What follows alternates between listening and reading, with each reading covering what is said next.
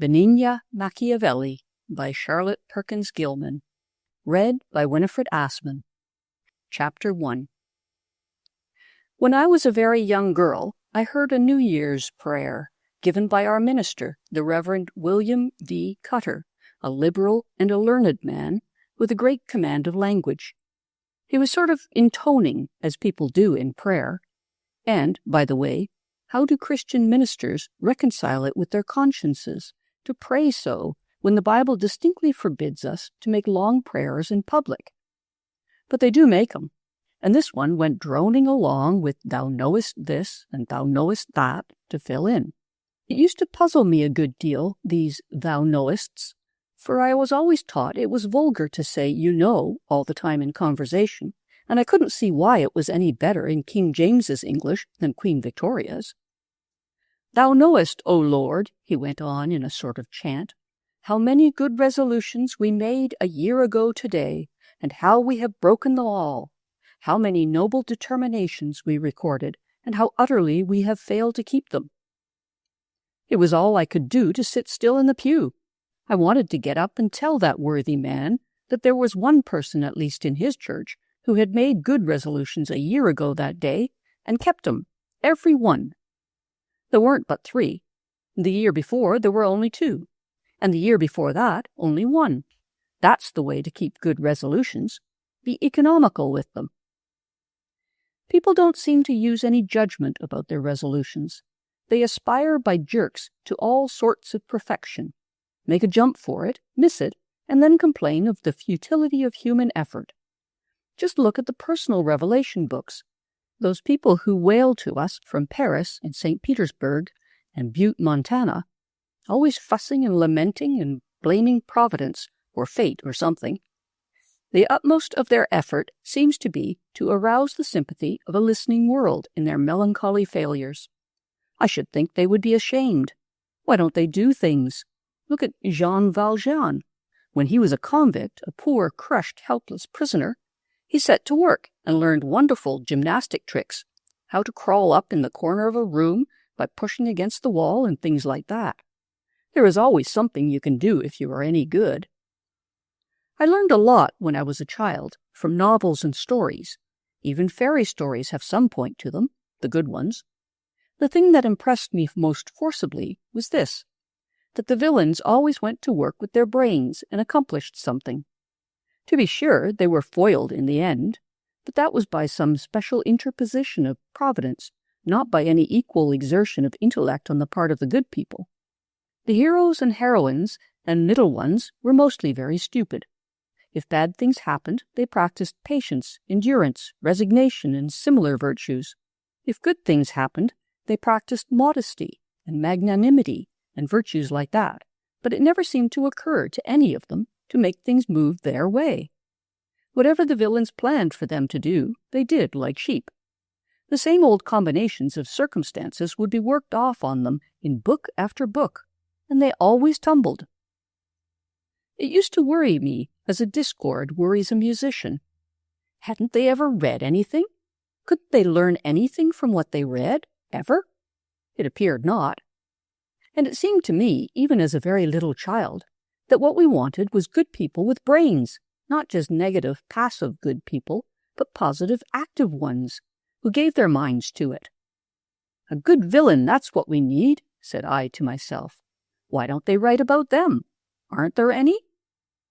I never found any in all my beloved storybooks, or in real life, and gradually I made up my mind to be one. My sister Peggy was older than I, over a year. She was a dear good child, and people liked her. They liked her before they liked me, because she was so pretty, and I saw that because so many people liked Peggy, they did nice things for her, so I made up my mind to be liked too. I couldn't be as pretty, but then people like other things. It wasn't hard to find out how to please them.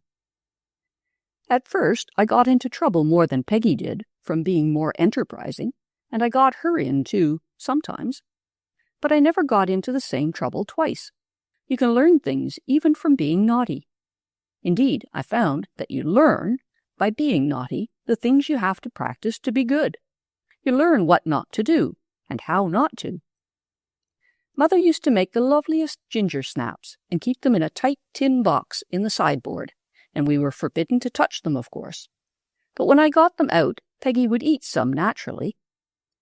One day, Mother caught us, very crummy and sticky-fingered and smelling of ginger and molasses.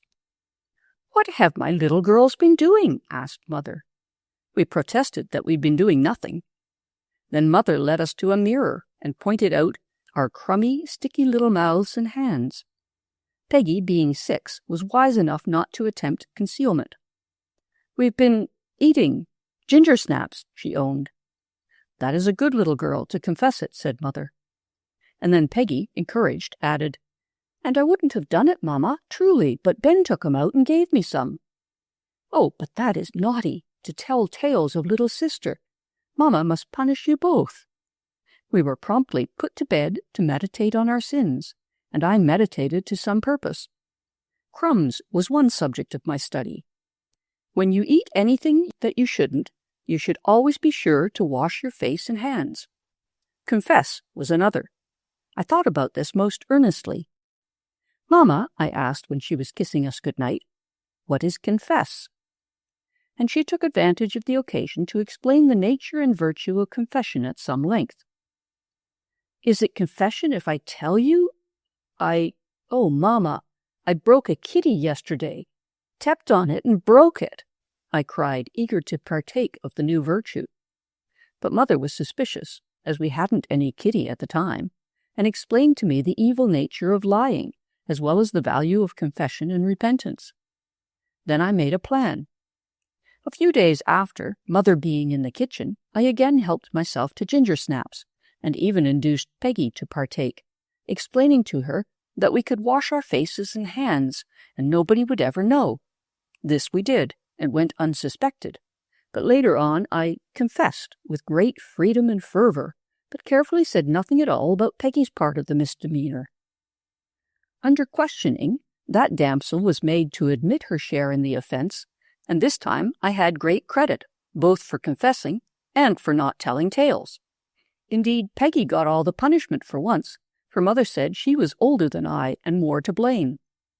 She was older, over a year, but that didn't count much even then, to my active mind. Mother put the ginger snaps on the top shelf of the closet, but I didn't care. I had learned a lot from those sweetmeats. The most awful thing in my world at that time was the behavior of Father, especially to Mother. Of course, I didn't know then what it was all about, but I could hear how he talked and scolded till Mother would break down and cry, and then he would be severe with us, too. One of the strongest impressions of all my very early childhood is that of being waked out of my first sleep one night by one of these quarrels. I sat up, big-eyed and frightened, in my crib. It was like an awful dream. Father came home just drunk enough to be ugly.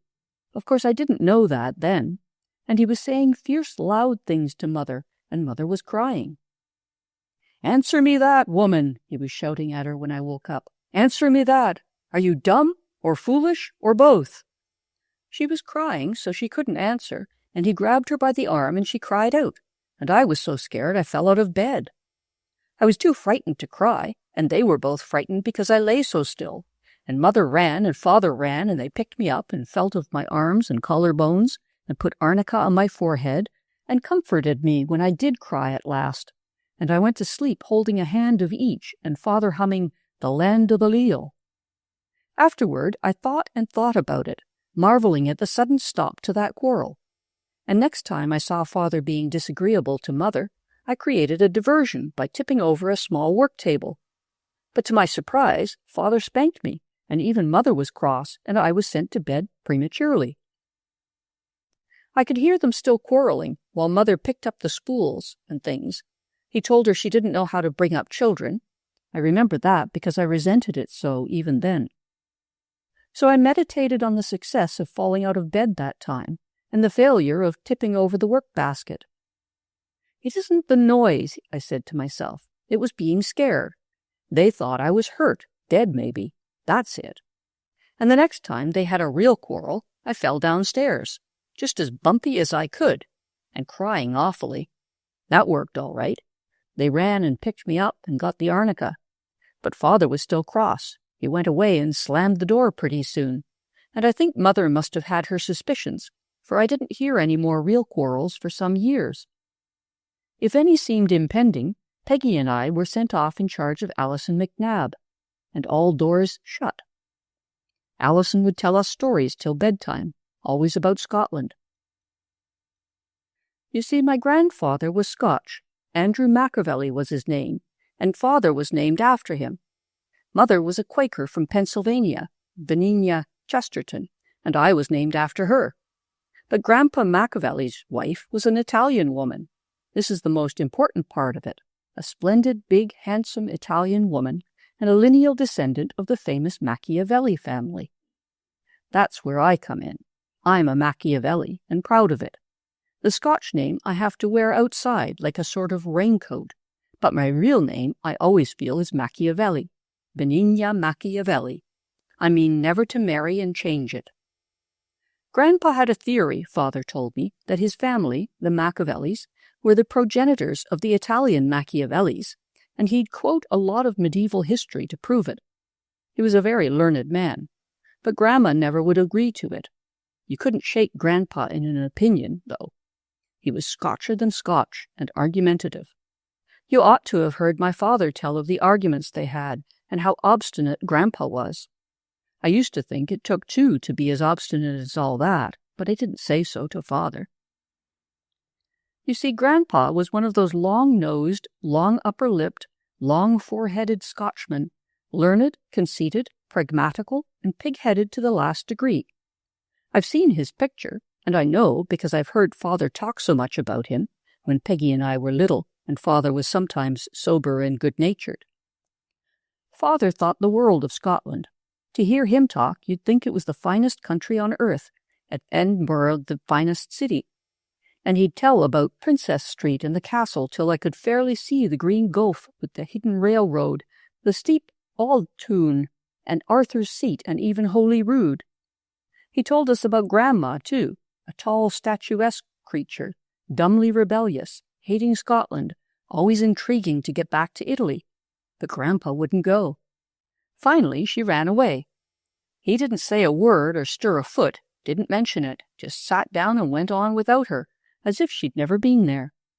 Also, he grew so cruelly disagreeable, Father said, that he ran away too, to America, and when the old man died, he left nothing but an unsaleable little rocky place, too sterile for anything but a sheep run, too small for a hunting box.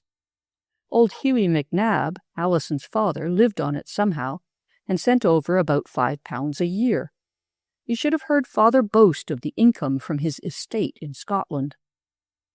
All he really inherited was his mother's good looks and a taste for scheming, and his father's unlimited capacity for argument and usquebaugh.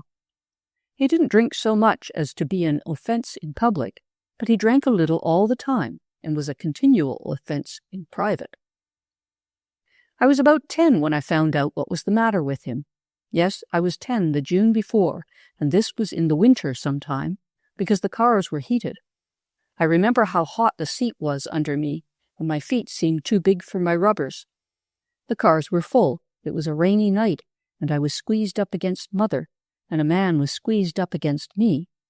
He was pretty red in the face, and was disputing incessantly, first with one passenger and then another. "Mamma," I whispered, "is it polite to talk loud in the car?"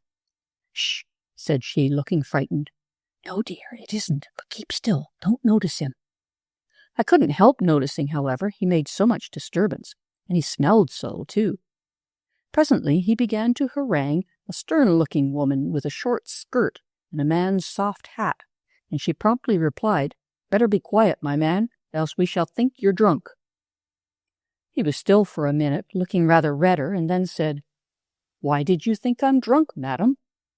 "Because I can smell the whiskey on your breath," she answered, quite confidentially, "and because you talk too much. Just keep still, and the others may not notice it." He kept still, and so did I, but I was thinking hard. I knew the smell. I had often noticed it when I kissed Father, and I knew the color, and I knew the talk, but I had never known what it came from before. Whiskey I had read about in Sunday school books, and drunkenness and lovely little girls who had reformed their fathers, and a glorious ambition surged through me. I felt quite proud to have a drunken father like those heroines of fiction, and determined then and there to reform him. But on consulting the books, I found that the literary variety of intoxicated parents either became violent and beat their families, in which case the angelic daughter took the blow and died like little Eva, or he lay breathing stertorously on railroad tracks, and the angel daughter flagged the train with a flannel petticoat, and again died gloriously, the agonized and repentant parent signing the pledge on the spot. I could smell my father's breath most any evening, and I watched eagerly for a chance to save mother from his violence. But there wasn't anything dramatic about father's drinking. It didn't focus. All he did was talk and talk and talk, argue and dispute, and wear mother out. Finally, I thought it looked bad enough to give me a chance. Mother was quite broken down and ready to cry. Father was getting closer and closer and talking louder and louder. They didn't either of them know I was in the room. But I was sitting in the bay window, reading as long as it was light, and then thinking, and they didn't see me at all when the lights were lit. I was behind the curtain. So I mustered all my courage and rushed forward. It's said in the stories, usually, she threw herself between them. I never quite mastered the mechanics of this throwing oneself, but I just ran between 'em and put my arms round Mother's neck and said, "Talk to me, Father, not to my mother." Well, he did. He talked to me for what seemed hours and hours. I cried enough for 20, but it didn't seem to help Mother a bit. She cried too. "You conceited little ass," said Father. "You precocious little monster, with your brains all addled with preposterous storybooks. Why should I not talk to your mother, Miss Interference? Answer me that." It wasn't any use to answer or to explain. Father went right on. I don't remember that he had ever really turned that caustic tongue of his and those interminable arguments on me before, and one thing I determined as I stood scorching there, and that was that he never should again. Mother told me afterward how wrong and foolish it was for me to criticize a parent, but she needn't have. I had learned my lesson. It took me several months to win back Father's favor. He used to tease me cruelly about my rescue work, but I took it all as medicine, and though the course was severe, it was useful. I made it useful. You see, I had read about that Spartan boy with the fox gnawing his vitals, and envied him his grit, even while I disbelieved the story. Also the Spartan spear story, training the boys to use extra big ones, so that the real spear to the man's hand should seem as a feather. And the savages, too, with their awful ordeals, the things they used to do to the boys when they were admitted among the men. The ordeal theory always appealed to me very strongly, and while I had no fox to gnaw my vitals, I used to practice with mosquitoes. I'd keep perfectly still and let 'em suck and sting and swell up with my blood visibly. They were easier to kill afterward, too. Once I let a bee sting me, but that was worse. It hurt, so I plastered mud on it pretty quick. And when Mother put our winter flannels on us too soon, which she always did, I used to play it was a hair shirt. So when Father was horrid to me, I would say to myself, "This is an ordeal." And I'd stand it. I had to stand it, you see, anyway, but by taking it as an ordeal, it became glorious. And not only glorious, but useful. I was astonished to find, from those mosquitoes and things, that a pain isn't such an awful thing if you just take it as if you wanted it. And when Father rebuked me, and was so sarcastic and tedious, even while it really hurt, and the tears ran down my cheeks, I would be thinking inside, how foolish it is to keep on talking after you've really made your point. If you have an active mind, a real active mind that likes to work, there is profitable experience in most everything. School was in some ways a better place to learn things than at home.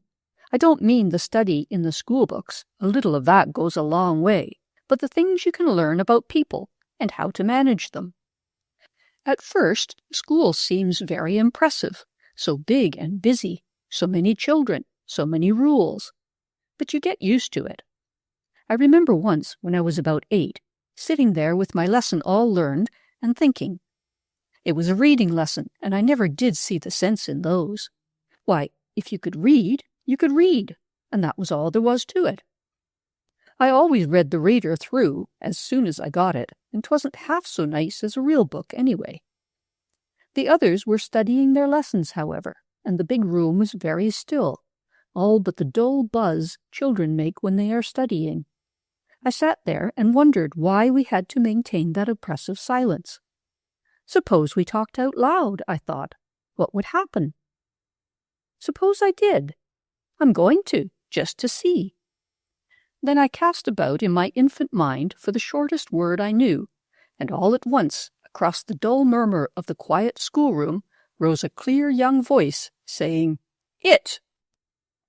The teacher was much astonished, for I was usually a model pupil. "Who said that word?" she demanded. "I did," said I. She called me up to the desk and put her arm round me. "Why did you do that?" she asked. "I wanted to see what would happen," I answered. And I found out. Nothing happened. She gave me a mild reprimand, told me not to do it again, which was needless. I wasn't going to. I'd found out what I wanted to know. It is easy to please a teacher, and you don't have to be very smart either. You only have to be good, that is, keep the rules. If you want to do something extra and have a real good record behind you, you can mostly do that too. Then if you keep watch, you can find out something teacher specially likes, and perhaps you can get it for her. Most of the scholars brought teacher flowers, all kinds of flowers. I noticed that she always kept the roses most carefully, and if there were pinks, she wore 'em. So I persuaded Father to put in some pinks for me next year in my little bed down at the end of the garden, and I used to take one to teacher every morning while they bloomed. Teachers are easy, and there's only one of 'em. The children, they are harder. But I kept my eyes open. I noticed who were the favorites and why, who were the ones they didn't like and why, and of those whys, which of the good ones I could adopt and which of the bad ones avoid. As to studying, if you knew your lessons pretty well, that pleases teacher. If you know 'em too well, then the children don't like it. The girl they disliked most was at the very head. Teacher didn't like her either. I could see that, for all she got the best marks. But if you know your lessons well enough to be able to help the others some, well enough to keep up, but not well enough to get too far ahead, that pleases everybody. It's easier, too, and more amusing. I was quick enough at lessons, but I found time to sharpen pencils for ever so many girls, and to do lots of things beside. With the children, just playing, I found that the thing they liked best of all was somebody who said, "Let's do this," and "Let's play that." So I used to think up things to do and learn games on purpose, and make 'em up. One year, I was about 11 then, we had a real nice teacher, but I think she was poor. She had a pretty little watch, only silver, but real pretty, and Miss Lucy Harrison knocked it off the desk one day. She was always clumsy. And then she turned round and stepped on it, backward, off the platform, with her heel, and broke it all to smash. Miss Arthur turned as white, and her eyes filled with tears, but she comforted Lucy, who was bawling, said it was only an accident, didn't blame her a mite. I made up my mind that Miss Arthur should have another watch. I didn't know how to do it, but I was bound I would, for Christmas. So I asked to see the pieces, and was ever so sorry about it, asked her if it couldn't be mended. She said no, but that she would get another some day. I noticed that the one she got was what the boys have, a tin watch, and she had to set it by the clock every day most. The one that broke was marked Longines. I went to the best jeweler's store and asked how much a watch like that would be. I picked out one like it, but prettier, and the man said $10. That seemed impossible at first. But there were 50 children in our room, and 2 months to Christmas. I did it on my slate, 50 children into $10, in long division, and it was 20 cents apiece. I didn't think they could bring 20 cents apiece, even if they wanted to, but there were 2 months yet. First, I formed a society, a secret society, to get teacher a Christmas present. I got Lucy elected president and myself treasurer. Lucy was so sorry about the watch she contributed a quarter herself. We were all to bring 5 cents apiece to each meeting till we had money enough. The meetings were every Friday before school in the yard. But a month went by, and I hadn't but $7, and they seemed to have lost interest. Then I got up a show in our yard, a dramatic entertainment, which was to be 5 cents admission. Peggy and I used to perform We Were Two Sisters of One Race. We loved it. She was the fairest in the face, that was Peggy. They were together and she fell. Peggy used to fall beautifully, just as flat, and not hurt herself either. I used to wonder why he didn't hold her up, they being together. Therefore, revenge became me well. I did the revenging. That was a great performance, really. Peggy was the Earl, too, coming to my banquet, and the mother was just a bolster dressed up and a coif on, sort of bowed over, as was natural with a dead son in a sheet dragged in and laid at her feet like that. And we did the outlandish knight, too. I was the knight, and Peggy, being bigger, could catch me round the middle so small and tumble me into the stream with great effect. I knew Father wouldn't like this, but it seemed to me a case of justifiable, well, I don't know what to call it. It wasn't disobedience. Neither Father nor Mother had ever forbidden my giving a dramatic entertainment, but it had to be planned very carefully. I wrote out quite a lot of cards announcing it and gave them to the children in the different rooms that morning. Then I asked Dr. Branson and Mr. Cutter and my Sunday school teacher. Their 5 cents were as good as anybody's. They came, too, and put in whole quarters. They said it was well worth it. I took a day when Father wouldn't be home till late. He had to go out of town somewhere.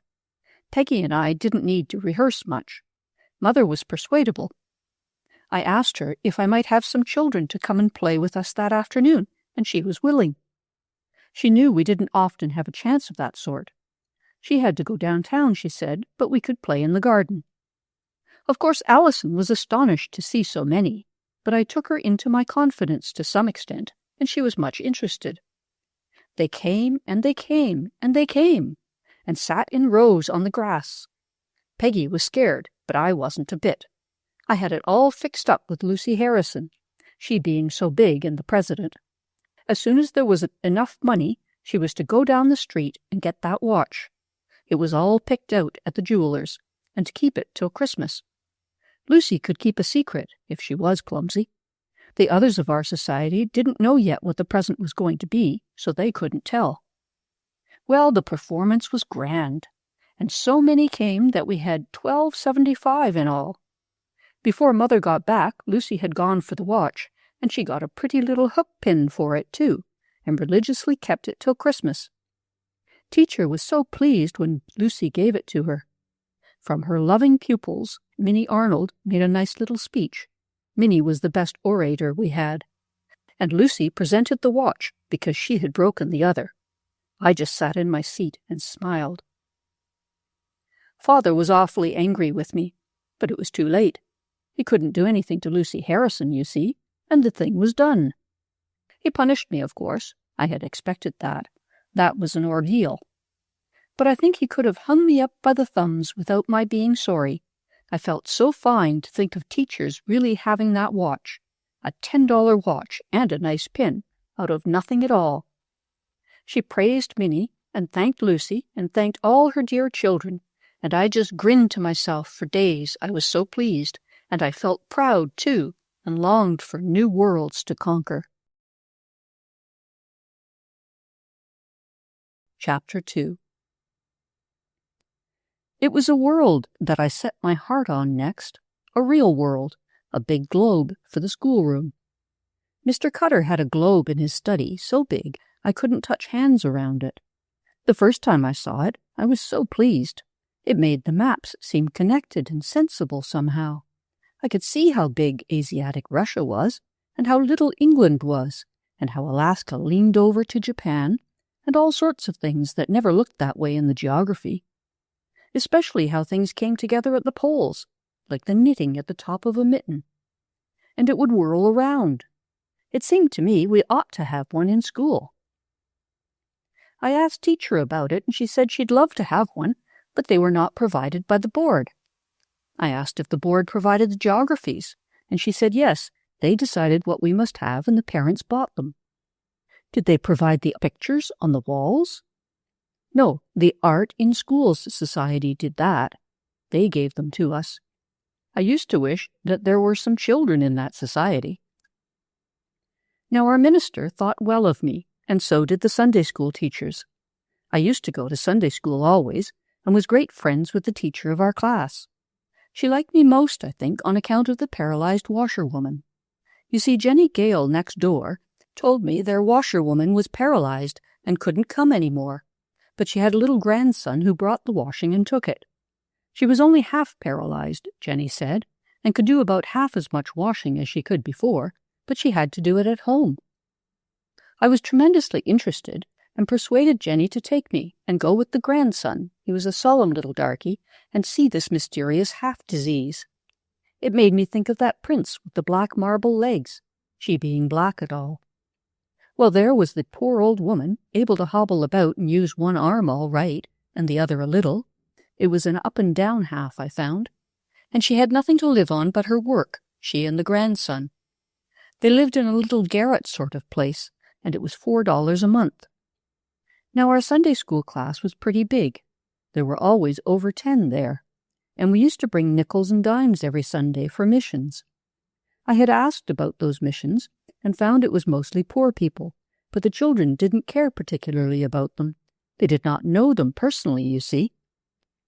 I told our teacher, Miss Ayres, about this paralyzed washerwoman, persuaded her to go and see her, and I said, "Oh, please, couldn't we give her our money every week?"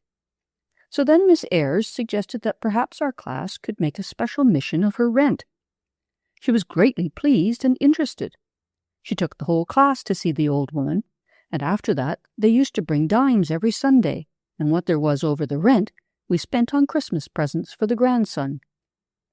Anyway, I was great friends with the minister, and when I asked him if it would disturb him if I came in sometimes and did my geography by his globe, he let me do it. So I got my nose in. That idea came from the camel book. Peggy and I had a picture book about a peasant in a hut and an encroaching camel that asked to warm his nose and then poked his head in and gradually got inside and lay down by the fire and took up all the room, and the peasant couldn't get him out.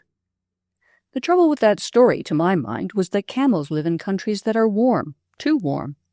Who ever heard of a camel wanting to lie by a fire? And the peasants in camel countries don't have huts, they have tents.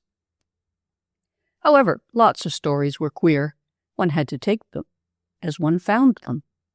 And I got the idea out of this one all right.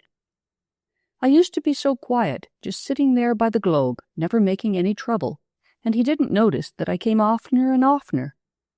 Then I asked if I might bring one of my schoolmates, promising to make no noise or disturbance.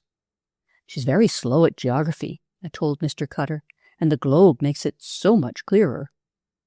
Why don't they have one at the school? He asked, laying down his pen and looking interested. I don't know, said I. I wish they would. May I bring Carrie? We'll be just as still. It's not every day, you know. He let us. It was only in the afternoon. So the camel got his head in. Well, Mr. Cutter, poor man, soon found a flourishing geography class, trailing into his study, Mondays, Wednesdays, and Fridays, a whole camel. I picked out girls, though, that were in his church, and very polite and still, and I wasn't much surprised when it came Christmas to have teacher announce that good Mr. Cutter had presented our room with this beautiful globe. It was a great comfort to the whole room, and other rooms used to borrow it, and by there were more of them. Perhaps it was a comfort to Mr. Cutter, too. In my own mind, I used to call that globe my camel.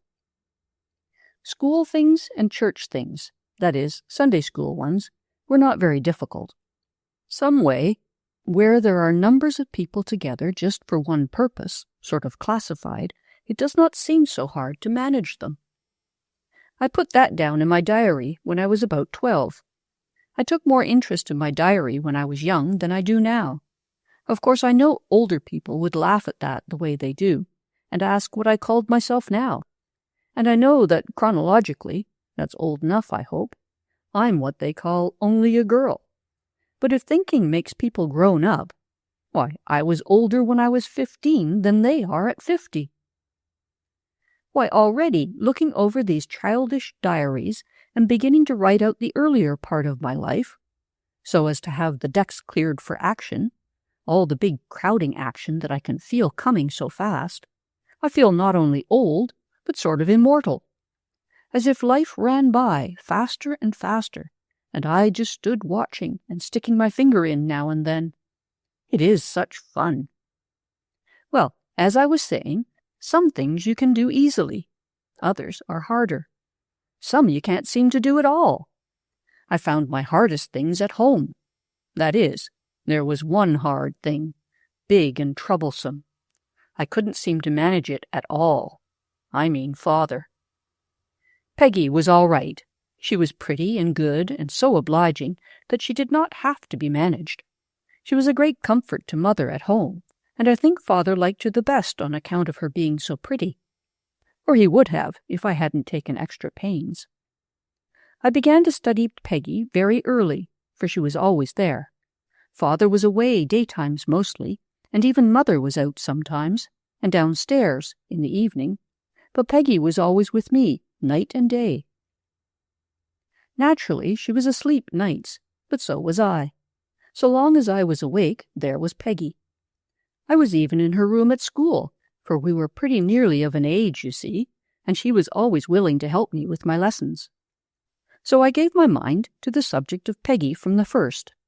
Why was she prettier than I was? That I used to wonder when I wasn't 5. But I admired her prettiness with all my heart, and loved her dearly. She was sweet-tempered and docile and popular, not like other pretty sisters I read about in storybooks, and we grew up very close together. But as I got older, and I did get older far faster than she did, my respect for her as older sister began to dwindle, and instead of looking up to her for her age and her good looks, I began to look down on her a little, because she wasn't as strong as I was intellectually. And then I got over that, and began to see that for patience and sweetness and being a darling, she was far superior to me. How one does change as one grows older. But I was stronger, really, so I secretly called myself Big Sister, and learned to take care of Peggy in lots of ways. She loved, bless her dear heart, to help little sister, as she had been told to from our babyhood, and she took great pains to have me keep up with her in school. She never noticed when I caught up with her, nor when helping me became the easiest way to learn her own lessons. As to getting ahead of her, I never did. That would have been a poor return for all her patience and kindness. It's wonderful how much you learn by teaching people. That I soon found out. We kept together year by year, and people praised her for helping me along far more than they did me for keeping up. That was lovely. I just danced inside, for I loved to have them praise Peggy, and above all things, I wanted to be smart without being thought so. When I was very little, I took advantage of her sometimes, like that about the ginger snaps, but not afterward. As a matter of fact, when she did once in a while get into trouble, I could help her out, and did, gladly. She was nicer than any other girl's sister I knew. Then there was Mother, dear blessed Mother. She was just all goodness. Such an unselfish, sweet person I never saw, nor one so anxious to do what was right at any cost. Even Father admitted that when he had to. But Mother, for all her goodness, was just like the good people in the storybooks. She hadn't enough sense. It did seem sometimes as if she hadn't what Allison called common wit, at least about Father. With us children she was wonderful, a real educator, but with him it seemed as if her duty and unselfishness absolutely blinded her. And I suppose, much as I love Mother, I have to admit, if this is going to be what they used to call a veracious chronicle, that even goodness, without sense, is sometimes wearying.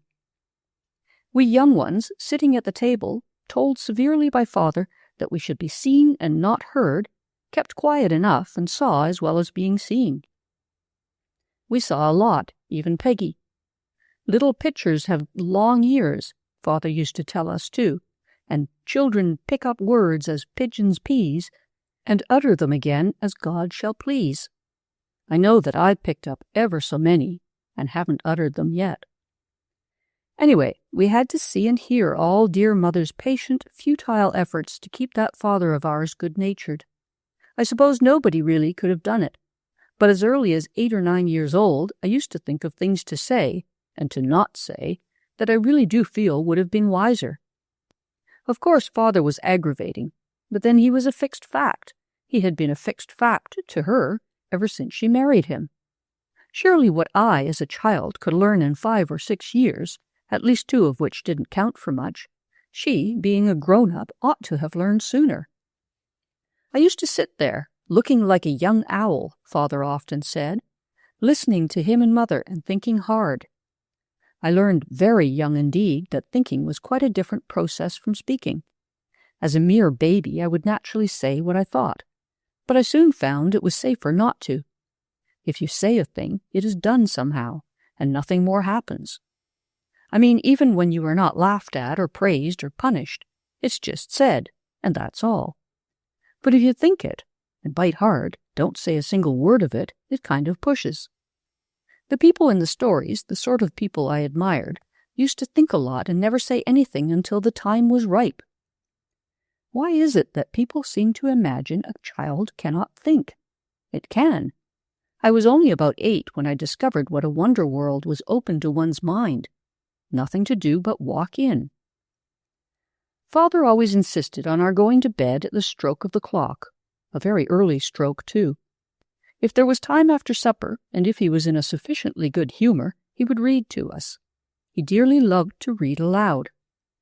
That was about the pleasantest thing we have to remember about father, reading aloud in the evening. That is, when the things were interesting. Scott was interesting. Scott's poems he read to us, and Scott's novels, and old Scotch ballads.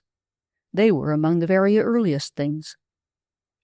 But you take a child with an active mind, or any mind at all for that matter, stir it up with literature, and then clap it into bed, why, that child does not always go to sleep. I know I didn't, nor even Peggy at first. I'd lie there and make up stories and lovely things that might happen, as long as she would listen. And then, when she was really sound asleep, I'd go on and think them to myself. If I had my wishes, that was the usual beginning, whether it was a fairy godmother, or a magic ring, any sort of a starter, and then the world was open. That old story of the man and his wife who had 3 wishes and wasted them all on a pudding, how I did despise that story. The poor, short-sighted idiots. I used to begin by wishing that all my wishes might be wise and right, and bring only happiness. Then I was safe, and could go ahead without feeling anxious about consequences. At first this was so pleasant that I felt sure it must be wrong. That is one of the things a child's mind is deeply impressed with, if it is brought up as we were, that nice things are pretty sure to be wrong. Father was awfully strict and puritanical. When he read Burns to us, we didn't like Burns half so well as Scott, but father praised him to the skies always. That about the uncool good always made me think of father himself.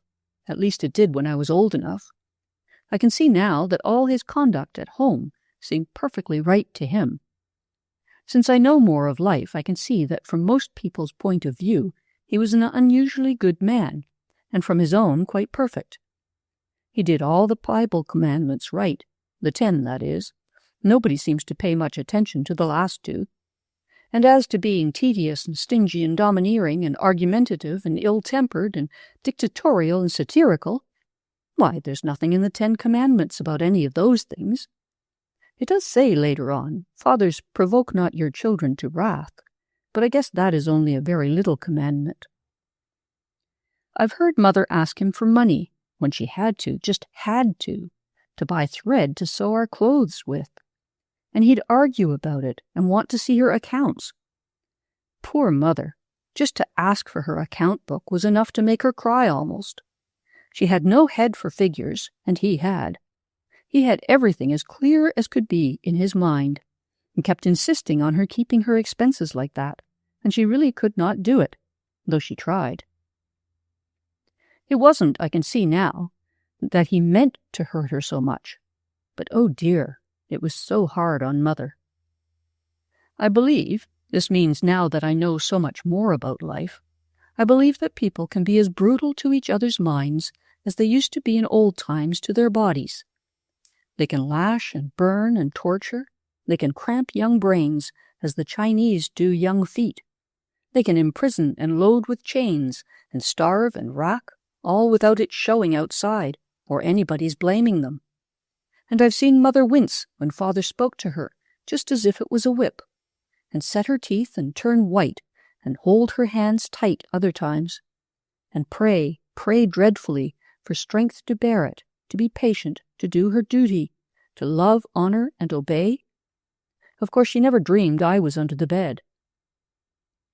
To get away from all this and think things into shape, make everything all right in my mind, was a great relief, as you can well imagine.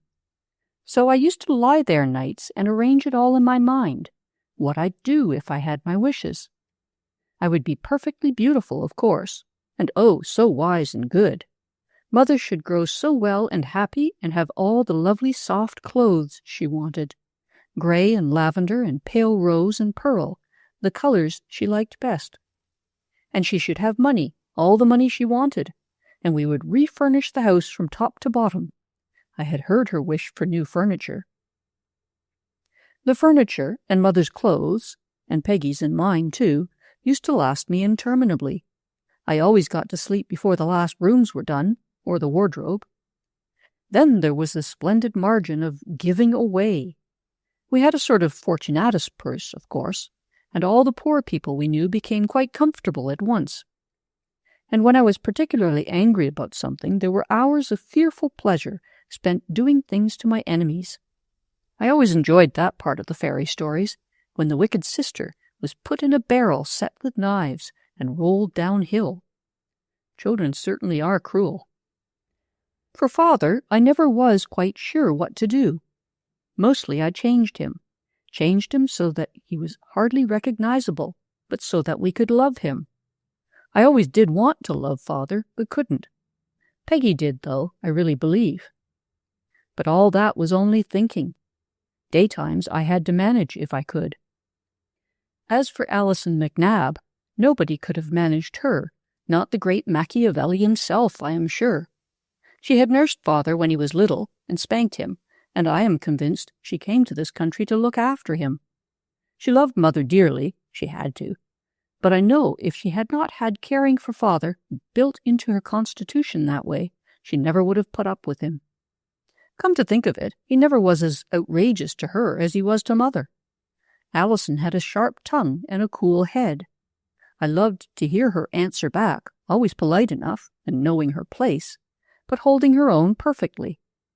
And the Scotch dishes she cooked for him made her safe to keep the place, no matter what she said. Scones and shortcakes and brose and haggis and lots of queer things.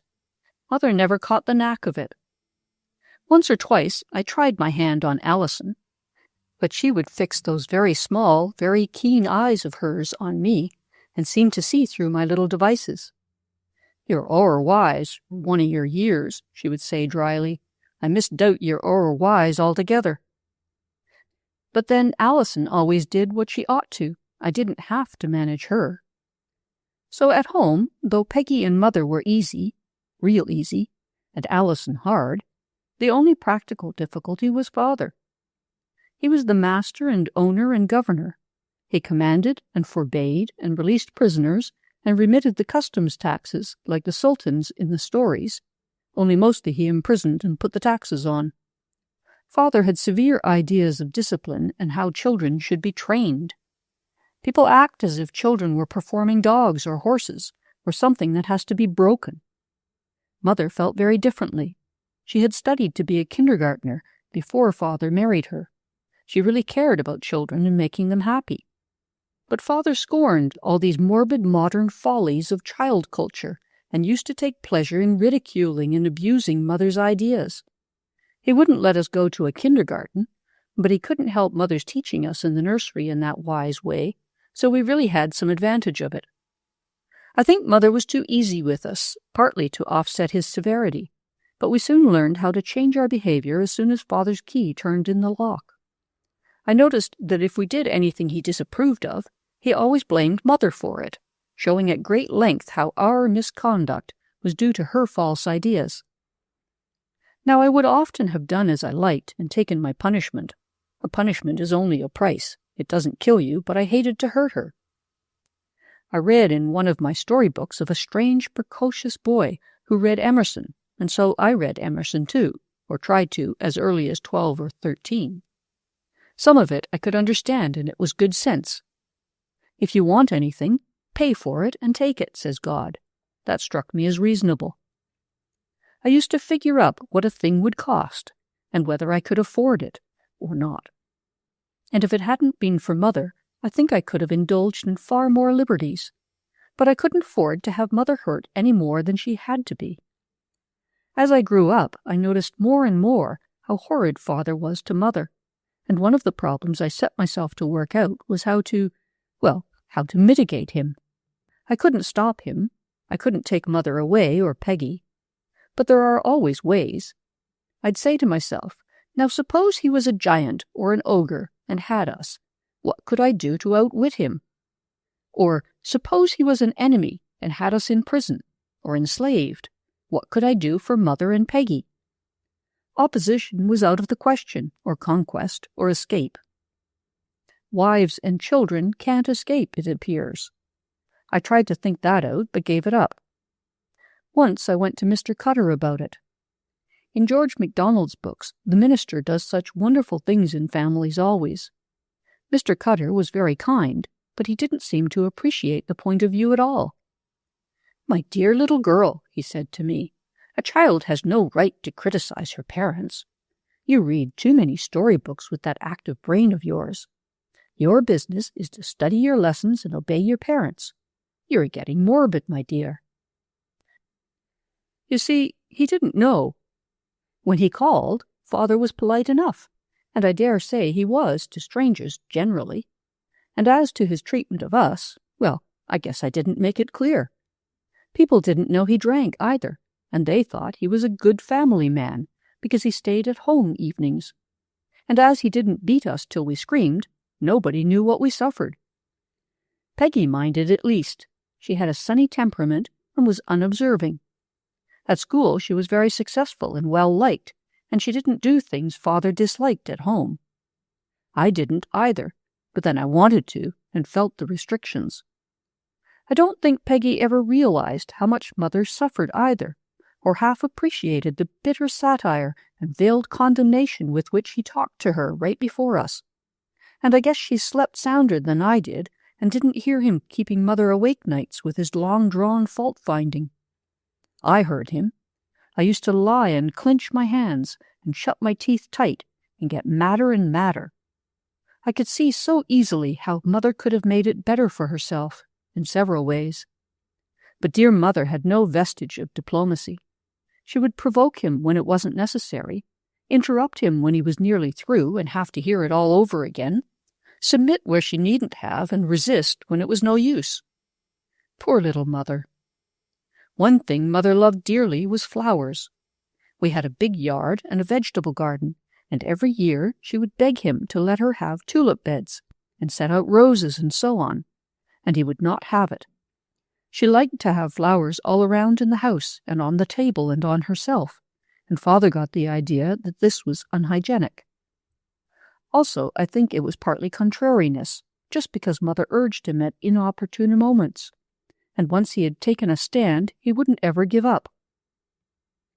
I observed this. It flashed across me all at once when I was nearly 12 that they had this discussion every spring. I had kept a diary since I was 8. One of the things I oftenest put down was Father scolded Mother, or Father quarreled with Mother, and usually about flowers, or about visitors, or about us children, or about money, whatever it was about. So now I looked over these diaries, and sure enough, this was an annual quarrel about flowers. It seemed such a simple, nice thing, too, for Mother to have a garden to suit her. She had very few things as she liked them. It would be good for her health, I knew, and I began to wonder if this one thing couldn't be managed. If I could get around Father in this, it might help in bigger things. So I studied earnestly about it. There was his Scotchness, that ought to be a help, and his funny mixture of parsimony and then suddenly spending all the money there was in some plan of his, when we needed coal or the market bill was crowding. If only he could be got to want the garden, and Mother would keep still and let me work it. I had read in several storybooks of Scotch gardeners, always Scotch gardeners, and it used to astonish me as much as their making marmalade in that country. Why orange marmalade should be made in a land where there are neither oranges nor sugar was always a mystery to me. Indeed, it is yet. I'd as soon look for guava jelly from Siberia or canned peaches from Greenland. However, there did seem to be something in this Scotch gardening idea. I began to besiege the nice man at the public library for books on gardens and gardening, especially Scotch, and such as were interesting I'd take home and read extracts to Mother or Peggy. When Father was good-natured, I'd ask him how to pronounce this or that queer Scotch name, and if he'd ever been to such a place, and if it was true that Lord Hiltover had the finest flowers in all Britain, and if he knew the Edinburgh man that got the prize for roses in 3 successive seasons. Then he'd look at the pictures and get interested, and talk about Scotland, as he was always ready to do, and to encourage us in studying anything Scotch. I knew that. Then I found a book on scientific gardening for profit, and began to try to figure out the sums in it. They didn't come out right, I wasn't very careful, and then I'd say, "Oh, Father, this Mr. McVeigh says he can raise so many roses off so many feet of ground, just working at it evenings. And I've done it, and it doesn't come out half so many." Then he'd scold me, say I had no head for figures, take up the quarrel as earnestly as if he was Mr. McVeigh himself. "How much land is that?" I'd ask. "Is it twice as much as our yard?" No, he said, it was not. We had more, in fact. Well, anyhow, I persisted, I don't believe he could do it in that much time. He must have hired someone to do the real work. Or perhaps he was an exceptional man, a real genius. Nobody could really raise such flowers on that much land now. "See," I showed him. "He says here that he began in the autumn to prepare for his rose garden, and by the next summer he counted so many 100 blossoms on the first planting. Do you think it could be done, Mother?"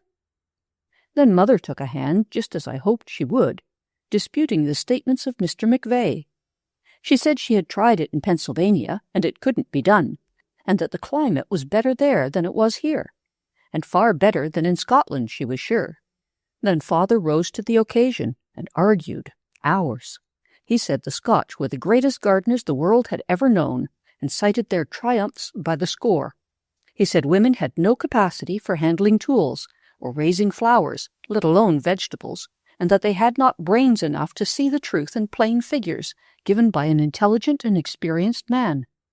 Here is this conceited, ignorant young miss, he meant me, of course, and I looked as miserable as I could, disputing this clear and rational statement. I shall take pleasure in showing you that this thing can be done, madam, exactly as Mr. McVeigh says. You see, Father was nothing if not scientific. He was always planning things, that never succeeded, to be sure, but he kept on planning. So now he launched out in books on gardening, bought big ones that we couldn't afford, and cuttings and slips and seeds and bulbs, set up hotbeds, and was forever fussing around in the garden in the long summer evenings. By next spring we did have quite a garden, and in 2 or 3 years it was lovely.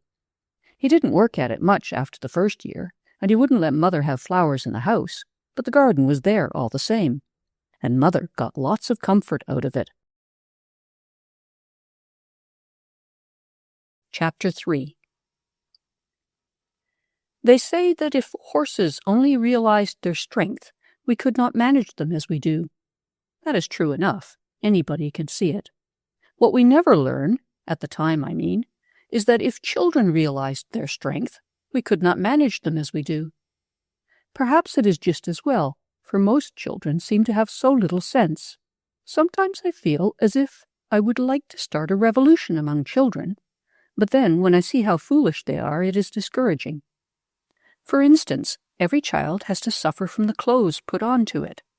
The more loving and careful mothers are, the more under-flannels and overcoats and rubbers and things they pile on to the children.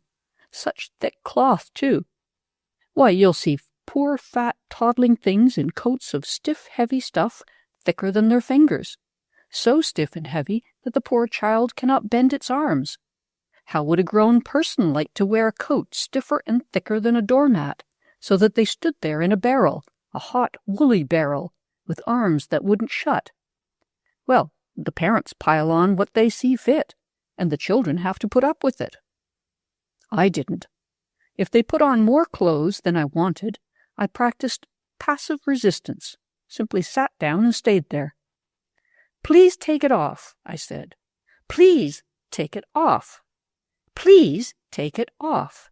And I wouldn't move till they did. They could carry me, but that was tiresome.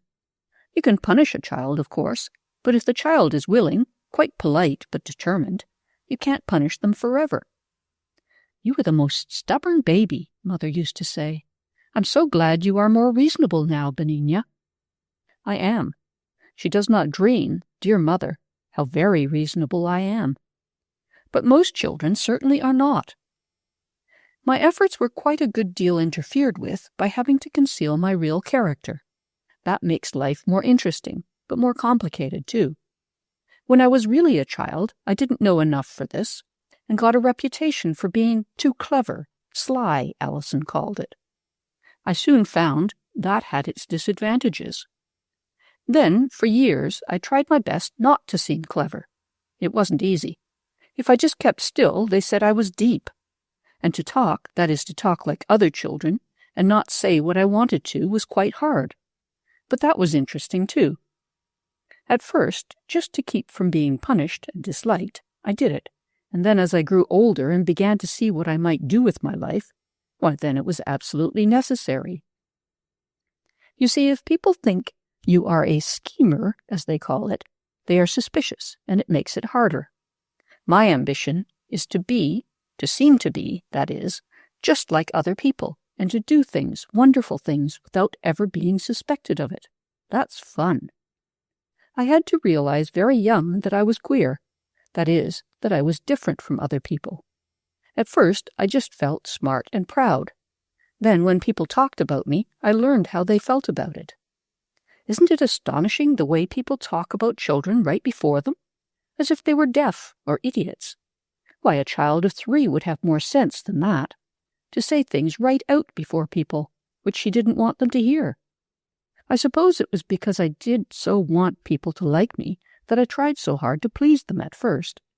But now that I am so very much older, I can reason it all out, and see that if I am to accomplish what I mean to, I have to have friends, any number of friends.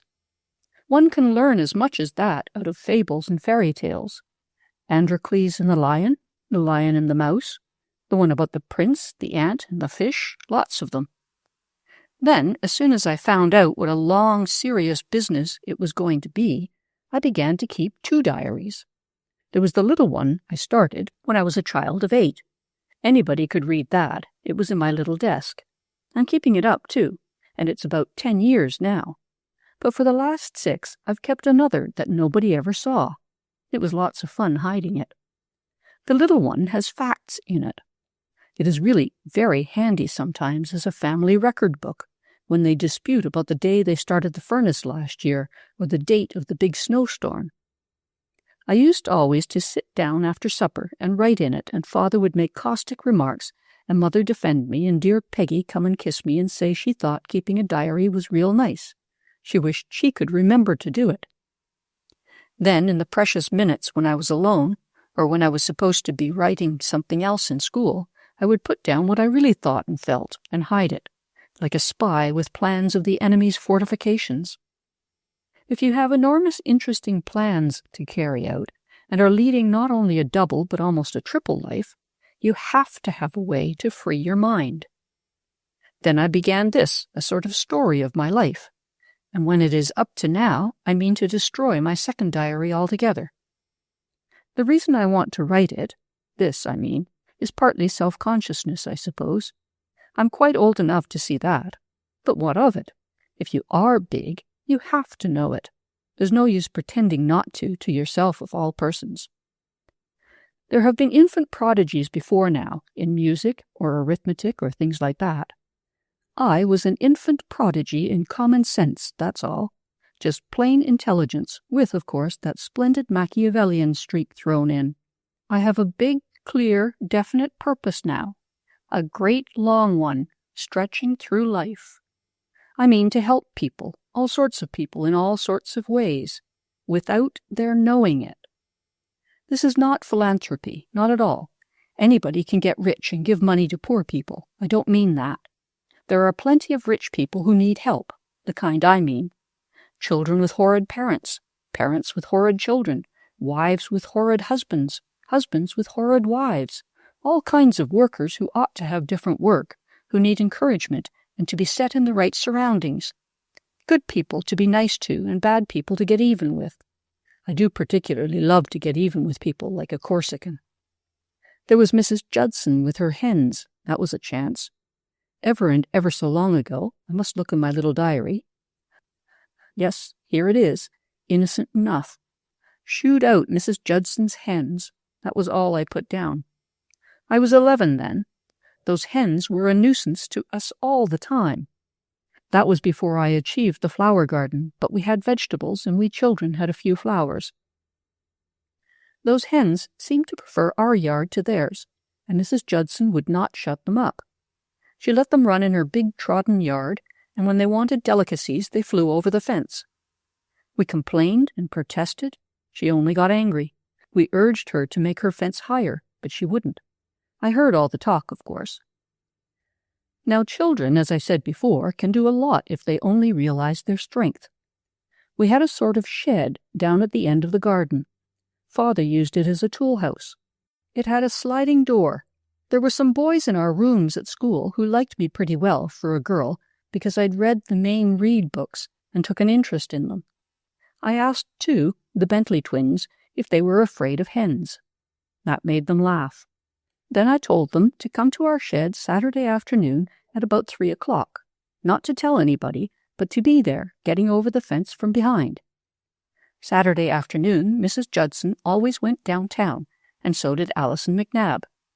Mother would be lying down in the front room, and Peggy, bless her, I could send on an errand of any length. Jim and Teddy Bentley were very much excited over the plan, and came silently over the back fence at the right time. I had fixed a string to the shed door and baited the place with corn. 5 cents will buy a lot of corn.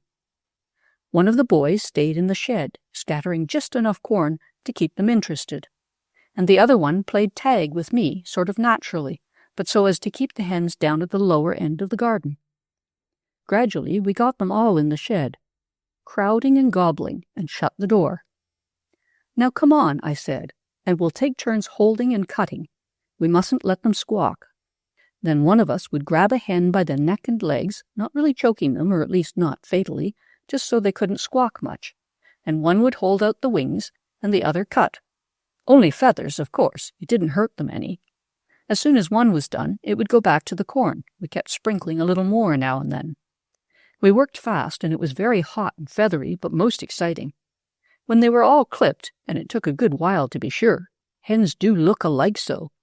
Then we took one at a time, holding it carefully and comfortably so it wouldn't squawk, and dropped it over Mrs. Judson's fence. There were 20 hens and a big rooster, but it seemed like hundreds. And then we weren't through. We've got to conceal the evidence of our crime, I said, and that was quite a piece of work. All those feathers to pick up, such a lot of them, and to bury. They were stiff feathers, you see, not the flying fuzzy kind. We piled them on a big piece of paper, rolled them up hard, tied it up tight, and buried it deep in the garden.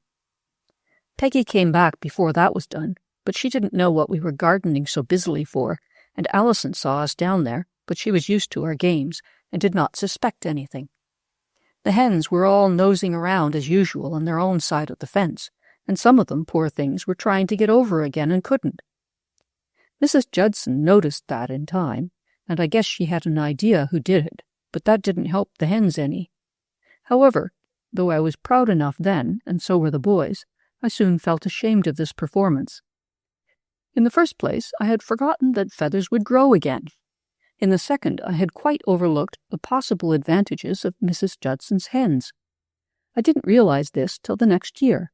The fence had lost a few pickets. I think she pulled them off, and they came in worse than ever. This advantage I didn't think of for myself. I saw a verse in a newspaper. When your neighbor's hens come across the way, don't let angry passions rise. Fix a place for them to lay. That was better, a lot better. I studied the best hen houses that any of our friends had and asked intelligent questions. People seem always glad to tell a child things if the child is polite. They seem to feel complimented somehow. The Bentley twins had a tool chest and lots of old pieces of wood they had accumulated in their yard. And between us, we made the best hen house of the neighborhood out of our old shed. Of course, Father had to be persuaded to let us do it, and to let me keep the few leghorns I could afford to buy out of my pocket money. He was horrid about it, but finally agreed. My decoys, I called them. Allison let me have a good deal of stuff from the kitchen to help out in feeding, and Mother bought the eggs of me at a little less than market price. She was astonished at the steady way my hens laid, an egg a day for each one right along. I was out early and late to get those eggs, and the extra ones, sometimes there were 6 or more that should have been Mrs. Judson's, the twins would go and sell to people. Nice people like to encourage children in earning money that way, and the eggs were new laid. It was this hen business which started me on my great plan of learning things. 12, and I'm 18 now, 6 years. How much one can learn in 6 years. That tool chest of the twins was a revelation to me.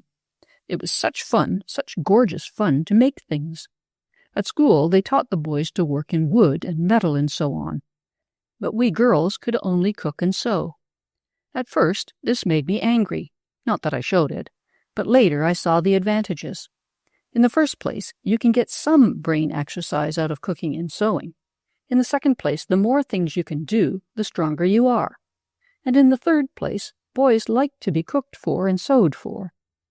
Mostly they despise girls, but I've found that if a girl has sense and isn't a silly coward and can throw straight, they like them better. It is surprising how much boys think about throwing stones as a virtue. They say girls can't throw stones, and grown people talk about their collarbones being different. As for me, when we went to the seashore, I used to play duck on a rock with the other children, with relays of other children, till I got to be a regular sharpshooter. You'd think they wouldn't play with me if I was the best shot all the time, wouldn't you? Yes, but you can shoot at more things than the duck. I only knocked that off about as often as they did, or a little less so. But I hit the pebble I aimed for oftener and oftener. You can learn to do anything, I found, just anything, if you give your mind to it, work steadily, and never get excited or discouraged. When I was older, I saw a thing that a man named Hunt said, William Hunt, an artist. If you want to paint, paint, that's all. Just do it. Do it anyhow, and by you can. Well, I meant to be able to do as many things as I possibly could, and as soon as I got well started on that, life became tremendously interesting. Now let me count back. There was the cooking and sewing. I didn't like them particularly, but they would help. All they taught us in school I learned, and then began at home. Allison was hard to persuade, but I made a special study of her ways, noticed when she was extra tired or had a toothache, and began to do little bits of her work for her. How on earth people can be so stupid as to neglect this line of advantage I cannot see. Not only foolish children, but foolish everybody. Here is a world full of people, and only one you. What you do to them is a small matter. What they do to you is a large matter. Anybody can see that.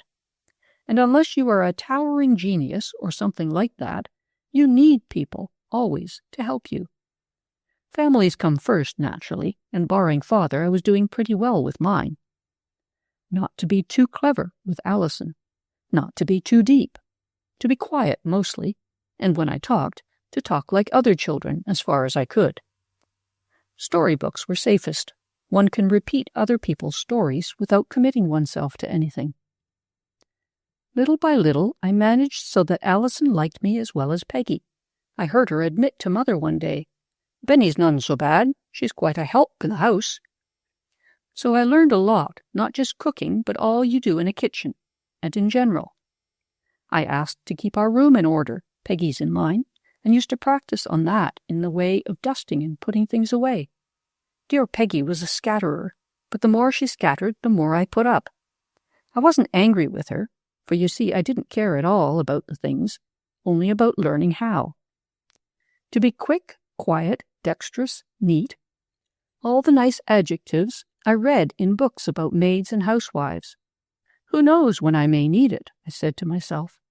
And sure enough, but that's a long way ahead. Anyway, I learned all that was in reach about housework and managing, too, buying things and so on, and got leave now and then to make things like gingerbread or cookies or fudge. And of course, those things they'd let me give my friends, and when I came over to the twins' yard with a lot of hot, nice-smelling cookies, they let me use their tools some. They let me play ball with them, too, in the yard. Said I was a good catch for a girl. They never would admit that I could throw as well as they could, but I did all the same. What they admitted didn't matter. It was doing it. Then in my second diary, I began to make lists of all I could learn. As to studies, school studies, they didn't interest me as much as real things, but I could see that some arithmetic was necessary, enough to keep accounts, and I got that pretty thoroughly by helping Mother keep hers. Poor dear Mother, she was glad enough to be helped. Languages were of some use, too, even the dead ones, at least Latin, if you want French and Italian and those. And when it came to the real live sciences, things that work, that you can see work, why, those were just a pleasure. Games are good, too, big games, like chess and whist. The one thing that I feel I have to thank Father for is that he played checkers and chess so well and was willing to play with me. I nearly spoiled it when I began to beat him. Mad? You never saw anybody so mad. He just couldn't stand it. Then he said he wouldn't play at all, and I was horrified and remembered my duck on a rock just in time. "Just one more, Father," I begged him, "for revenge, you know." Well, he beat that one, and he beat most of the time after that, keeping one ahead always, sometimes two, sometimes three, but with me always near enough to make him a little anxious. Meanwhile, I gained and gained. I could see my checkmates farther and farther ahead, and just at the proper moment I would make a misplay. I'd give him a pawn, and learn to play just as well. A bishop and work harder. A knight and still keep up. A queen and then get his. I played games within games, all splendid practice, and yet Father beat the most and was satisfied. He bragged of me, too, and sometimes had me play a game with friends of his. He liked me to beat them. So we got on very well, with proper care on my part. And I began to see for myself in my own practice that it isn't the winning that matters, it's the game. It's learning how to play. The best game of all was the big one, living. As I grew, I began to see more and more of it, what fun it was, how wide and endless, and what poor players most people were. They had no plans at all, apparently, and no idea of rules beyond second hand low, third hand high, fourth hand take it if you can. Making people like you is a game. Learning to like people is a game. They work together, too. You see, at first, I was really very much taken up with what went on in my own mind, and inclined to be very critical about other people's foolishness. But I soon got the idea of pleasing people, as I've already put down, and later I saw the necessity of the other. It came over me all at once. Why, they are people, that's all. This is the way they act. If I wait for a lot of wise, careful people to love, I shall be very lonesome. Then I'd write it down large, just for myself. What do I want to do in life? I want to be big, big, big. I want to know everything as far as I can. I want to be strong, skillful, an armory of concealed weapons. I want to be far more able than anybody knows. And then what? What am I to do with it? Play with people, do things with them and for them, and never be known. Then I'd tear that paper fine or burn it. I've forgotten to put down about the things I've learned already. All those housekeeping things didn't count. They came in at odd minutes. Sewing was better in a way, the science of it at school, the practice of it at home. I helped Mother with the mending. I made dresses for dolls for the Sunday school Christmas trees. I made dresses for poor children for the Sunday school sewing circle. I made aprons and petticoats and nighties and things. Then I got some cheap, pretty cotton stuff and made a house dress for Mother, a real pretty little one. She was so pleased. Just here and there, to keep my hand in, I made things, experimenting a good deal. And now I can do any kind of plain sewing, mend and darn well, and really cut out and make dresses. I don't propose to do it, not as a business, but it's one step. While I was at it, I got leave to take some regular lessons under Mrs. Folsom, a dressmaker who went to our church. That was to learn about workrooms, how they did it professionally. And I learned a lot. The way they waste cloth, the way they take more orders than they can fill and keep putting people off, not having things done when they said they would. I made notes on dressmakers in my secret diary. Meanwhile, I learned shorthand, just for fun. You never know when you may need a thing. There was a girl in school whose sister did it, and she got her sister to lend me the books and help a little now and then. Peggy helped me in dictation, and I'd work at it while Father read aloud and in church. I got used to Mr. Cutter's delivery, and when his secretary was sick, I asked if I mightn't help him a little while, and got used to really doing it. Then there was typewriting, of course. Father had one, but refused to let me touch it. He certainly was not a helpful parent, unless by calling out ingenuity. It was perfectly absurd that I should have to fuss and scheme and go out of the house to learn, when that stood there all day idle. So I made up my mind that I had a perfect right to use it, and began. First, I carefully watched Father do it, ever so many times. Then I studied the book of directions very closely. My very first lesson, to myself, I managed one day when I was really alone in the house. That was a godsend. I had brought some cheap paper to practice on, and I put in a whole evening in half-hour spells with rest between. Then I sat boldly down to it when only Allison was about. She didn't realize that it was forbidden, but suspected it. I didn't think she'd tell, and she didn't. Peggy didn't, of course, but Mother was different. It frightened her to see me deliberately disobeying Father. She didn't want to tell him, of course, but she said it was a sin, disobedience. I quoted the text where it says, "Children, obey your parents in the Lord."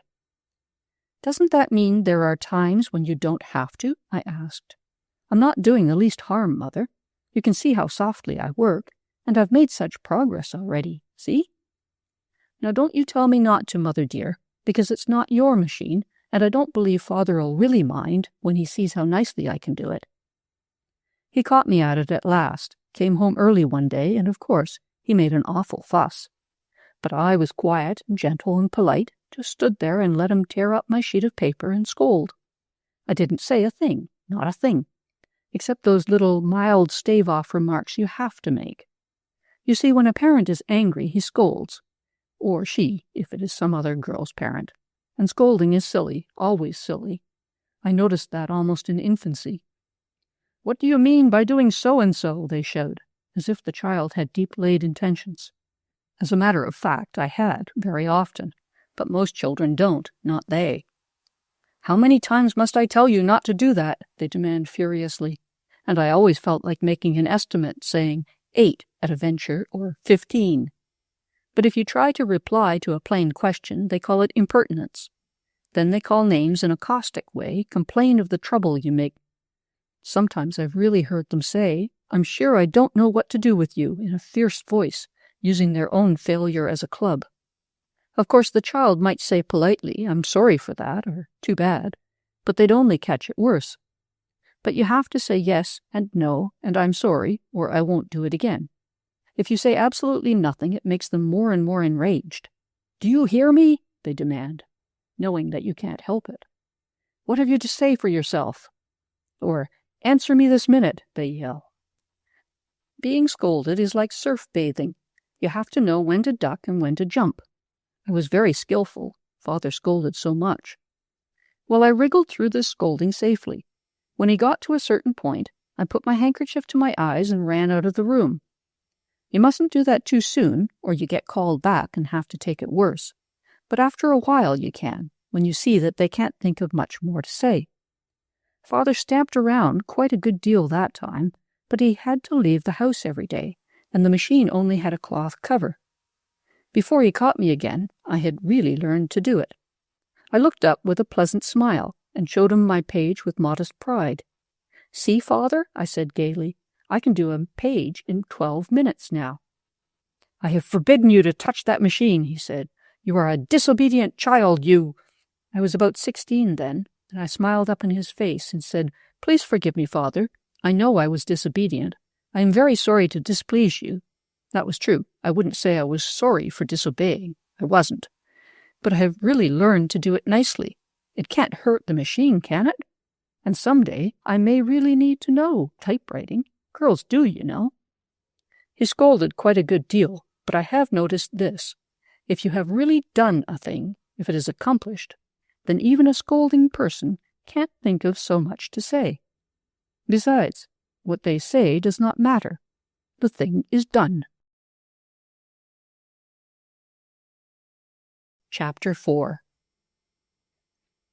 As I look back now at the things I did when I was 12, they seem foolish enough. One does not know much at 12, even a girl. And boys, how they do behave.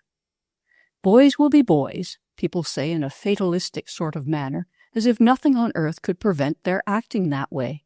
I wish I'd had a brother. He'd have been a boy, of course, but I'm pretty sure he'd have been a modified boy. I knew plenty of boys quite intimately while I was a child, and made the most of my opportunities.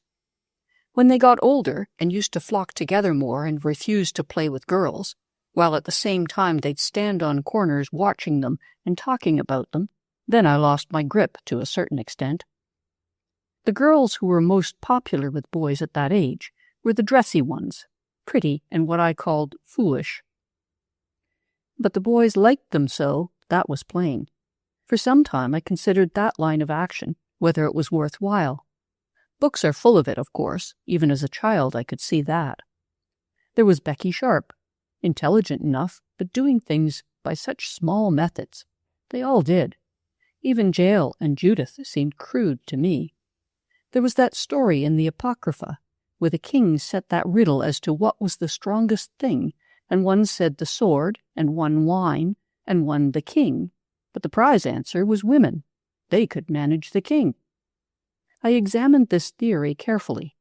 Wanting to be strong, as I did, to accomplish all sorts of things, I said to myself, "See here, if this is the best way, really, I'll try it." So I studied the matter. First, I looked at the most successful ones as I knew them in real life. They were awfully foolish girls as a rule. Some of them didn't seem to know what they were doing at all. You might as well praise honey for drawing flies. It didn't seem worthwhile to me. Then I looked at the smart ones, those you read about in history or in fiction, that had this wonderful power. Mary, Queen of Scots, had it, and much good it did her, poor thing. Helen of Troy had it. Cleopatra had it. No end of prominent women had it. But what did they do with it, and how did they come out in the end? What I can't understand is how people can read history, or fiction for that matter, and not learn anything. This attraction of theirs is really like the honey. They only succeed in being eaten after all. For another thing, all their wonderful power is so short-lived. It is only young ones who have it, apparently. And surely anyone knows youth doesn't last forever. I was planning for life, a long life, with lots of fun. Why, dear me, it's no secret. Life is a long thing, if you don't die young, and that I never was afraid of. Any child knows it's going to grow up, if it knows anything. Any girl knows she's going to be a woman. Any woman knows she's going to be an old woman, if she doesn't die sooner. But do we do anything about it? Not we. We all act as if time stopped by about day after tomorrow. Well, I am planning to live a long time, 90 or 100 years maybe, and I want to have fun all the time, not just between 15 and 30, or even 40. So I concluded I'd rather miss that one kind of power and try for others that would keep. When I was about 14, I heard a woman doctor lecture on hygiene at our school. It didn't seem to have much effect on most of the girls, but I was tremendously impressed. That was the beginning of my training, physical training, I mean. I set up a goal in my secret diary. I mean to be strong, I put down, as strong as I possibly can, and well, of course. This is no mystery either. As to being well, that's easy. Air is the first thing, all the fresh air you can get. Peggy didn't like it, so I finally succeeded in getting a room to myself, namely the attic. There were windows at each end and a skylight. It was big, lots and lots of room, and high in the middle. It was hot in summer, but heat isn't unhealthy if you have air, and it was cold in winter, but cold isn't unhealthy either. I confess I did dress in the bathroom when it was very cold, but then being comfortable is no harm in itself. The point was that I had air and space and could do things. As to food, as far as I could see, people were healthy on all kinds of food, not absolutely bad, if they had good digestion. As to clothes, well, I can't stop here to begin to write what I thought about clothes as I was growing up, or what I think now.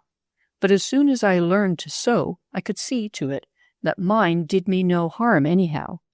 I even had some influence on Peggy's, but not much.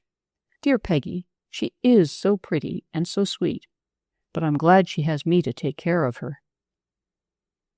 Well, I began very carefully. It was easy to get the idea from books and to learn the dangers. The dangers seemed to be mostly in straining oneself, overdoing it. Boys, of course, are always trying to stump one another, and as pleased as Punch when they can beat. I hadn't anybody to get ahead of. I just wanted to be strong and limber and supple and skillful, not just to show it. And I wanted to build it in slowly for keeps. So I began to do the exercises we had at school just a few minutes before I went to bed and when I got up. They didn't amount to much. I soon invented more. It is so funny to me, the solemn way people talk about systems of physical culture. Why, we've only got one kind of body, and there are only 4 limbs to it. One has trunk muscles, neck muscles, and arm and leg muscles, and there you are. One has nerves, too, and no amount of muscular strength is enough without nervous coordination.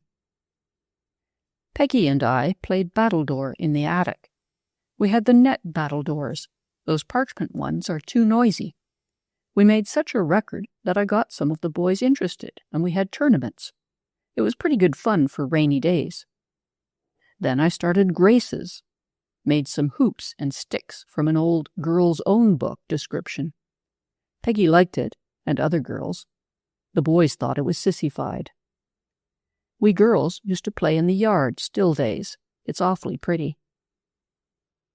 Dancing both father and mother disapproved of, and running in that town was out of the question for girls. But I said to myself, dancing is no mystery. I'll read about it. And I did. I set to work in my attic, 5 minutes a day, 10 minutes a day. A very little counts if you do it regularly. Such fun. I practiced the hardest steps I could find, and invented others just as earnestly as I did things with my arms, and for music I'd recite poetry. It is merely keeping time, you see, and you can beat time to words as well as mere sounds. Horatius at the Bridge. That was a splendid dance, with marchings and posturings no end. Really, no end. It was so long I never could dance all through it. The green gnome was a beauty, so swift and light, Then there was my favorite, Songs of Seven. I made some lovely dances to go with that. It was real pretty work, too, and nobody knew about it. In the first place, I had a good floor, and in the second place, I made it my business from the very first to do it all like a pussycat, just moccasins or barefoot, and coming down with the bent knee, never any jar. To dance like a bacchant and make no noise, that was fun. A big rope up over the rafters gave me all the arm work I wanted. One's own weight is enough to handle. I got so I could walk with my hands along a horizontal rope or up and down one just as easy, and so on and so on. Now that I'm 18 and Mother wants me to be so proper, I sit and walk as quietly as anybody. But in my attic, Mother has no idea how far I can jump or how many times I can chin. The beauty of my plan is that I do what I want to and never mention it. I feel like a happy miser. All that is a solid success. I'm ever so strong and nobody knows it. As soon as I can, I'm going to learn jiu-jitsu too, and fencing. But some 3 years ago, I realized that bodies and brains aren't everything. What happened was this. An old cousin of Father's came to see us. He had endless relatives in Scotland, but this one apparently had money enough to travel with and came over here. Father would have her with us, of course. She was a tall, stiff, raw-boned old lady. I didn't like her a bit, especially as she criticized Mother right to her face, made her a lot of extra work and care, and then found fault with her for doing it. My general opinion was that the sooner she left, the better, and I devoted my energies to getting rid of her. By lifting a board in my attic, I found a place down in the side of the house between the lath and the plaster and the clapboards, and dropped a little arrangement on a string that made queer knockings in the night on her bedroom wall. On her window panes, hung invisibly from above, slow scratchings kept her awake. She'd open the window and look every way, but you can't see a black thread in the dark, especially when it only reaches the top pane. By daylight, it wasn't there. She was a superstitious old lady, and it scared her. Also, she was a suspicious old lady. She never found out that I had any hand in it, but she used to look at me queerly sometimes. I was too young then to seem as absolutely ordinary as I can now. Well, she left sooner than she meant to, and I was pleased. In about 2 years, that old lady died. She left Mother a legacy, not Father, mind you, but Mother, and left Peggy, dear pretty sister Peggy, who hadn't been exceptionally polite, but had done a lot of little favors for Mistress Feistenshaw, as Father called her. Her name was Margaret MacDougall Featherstonehaugh, an awful one. Well, she left Peggy a set of cairngorms, beauties, that had been in the family ever so long. I didn't mind not getting anything half as much as I minded being mistaken.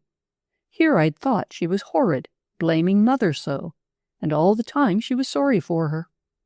If I had been too successful and had driven her away sooner, maybe it would have cost Mother that £1,000.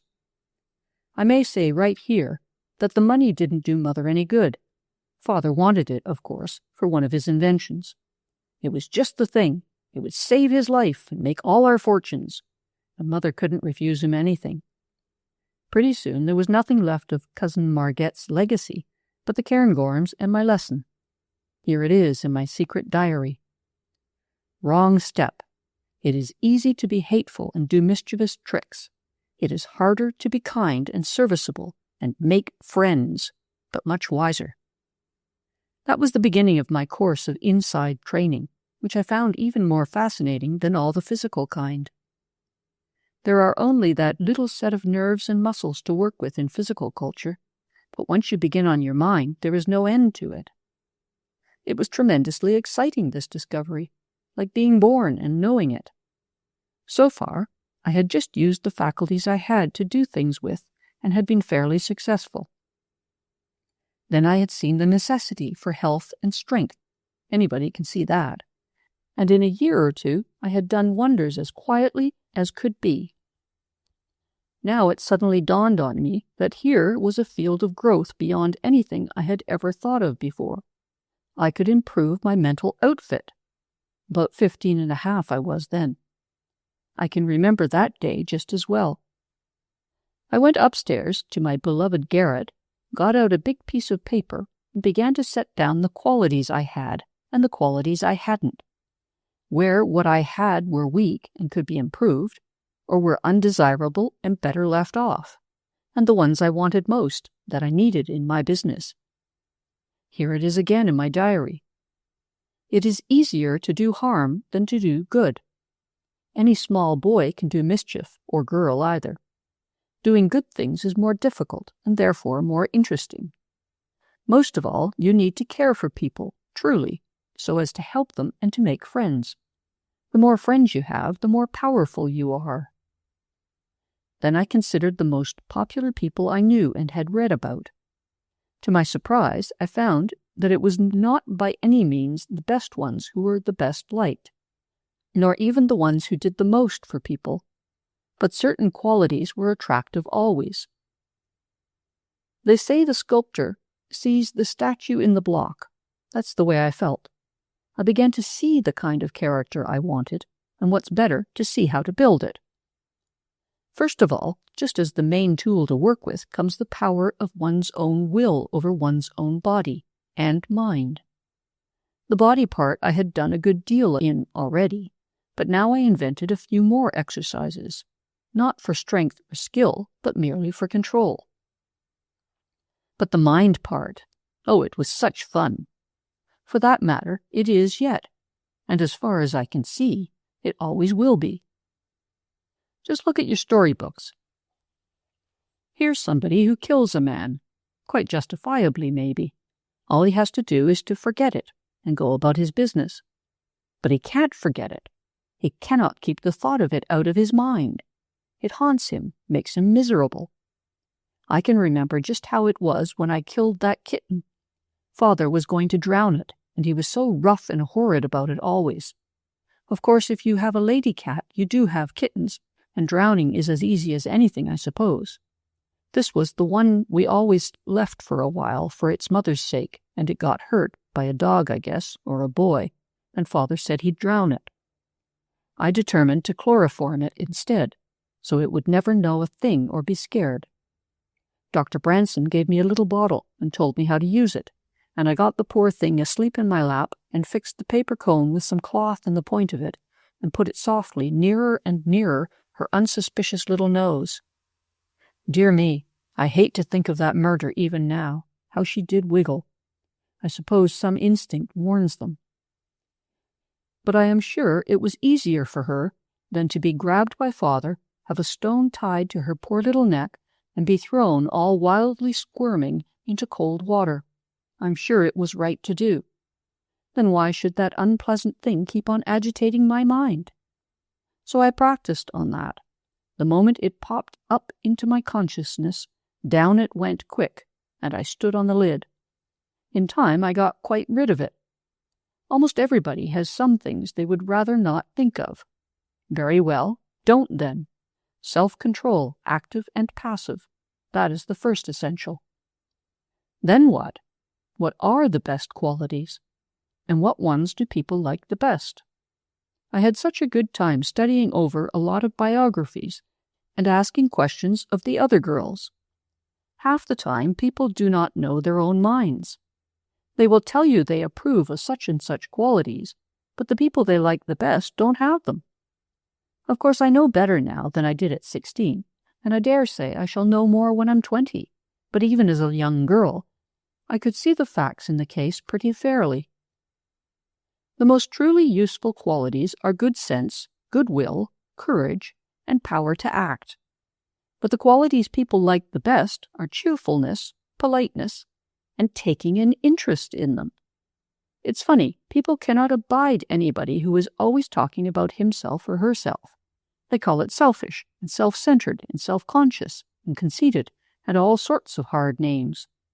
But they dearly love the people who will smile intelligently and listen and be interested while they talk about themselves. This much I saw right away, and it did not take long to put it in practice. It must be done delicately and within reason, of course. People are suspicious of what they call flattery. It is an honest interest that they want, real sympathy, and to be understood. That being understood, how we do ache for it. I wanted it too when I was real young, but as soon as I really began to think about it, I said, me understood? How can they? And if they did, then where would be all my plans? So I put my foot on that little desire at once, and fell to work trying to understand other people. Good manners, that goes a long way. I read about those splendid old French noblemen and noblewomen being guillotined and not noticing it, and all sorts of stories of high courtesy, and tried to imitate them. Then I ran up against something. People do not like your good manners to be conspicuously better than theirs. Sometimes it is good manners to use very poor ones, just to accommodate. Good manners that don't show. That was what I tried for, and I had several grades for use on different occasions.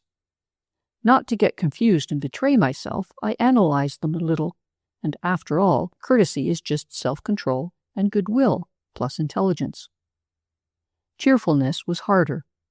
Life was so deeply interesting to me, and I worked so hard at it, that I was inclined to glower a good deal. However, as soon as you've got your self-control going, you can acquire any characteristic you please, within reason. I took Peggy for a pattern at first. Dear mother was sweet and patient, but not cheerful.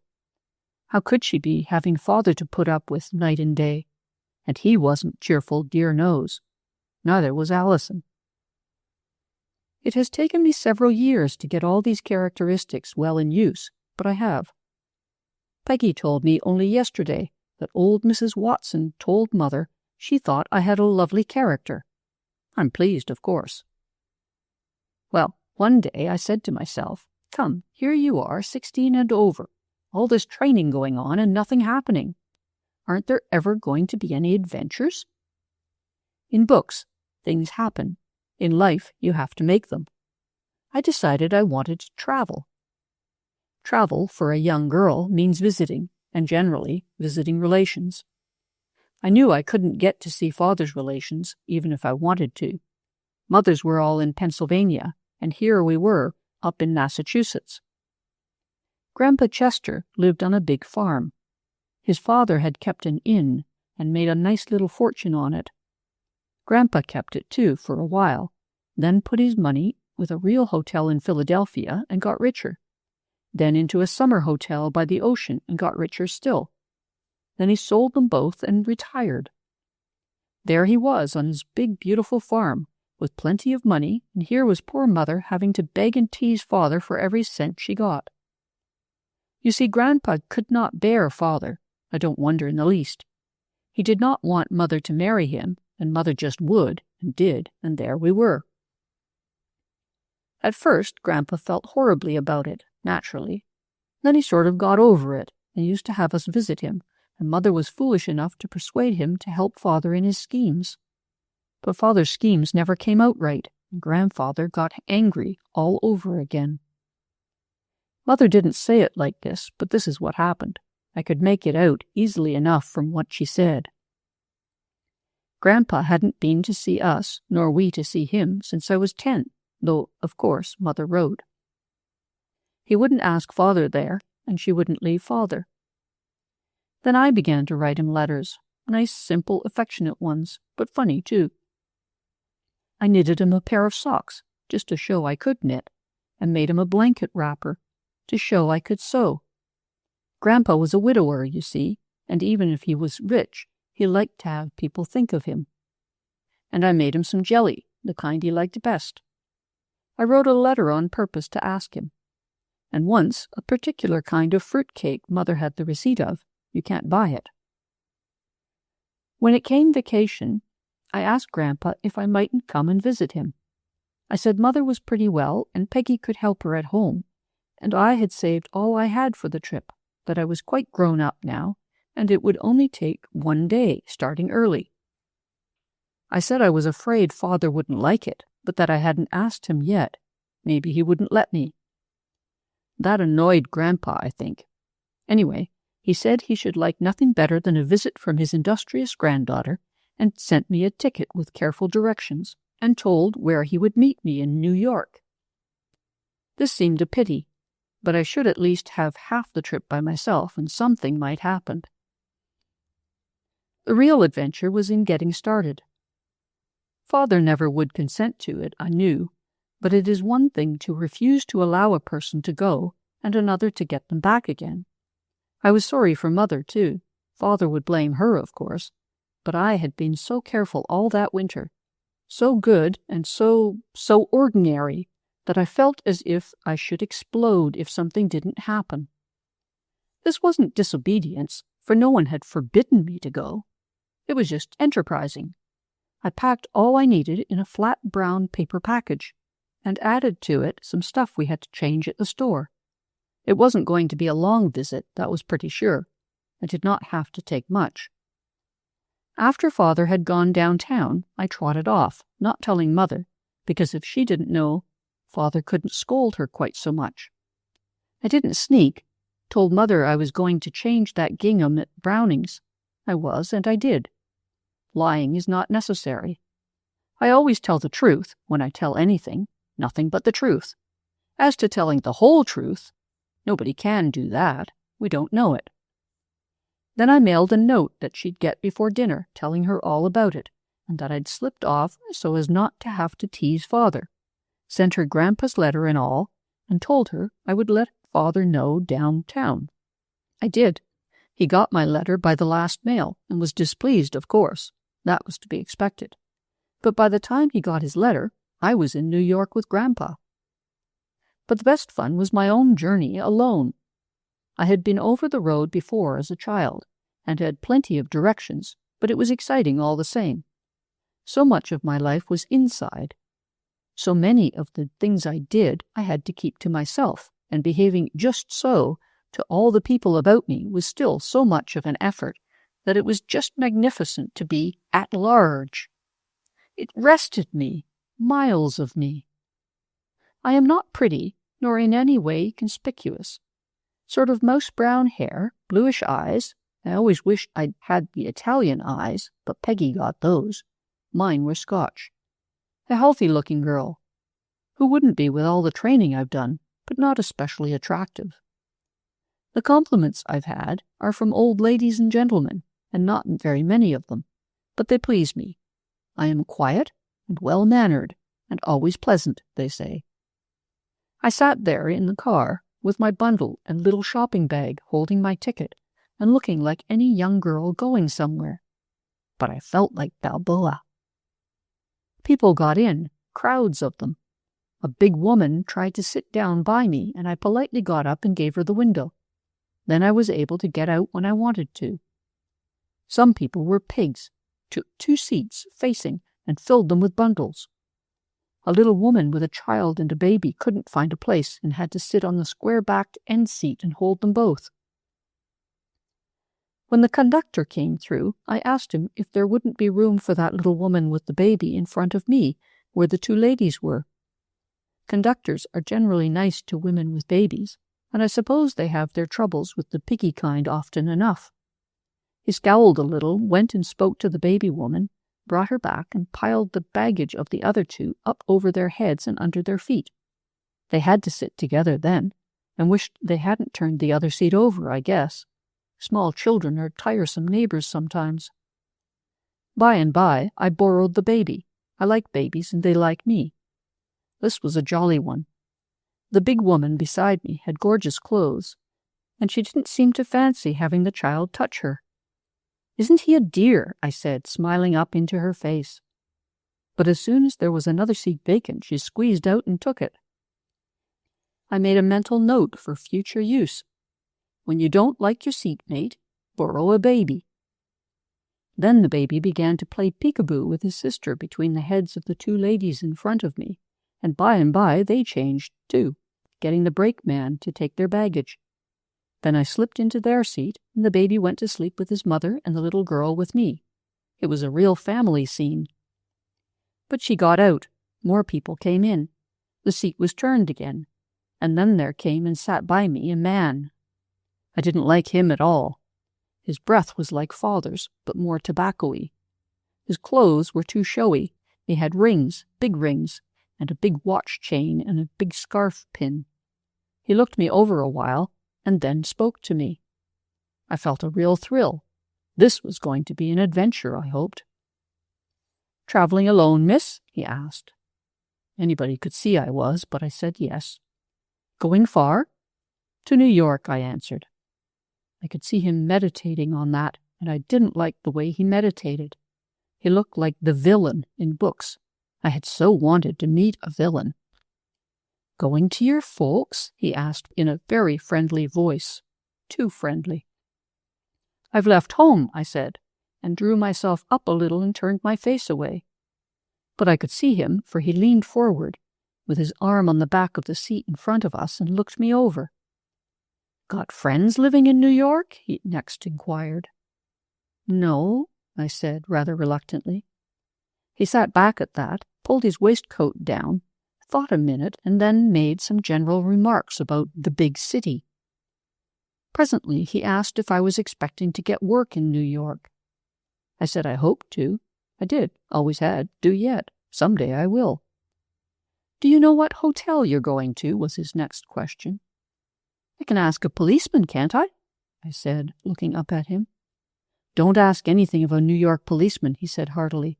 "Just you trust to me, young lady. I'll take you to a nice hotel." "I do not want an expensive one," I said carefully, and he chuckled over that. "Oh, no," he said, "not an expensive one." Grandpa's letter had said, "Give your bag to a porter and come to the ladies' waiting room. I will be there near the inside one, the rest room. If we miss each other, tell the matron and wait in that room. That is safer than by the gate." I had no bag and wouldn't let the man take my little bundle, but I told him I had to go to the ladies' room first, and went. I could read the signs, and he trotted right along and said he'd wait for me. Oh, it was fine, just splendid. Even if Grandpa hadn't been there, I knew there was a woman who took care of young girls traveling alone, and I'd tell her. But Grandpa was there, and he's a big, strong old man and has a temper, if he is a Quaker. I told the villain to wait a minute. I'd be right back. And I was, with Grandpa. Grandpa collared him and dragged him to a big policeman, though he struggled awfully. I'm afraid he did not spend the night in that nice hotel. Chapter 5. Grandpa was pleased to see me, I think, but got very angry about that man. I did not tell him how he had sat by me and talked. I just said he got out with me and would carry my bag. That was true. And I began to ask Grandpa questions about the farm so as to take up his mind. "I can't stay long," I said. "Mother was glad to have me come, I'm sure, but I didn't dare tell Father till today. I'm afraid I'm a very naughty girl, Grandfather, but I just left word for Father. I knew he'd stop me if I asked, and I had the ticket, and I did want to come so. Are you angry with me?" He tried to tell me that it was wrong to come away like that, and I was very meek about it. "I can't say I'm sorry, though," I told him, "because really I'm glad, just as glad as can be. But Father'll be sure to write for me to come back at once, and you'll have to read it, and then I'll have to go right home." "Never mind. Tell me about the cows, Grandfather, and the white tiled stalls, and the white clothes of the dairymen, and everything." I had been reading up about model dairy farms. I read somewhere that Edward Everett Hale said if anybody would spend one winter reading up on any chosen subject, they would know more about it than anybody else except the great specialists. I'd never given a whole winter to anything yet, but I'd found this, and our librarian had helped me to it. If you want to know something about something quick, you go to the most recent encyclopedia and get your outline. Then you look up some of the books mentioned, and you finish with Poole's Index. Get the very latest articles in the technical magazines. In a day or two, you can learn lots and lots, especially if you know how to pick out the most important things, not clutter up your mind with too many details. The librarian showed me that part. Seems to me they ought to teach us that way in school. Well, I had quite a fund about Grandpa's subjects, and I chattered some and listened more, and asked him if he'd seen the article about Lord Esterville's new farm in the Country Leader, or if he'd read Mr. Brush's book on milk. That man is a doctor, a veterinarian, and a dairyman. He ought to know. This was while we were on the train going to Philadelphia, and while we stopped at Trenton, I saw a telegraph boy coming through the car calling, "Chester, Chester." Grandpa had stepped out to get a paper, so I said to the boy, "It's for my grandfather. He'll be back in a minute. It is expected." It was. I had a dreadful feeling that Father would telegraph, but I never dreamed he'd do it on the train. Never knew anybody could. So the boy skipped off, and Grandpa came back, but the telegram was in my pocket. I had peeked at the name at the end, but I didn't read it. I didn't mean to. As for Grandpa, he could honestly say that he never got that telegram. He never did. I breathed a little easier then. They'd expect me back right away, and would get my letter instead. I wrote a nice one to Father, telling what a nice time I was having and how grateful I was, just as if he'd sent me with his blessing, and a card to Mother, too, telling her I'd written to Father, that Grandpa met me all right and everything was lovely. Then they'd write, of course, but I should at least have been there. On the other train I was pretty still. Grandpa asked me if I was tired, but I said no, it wasn't that. Was I homesick already? Oh, no, I said. No, indeed. But I was afraid that... Tell me, has a grandfather any rights? What do you mean, child? He asked. Why, Mother is glad to have me come. She'd come herself, you know, only... I know, he said grimly, nodding his head. And I'm as glad as can be to come, to see you in the wonderful farm. But suppose Father shouldn't like it a bit. Sometimes Father is a little... Well, he doesn't seem to realize how much other people want a thing. Suppose he wrote that you must send me right back. Would you have to do what he told you? Grandpa set his jaw. He had a big, quiet face, a lot of strong gray hair, eyes that looked as if they'd like to be fierce, but it wasn't right, and the little wrinkles round them that laughing makes. I will send you home in good order, he said, and in good time. Don't you worry about that. I didn't any more. Mother told me afterwards that Father wrote a very peremptory letter, very peremptory indeed. He told her all about it, and she cried and tried to make him not send it, but he did. They were looking for me the next day in answer to the telegram, it appeared, and I didn't come. And then he wrote.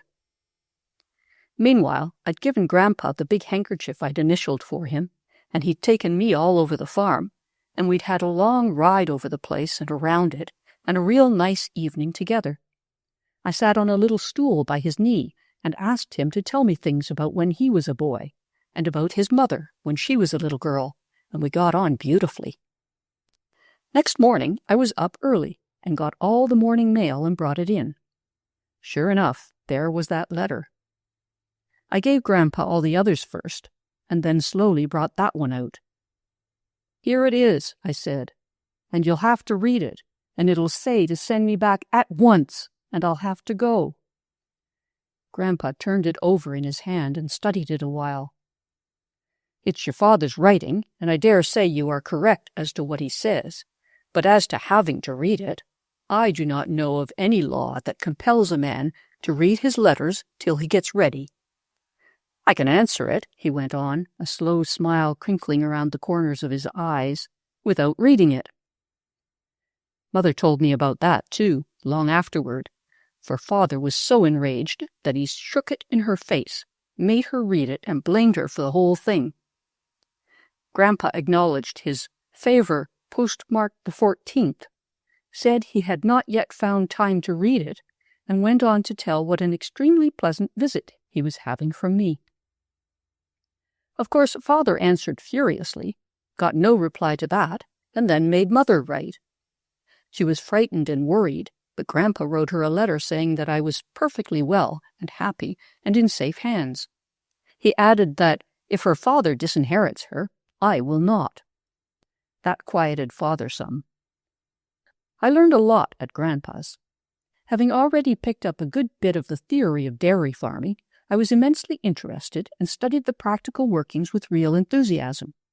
I was up early to watch the milking, and Grandpa let me learn to milk on an unimportant cow they kept for their own use.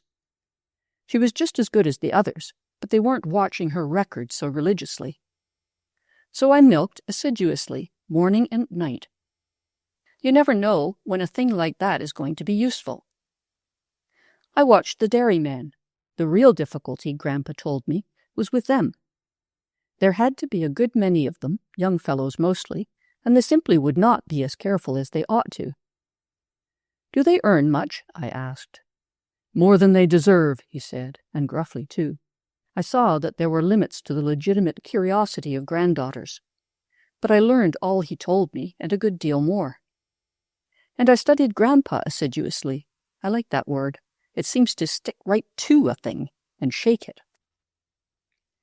I tried to think of something I could do for him, but beyond small services and presents, there wasn't anything to do. He had plenty of money. He had plenty of occupation. He had plenty of servants to wait on him. And he had a housekeeper, a fine one. She was a big, handsome woman, very efficient, with smooth, pleasant manners. But I could feel at once that she didn't like me. Now, why shouldn't she? I'd never done her any harm, and I wasn't staying long enough to alienate Grandpa's affections, as they call it. She was polite enough, more than I liked, but I was just as polite as she was. All at once I remembered. Of course, she wanted to marry Grandpa. Wasn't he a widower, and rich, and old, and alone? That is, with no real family of his own to love and do for? In the books I had read, there were ever so many of these housekeepers, very designing persons, and sometimes successful. I studied the situation carefully. What could I do, if it was so? What on earth could I do? Maybe she didn't want to marry him after all. I looked at her, and I looked at him, and studied about it. Of course, I didn't look as if I was studying. She was not the oily kind of villainess you read about, just calm and interested and agreeable. I made up my mind to find out if that was her natural manner or put on. It was not hard to make friends with her, for she was being as friendly as could be to me, and I stayed with her quite a little when Grandpa was busy. Her housekeeping was admirable. I admired it warmly, praised her preserves, which were really praiseworthy, and her way of managing everything. She showed me about, showed me the linen closet and the cedar closet and cedar chests. I guessed she wanted me to be impressed and tell Grandpa. I was impressed, and said so too, right before her. But I also got very friendly with the maids, as far as I could. There was a little new one, a chambermaid, who did my room, and I found that she was awfully afraid of Mrs. Mason, that she was very strict and harsh with them. That wouldn't appeal to Grandpa as any harm. He liked discipline. Gerda was a Swede, the chambermaid, I mean. The parlor maid was a German. It took a lot of girls to keep that big house in order. Gerda was very pretty and very lonesome and homesick, poor dear. She had no end of admirers, though, not only the dairymen and farm hands, but the tradesmen who came driving up in their joggly little carts.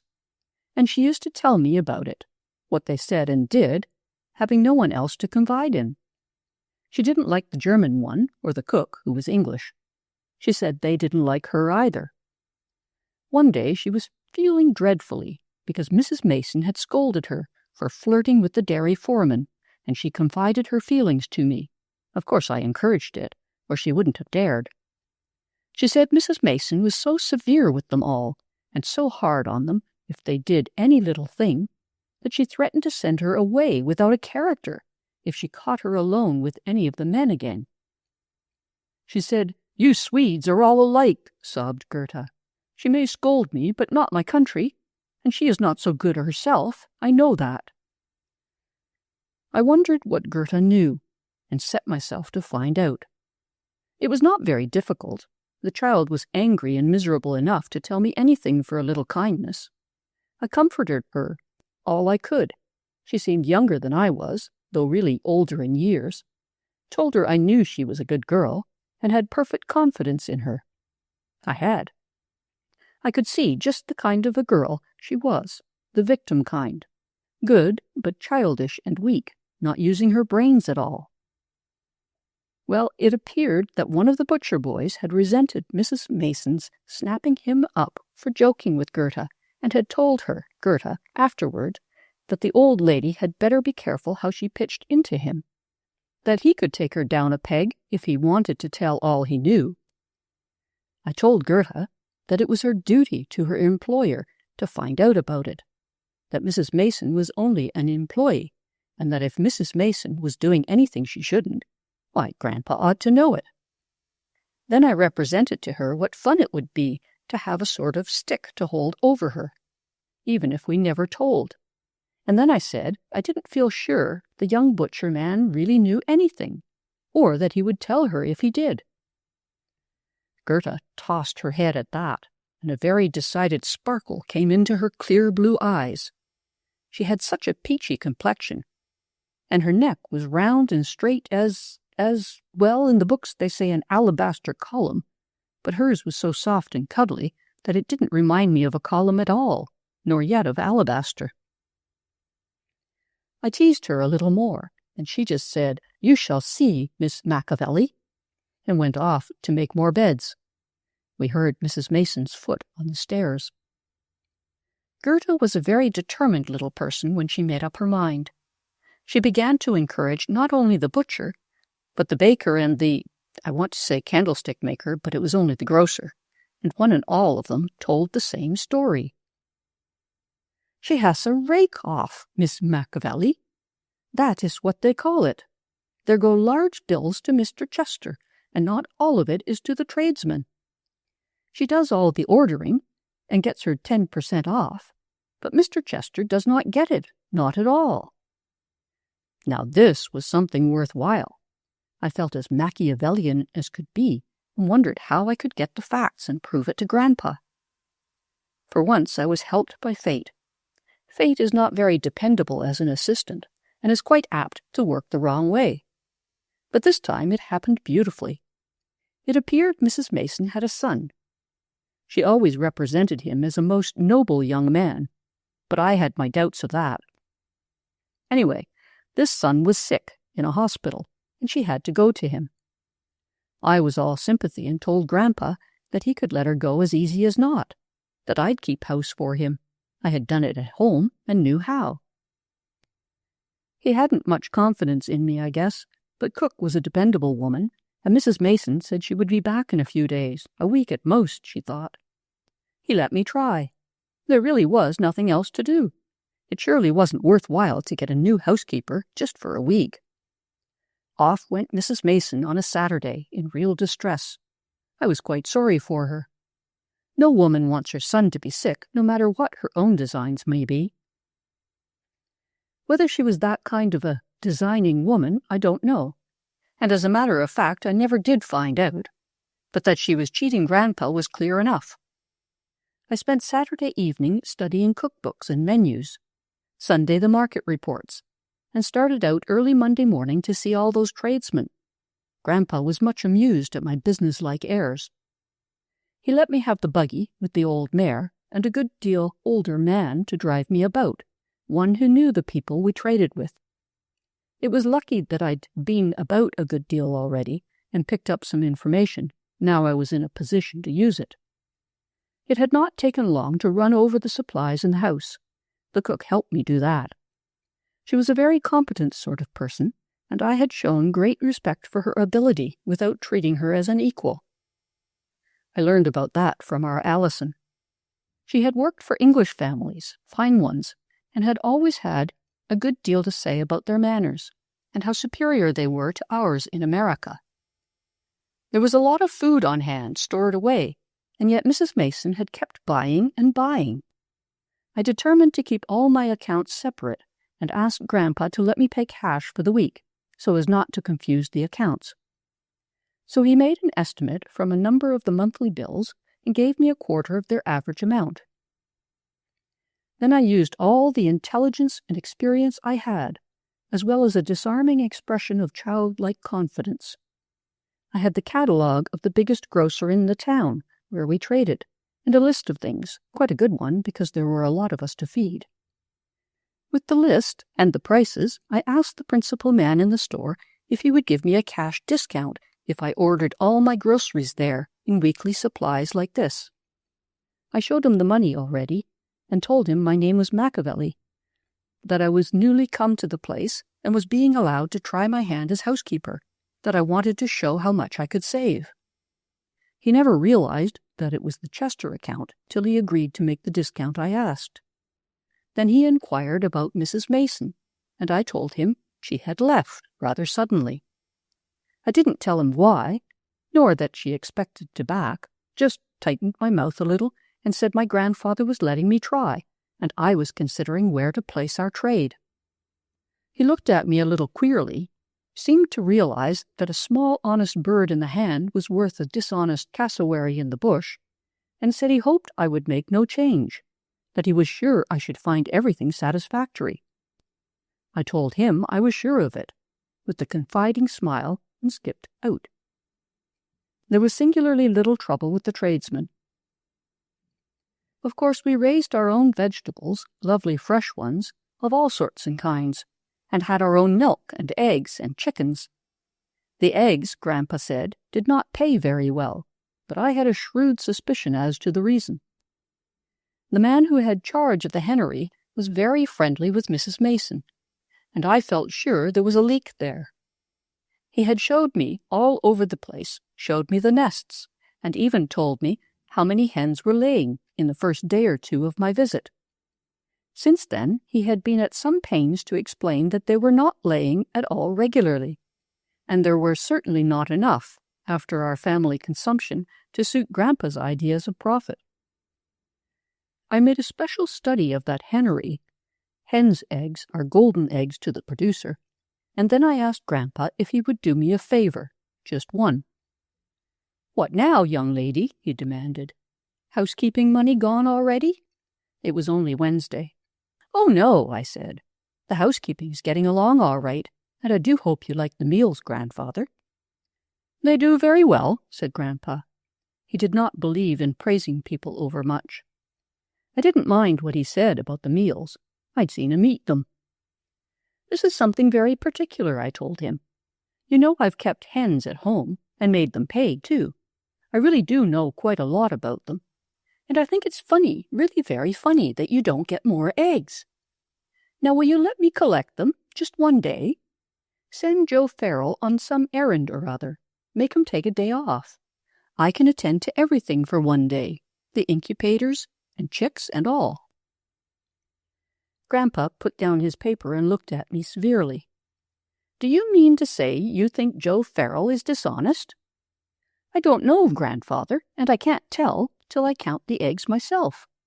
But so many hens on proper food at this time of year ought to produce about so many eggs. I forget now what the number was, but then I had it all worked out. And they don't, not by a good 30%. He looked at my figures. I had the books there to show him, and the poultry journal, and nodded his big head slowly up and down. "You take a very lively interest in affairs for so young a person," he said, looking at me almost disapprovingly. "I guess it's because I am so young, Grandfather. You see, all this is fresh to me, and well, I suppose I am proud of the way I worked my little hennery." I was. It always gave me pleasure to recall how many more eggs I had than there were hens. Of course, I'm only a beginner at housekeeping, but I did it all the summer Mother was so poorly, and she said I did as well as she herself.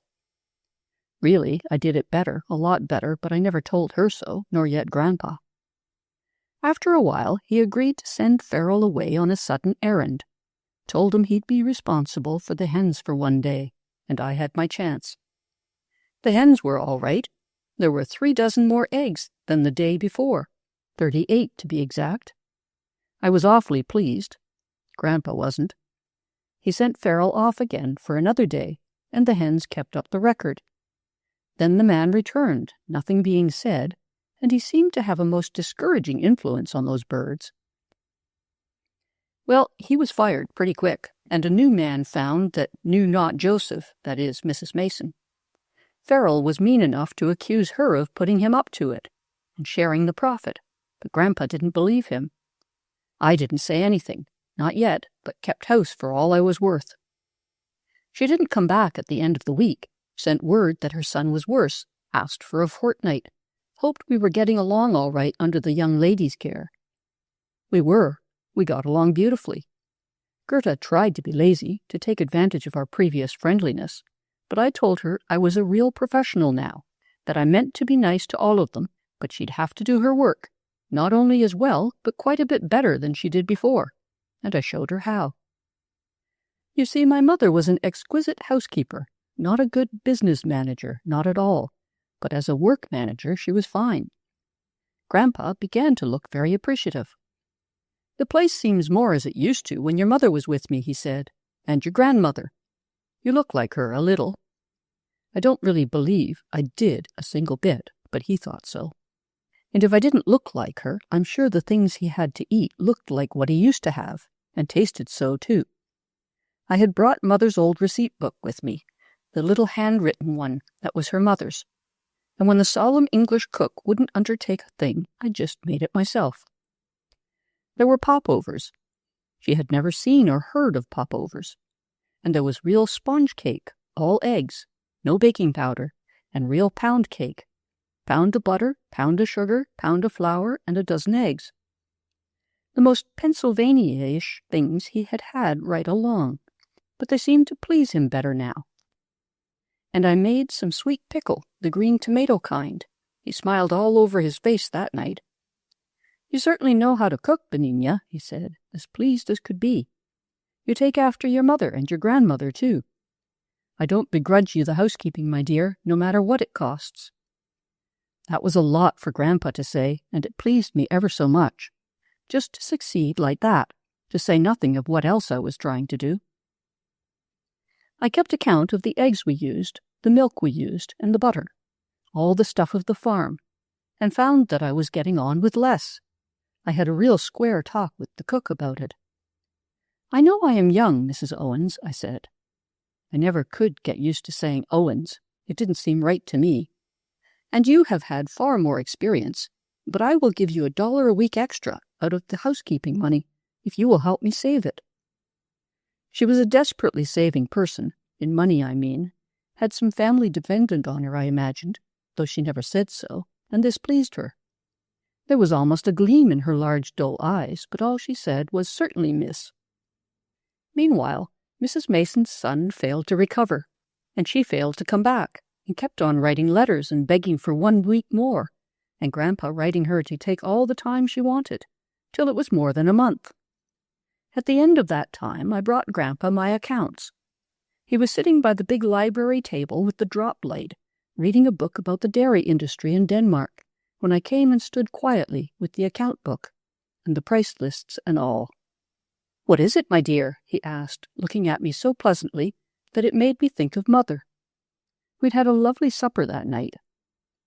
I asked if I might interrupt him long enough to give an account of my stewardship, and he smiled and made room by his chair for me. Then I showed him all that I'd bought, what I'd paid for it, and a good quarter of the money he'd given me left over. "What's this?" he said. "What I've saved," I answered proudly. He knew how well we'd lived, too. Then he got out the old accounts and looked at them. "How do you explain this difference, child?" he asked. I told him I paid cash, in quantity, with 1 delivery a week. That saved some. That I had bought only what was needed. That saved more. The closets are full of extra stuff, I told him, and some of it is spoiled. "But 25%, he said. A whole quarter of the table expenses." I said I was not sure, could not be, but that one of the maids thought, and so on. Then he called in Gerda and questioned her till she cried, but she stood her ground and told him what the market boys had said, all of them. Grandpa was awfully angry. It was no use for me to try to placate him and say I understood it was frequently done, just a sort of commission for patronage. He has very strict views about honesty, my grandfather has. Mrs. Mason never came back. Chapter 6. Peggy wrote me that Mother was sick again, and I went home in a hurry. Father was too much worried then to be as angry with me as he would have been otherwise. He needed me. When Mother was really sick in bed and had the doctor, then Father used to feel badly. At least he acted so. As I grow older, I am beginning to make allowances for people, to see that they do have double natures, or triple or more so, and probably Father thinks that he loves Mother. I heard him once talking solemn Scotch religion and morality to a Presbyterian minister out in the veranda. They sat and smoked and discussed doctrines and argued over texts, and finally they got on to what the minister called the sins of the flesh. I used to think that meant diseases. It ought to. The minister was inclined to be a little lenient, but not Father. A man must keep the law, he said. There is no excuse for any sin. A man must leave father and mother and cleave to his wife. I have done so. I have always been true to Benigna. Well, if being true means sticking to her, he certainly had. But it seemed to me that Mother would have been better off if he had prevaricated a little. Dr. Bronson was worried, I could see that. He had known Mother so long, and he seemed really interested. She must go away, he told Father. She needs a change and rest, perfect rest. She did, even I could see that. But she didn't go, just sat around, pale and weak and tired-looking, and I ran the house. It didn't seem anything after Grandpa's. The doctor told her she must have a separate room and sleep more, but she never dared mention it but once. Father was furious. "He'll interfere between a man and his wife, will he?" he said. "We'll have a doctor who knows the laws of decency better than that." And Mother dropped the subject. She couldn't bear to think of losing Dr. Bronson. When Father scolded at Mother, which was often, I could hear in my attic because there was a stovepipe hole that was used to warm the place when they had stoves. It was covered now with a piece of tin, but tin doesn't shut out sound much. Besides, I fixed it so it would turn. Just took out a nail or two and moved it sideways. I never could see why people are so fierce about listening. It doesn't say in the Bible, "Thou shalt not listen." I looked. With a concordance. And there's no law against it. You have to find out things somehow, especially if you're handicapped by not telling lies. I suppose really that my great Italian ancestor told lies like anything, but I can't somehow.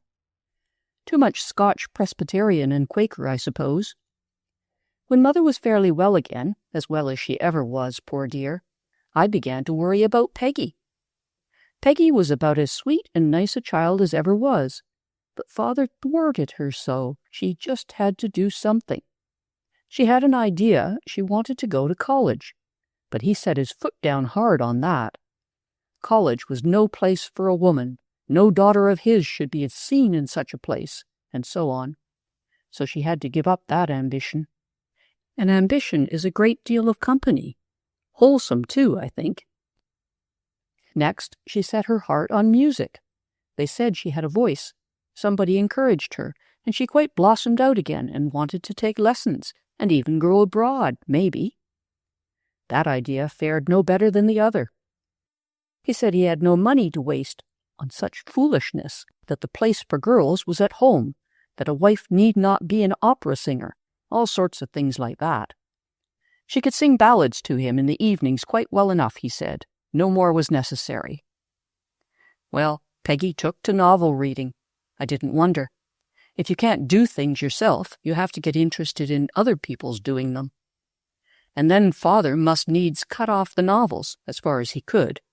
She did read some, surreptitiously, but they were no longer a real resource. So, of course, I wasn't surprised when she began to take an interest in boys. Peggy's a bit older than I am, and twice as pretty. And then it was worse than ever. It was bad enough to have Father looking as he did, and always around, enough to drive anybody away. But Peggy was so pretty, and Mother was so sweet, she loved boys, she'd have liked a house full of them, and was always sorry she had none of her own, that they would come. Then, when they asked Peggy to go anywhere, Father always refused. Always. Party, sleigh rides, skating, going to walk, anything with a young man, it made no difference, he'd forbid it. And he'd talk about it, for days, as if Peggy was planning to elope with these fellows. She would blush way up to the little pale gold fuzzes around the edges of her hair and cry, and I got so angry that I felt like being a man and calling Father out for insulting my sister.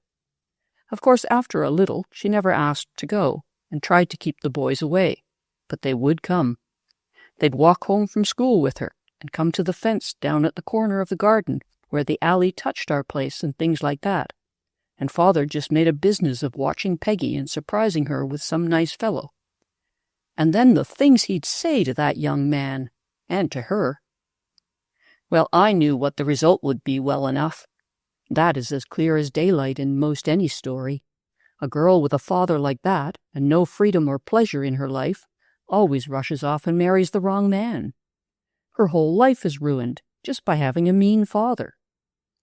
I remember one morning at breakfast, it was the first of the month, and a lot of bills came all together. Father did about as mean a thing as I ever saw or read of. At least, he tried to.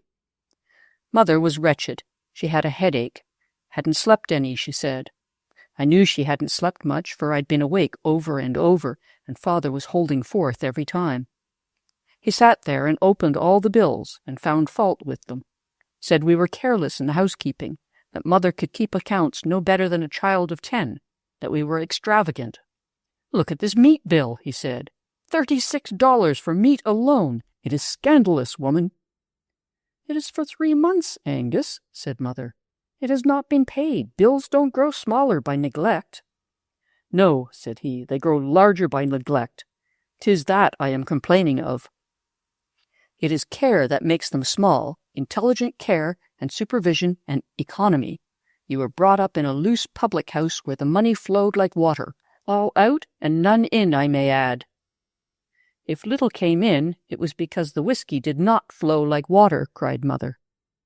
She never could stand it to have him pitch on Grandpa, and she was always doing it. Besides, Grandpa made money enough in time. A dark red crept up to Father's hair, which was red too, but not so dark, and he looked around for a weapon. I don't mean a carving knife or a poker, but for some specially mean thing to say. The letters were all under his hand. He always made Allison bring them to him first. Peggy used to get her letters, particular ones, sent to her friend Jenny Gale sometimes. But this time, by some mistake, there was one for her from Ned Wallace, right under Father's hand. It even had the name printed on the corner, one of his father's office envelopes.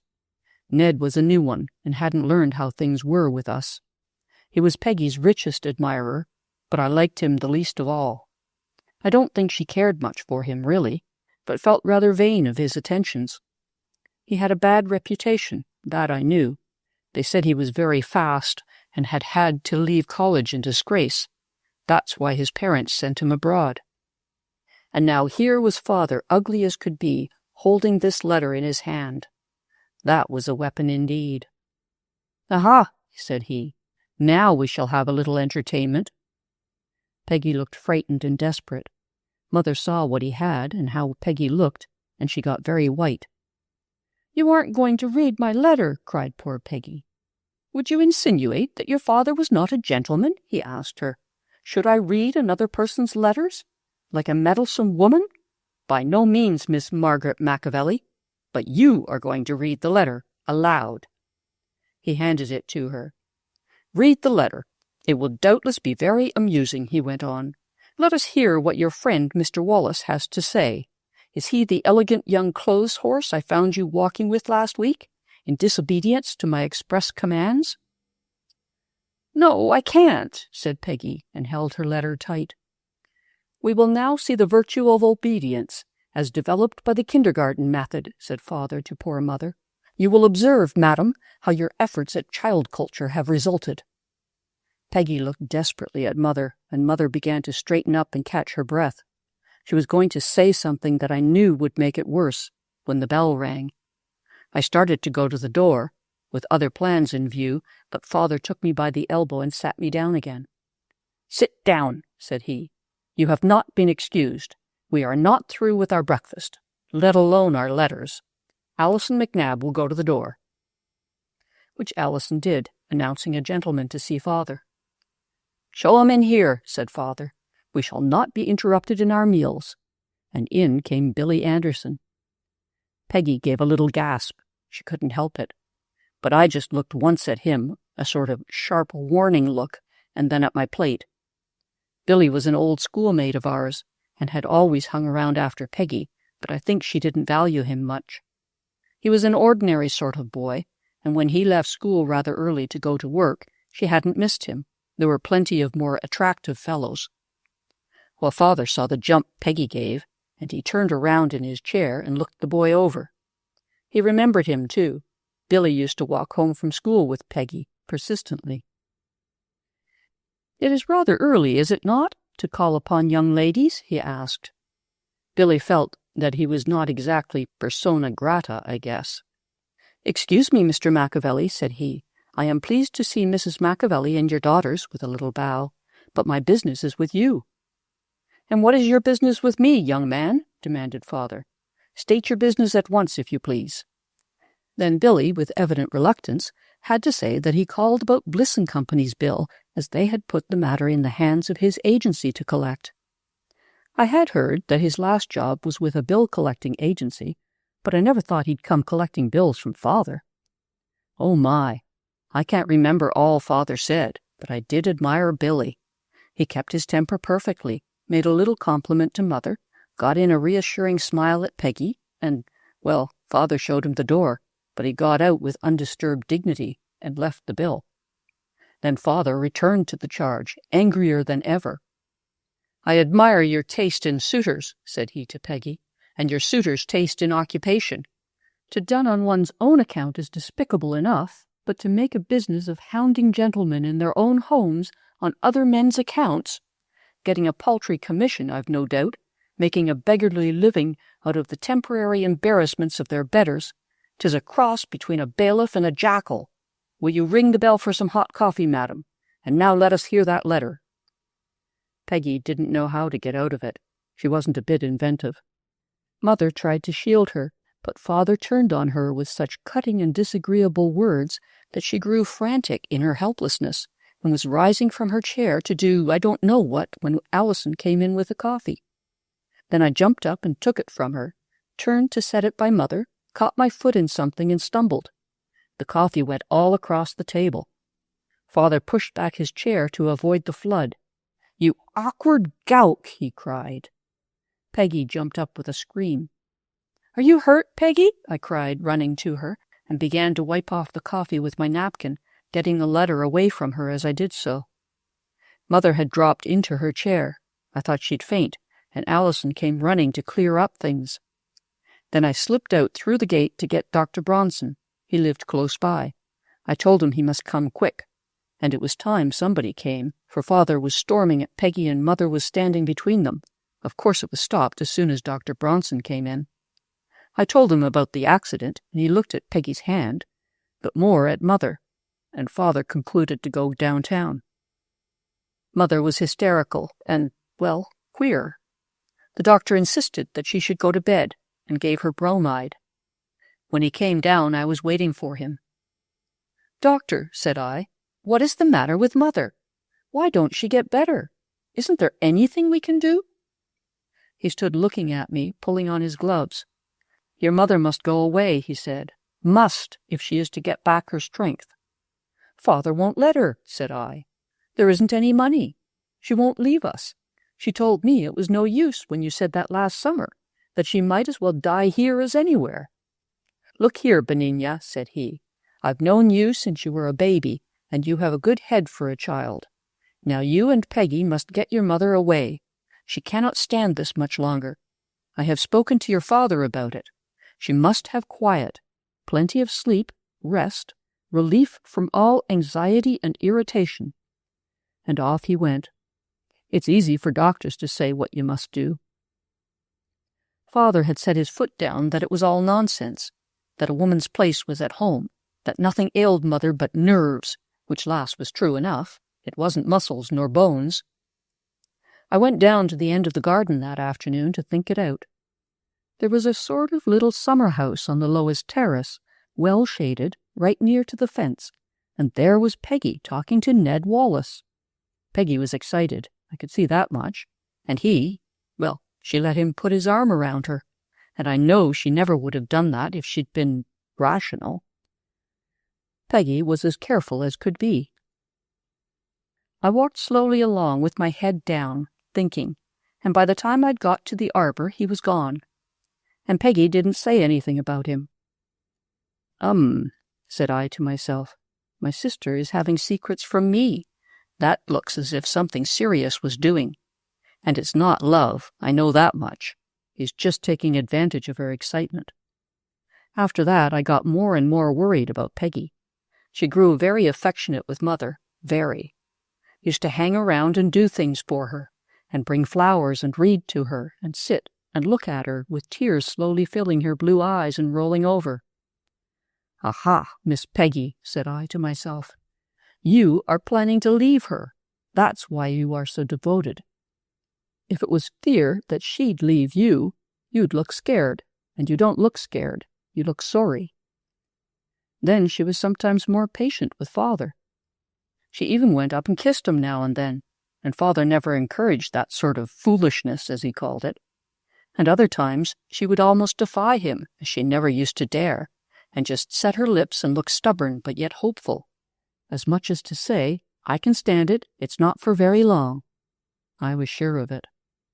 I knew she met young Wallace on the way to school, just casually, and in the garden too sometimes. Father suspected as much too, and one beautiful moonlight night he announced at supper that he should be out all the evening, not likely to be in until late. Off slipped Peggy to her room, and though she came back in a minute, I went up too presently and found she had left the gas lit and pulled the burner away out so it would show. She's going to meet him, and Father is going to catch him, I said, and slipped down to warn her. But she'd gone already, and all I could do was to trot after. But I went by the Gales' yard and the alley and got over the fence softly in the dark. Sure enough, there was Ned Wallace holding her hands and begging for something. At least it looked like that. I slipped in at the door on the fence side just as Father bounced in on the other. As I supposed, said Father, exactly as I supposed. Making appointments with young men and meeting them alone in the dark and under the rose altogether, you indelicate young baggage. Not so indelicate as you think, Father, said I calmly, when her sister is with her. We have to see our friends somewhere, and you don't like them in the house. Then he turned on me, of course, called me a meddler and a go-between and all manner of things, and freed his mind to Ned most vigorously. Ned wasn't a bit afraid of him. He was a big fellow, and I think he liked the excitement.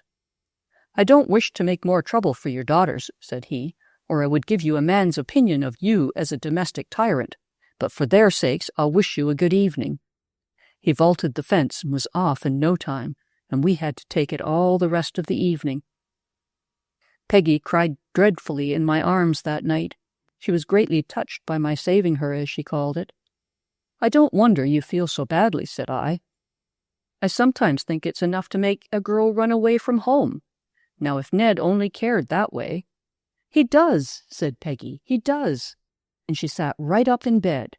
Now look here, Ben, I didn't mean to tell you, but you've been so brave and stood between me and Father, and you can see now just how impossible it is to bear it any longer. I am going to run away. He does love me, Ned does, and he says a girl has a right to leave a father like that he wonders I've stood it as long as I have. He told me to keep it an absolute secret, even from you. But he didn't think you were sympathetic, that's all. He won't care. Of course I'm sympathetic, I protested, and I was. I was awfully sorry for Peggy, but I didn't think Ned was the right man for her. Didn't you think I cared, Peggy dear? I said. Why, I've been noticing how thin you were and nervous. I thought sometimes lately you couldn't stand it much longer. I'm not going to, said Peggy. Listen, Ben. Hush. We were whispering, of course. I'm going away with Ned Tuesday night, next Tuesday night. This was Thursday. Won't Father catch you? I suggested. No, indeed. Ned is too smart for that. We are to go to New York and take a steamer. He's got the tickets, and we'll be gone before Father knows. We're going to Europe. Think of it. And see Venice and Florence and Rome and Paris. Oh, Ben, I wish you were going too. I knew she didn't really love him. Oh, that's great, I said. But when do you get married? On the steamer. Ned has a friend who sails on the same boat, a minister, a college friend of his. He's young, but that's no matter. We take the night train from here and go to a hotel in New York as brother and sister, you know, and then take the steamer in the morning. See, here's my engagement ring. She had it on a ribbon around her neck. The ring was genuine at any rate. Aren't you afraid? I asked. No, not much. I was at first and was very careful. But Ned was very nice about it. He said I was quite right to take every precaution, but he was willing to meet all my doubts. He told me all about the minister and showed me his name in the list of about to sail, and he's shown me our tickets. Did you ask him about the license? I inquired. License? What license? No, I didn't. What do you mean, Ben? Oh, perhaps it's different on steamers, I answered, but mostly you have to have a license to be married. Peggy had read a good many books, too, but dear me, people read enough, and they never seem to profit by it. I'd read books enough about runaway marriages, and I knew the difference between a real wild, desperate, honest lover and a designing wretch. This seemed to me to be the wretch kind, but I mustn't make any mistakes now. How about Mother? I asked. Then Peggy said how it broke her heart to leave Mother, but Mother didn't need her. That is, she couldn't do her any good as she was, but that he'd said, when they came back, she'd be a married woman of independent position. Peggy held her head quite high at that, and that she could offer her mother a home to rest in. If I hadn't been so sorry for Peggy and so fond of her, I should have been pretty angry with her. To be so easy, to believe everything a man said to her, everything, and never use her brains. Have you said goodbye to Jimmy Cushman, Peggy?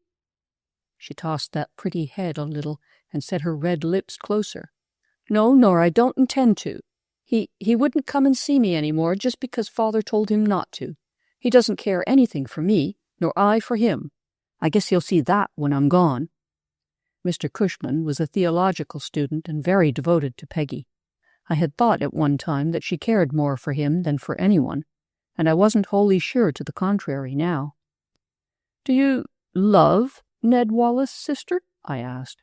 Of course, said she promptly. Do you think I'd marry him if I didn't? He's handsome and rich and of a good family, and we have a full understanding. He says I shall have some money settled on me to do as I like with, and have my own way in everything. Now, I knew my sister pretty well, and she never was sordid. If she loved anybody, it didn't matter how poor they were. Why, her best friend was the poorest girl in school. Couldn't dress even as well as we did, and we never had much but maid-overs. Now here was a foeman worthy of my steel. To think of having a romance like that going on right in the family. I didn't intend to let it go far, of course, but it was fun to have it started. I felt just as sure as could be that he was planning a mock marriage, and then he would desert Peggy in a foreign land maybe, and he might say she had died over there. He might even kill her. But I felt that was letting my imagination go too far. Ned Wallace did not look as if he would ever kill anybody. As I thought of his good-natured, handsome face, I was willing to admit that perhaps after all he did mean to marry her, but even at that I was determined to interfere. I mustn't tell Mother, of course. She had quite enough to worry her, and as to Father, why, if he knew that, he might even turn dear Peggy out of doors, renounce her the way they do. He couldn't disinherit her, because he had nothing for her to inherit, but he might say, "You are no longer a child of mine." That always puzzled my logical mind. You can't alter a fact by just saying so, surely. Of course, if it's a wife, you can divorce her, and she is no longer a wife of yours. But your child is your child, whether you like it or not. I suppose that is a mere figure of speech. If it could be a fact, I shouldn't mind having Father say it to me. I dare say, if people ever discover this and read it, They will think I am an unnatural daughter, to be so enraged with my own father. He may be a good citizen and all that, but all I know of him is what I see at home, and that is bad, much worse than I have been able to express. He's so hateful, father is. He seems to like to make you feel uncomfortable. If you do anything you shouldn't, or make a mistake, he never lets you forget it.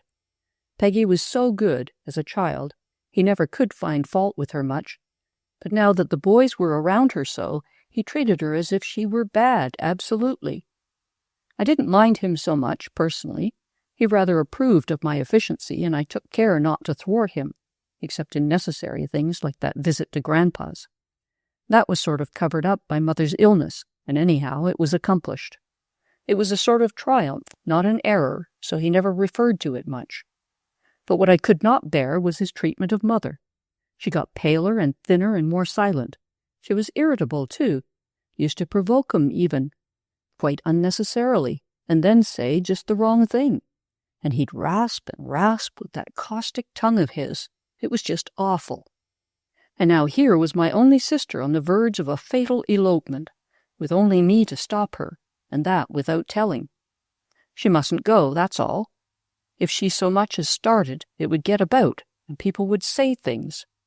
They'd be seen on the cars, of course. How could I work it? If I could only change her mind, so that she'd give it up. I tried it all sorts of ways, and I was perfectly astonished to see how determined Peggy was. All these years Father had thwarted her, and repressed her, and forbidden her, and now she had simply focused all her energies on getting away. Nothing I could say altered her determination. Ned kept in touch with her, throwing notes in at her window at night. I saw that much. The dear girl even showed me some of his letters, and I didn't blame her for liking them. Such compliments, such tender consideration, such perfectly beautiful plans for what they'd do in Europe. He certainly knew how. I never did such planning in my life, and the time was short, too. I didn't want anybody to know that my sister was so foolish. In the novels, one way they thwart a villain like Ned is to bring up a former victim, and that quite convinces the future victim, and she casts him off with scorn. But I didn't know any of Ned's former victims, and if I had, well, it didn't seem exactly nice somehow. Then I thought of appealing to his better nature. Sometimes in the books they do that. But then suppose he really meant to marry her. He was of age, and Peggy was too, as far as marrying goes, just 18. I should think if a girl knew enough to marry, she knew enough to take care of money, and vice versa. But that's the way it is. So they were both free agents. Besides, I wasn't at all sure that Ned had any better nature. No use telling, no use appealing, no victims in sight, and the time they had set for eloping coming nearer and nearer. He used to come very late indeed, prowling along that alley, and get close to the house, and she'd show a very faint light in her window, and he'd throw in his notes. Then she'd slip out and meet him in that arbor down there. I know because I watched. I was so deadly afraid he'd carry her off prematurely. Finally, I devised this plan. Peggy and I don't look alike a bit, but we're about the same size, and our voices are not very different. I began to poison her mind a little, very cautiously, about his habits. Of course she knew his reputation, only she wouldn't believe it. I don't think Peggy knew what being fast meant. Of course she loved to talk about him, and I would turn the conversation on the possibilities of his having done this and that in a sort of extenuating way, and quote from stories and poems. She defended him, of course, enjoyed doing it. She said he told her that he had led a wild life, that he had been horribly lonely, and that no one had ever understood his real nature till he met her, that now he knew he had never loved before, and so on. It seemed very convincing to her, and if I even hinted that he had done anything very bad, she would flush up and be angry as you can when you mustn't speak louder than a whisper. But I had read that if people are even a little in love, they are jealous, or that you can make them jealous, and I went to work in the most insidious way, not like that horrid Iago, but more delicately, till I got her to show real feeling and say, "Nonsense, of course, when a man really loves a girl, he would never look at another one. If he did, why, that would end it." She insisted that Ned never would now. Then I determined to make a sacrifice for my sister's sake. I suggested to her that ours was not the only garden on that lane, or the only summer house, that Lou Masters's arbor was just as shady as ours, and that I was quite sure I had seen a girl in it more than once the very nights that Ned came. I had. I went in and out of it 3 times, to be accurate.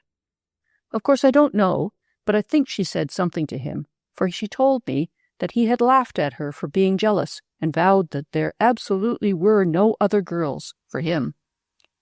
Then, when the time was almost up, I found that she'd sent him word to meet her at 11:30. It was a very dark night, fortunately. I went to bed early. She came up and kissed me and tucked me in, said I had been such a comfort to her, and how she hated to leave me, and that she hoped I would get to know Ned by and by and see how good he was. I was very sober. I held her tight and said that even if things went wrong, she would always have me to come back to. That if he was just true to her, that was the main thing. You know, men are queer, I told her. She started downstairs in good season so as not to creak, and before she had reached the back door, I had dropped down the knotted rope I'd hung down from my window, with a long coat and slippers on, and a scarf over my head the way she wore it, and just flew down to the alley. Ned was coming along very softly, but before he got to our place, I called him softly from the Masters's arbor, called him the name I'd heard Peggy use. "Come in here," I said. "It's safer." It was safer arbor. Ours was very rickety. He came, of course. It was close to our place, and made no difference to him. By the time Peggy got down there, he had his arms around me, and I was snuggling up to him. It was very disagreeable, and a good deal dangerous, but I had made up my mind to it. When I saw Peggy standing there looking petrified and watching us like a hawk, I said quite softly, "Oh, Ned, are you sure? Sure? That there isn't anybody else? I heard you were attentive to Maud Beverly." I had. He was keeping right on being attentive to lots of girls. Told Peggy that it was a blind. "You foolish little girl," he said. And I will say this for Ned Wallace, he has a lovely voice. He's a sort of siren, I guess, a he one. "I don't care a bit for her. You are the only woman in the world that I love." That was enough for Peggy. She just turned away, as still as a mouse, and was gone. So was I in another minute. I said I had to, and just ducked and ran. How I did run! Poor Peggy was crying too hard to go fast. I was snug in bed before she got upstairs. She came straight to me. Poor dear, she was feeling terribly. "Oh, Ben, you were right," she said. "He's down there with Lou Masters. I saw him with my own eyes." She was too angry to cry now. The more she thought of it, the angrier she got. What he threw into her window that night didn't count. She thought he was fooling her, and the next day she sent back everything he'd ever sent her and refused to see him again. Of course, in time, they might have come to an understanding, but other things happened before that. They didn't elope anyhow. Chapter 7. I drew a long breath after receiving Peggy that night, but I knew well enough it was only a question of time when she would do something just as foolish, maybe worse. That very night, while I hugged her and comforted her, I was thinking hard, and after she sobbed herself to sleep, I lay there staring at the white places on the ceiling the street lights made, all frescoed with moving leaf shadows, and planning earnestly. I fell asleep myself before getting anything worth calling an idea, but next day I simply gave my mind to it. Something had to be done.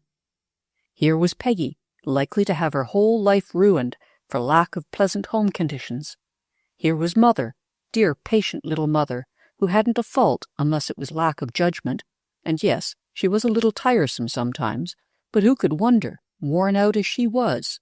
Here was Mother being killed by inches. Anybody could see that. And here was Father getting more unbearable every day in his temper, in his habits, in his looks and manners, and everything. Anybody could see that, too. And nobody to do anything but me. If it had been merely a question of putting up with father, I could have done that readily enough. One poor parent is not unusual. Some girls have two. But it was a question of which I preferred to keep, for mother was giving out completely. Now, between a good mother and a poor father, it is not hard to choose. Both preference and duty were clear, and I decided promptly. Before that, when I was younger, I had tried to reform him, as I think I've written before, but I guess I wasn't old enough, or he was too old. Anyway, it didn't seem to work, and things just went from bad to worse. Mother's health was thoroughly broken down, and after the long illness she had that summer and the way he behaved to her then, I finally came to a decision. Father must go. I thought it out clearly, over and over. There were the two of them, one dying by inches before my eyes, the other killing her by inches, and nobody doing anything. Of course, some of Mother's friends suspected a good deal of it, but I've noticed there are two little conventions which protect a man in a case like this. In the first place, as to the insiders, the wife must never complain of her husband. That is disloyal, as if he was a king and she was a subject. That shuts her up. In the second place, as to the outsiders, you mustn't interfere between a man and his wife. Goodness knows why. Personally, I think that if people said, "Mrs. Green, you are driving your husband to drink with that tongue of yours," or "Mr. Brown, you are wearing your wife into the grave by your disagreeableness," it might do some good. But most people seem to swear by those conventions, and nobody does anything. So I drew a long breath and set my teeth hard. Father must go. I said it over till I felt like Cato about Carthage. It would take time and care to accomplish this, but it was not beyond the bounds of possibility. Few things are, if you really give your mind to them, and there seemed to be no other way to save Mother. It had taken me a long time to get a fair estimate of Father and see how hopeless things were. But as I grew older and Mother grew weaker, she told me more. Not to complain of him, she never would do that, but I could see where the blame lay easily enough.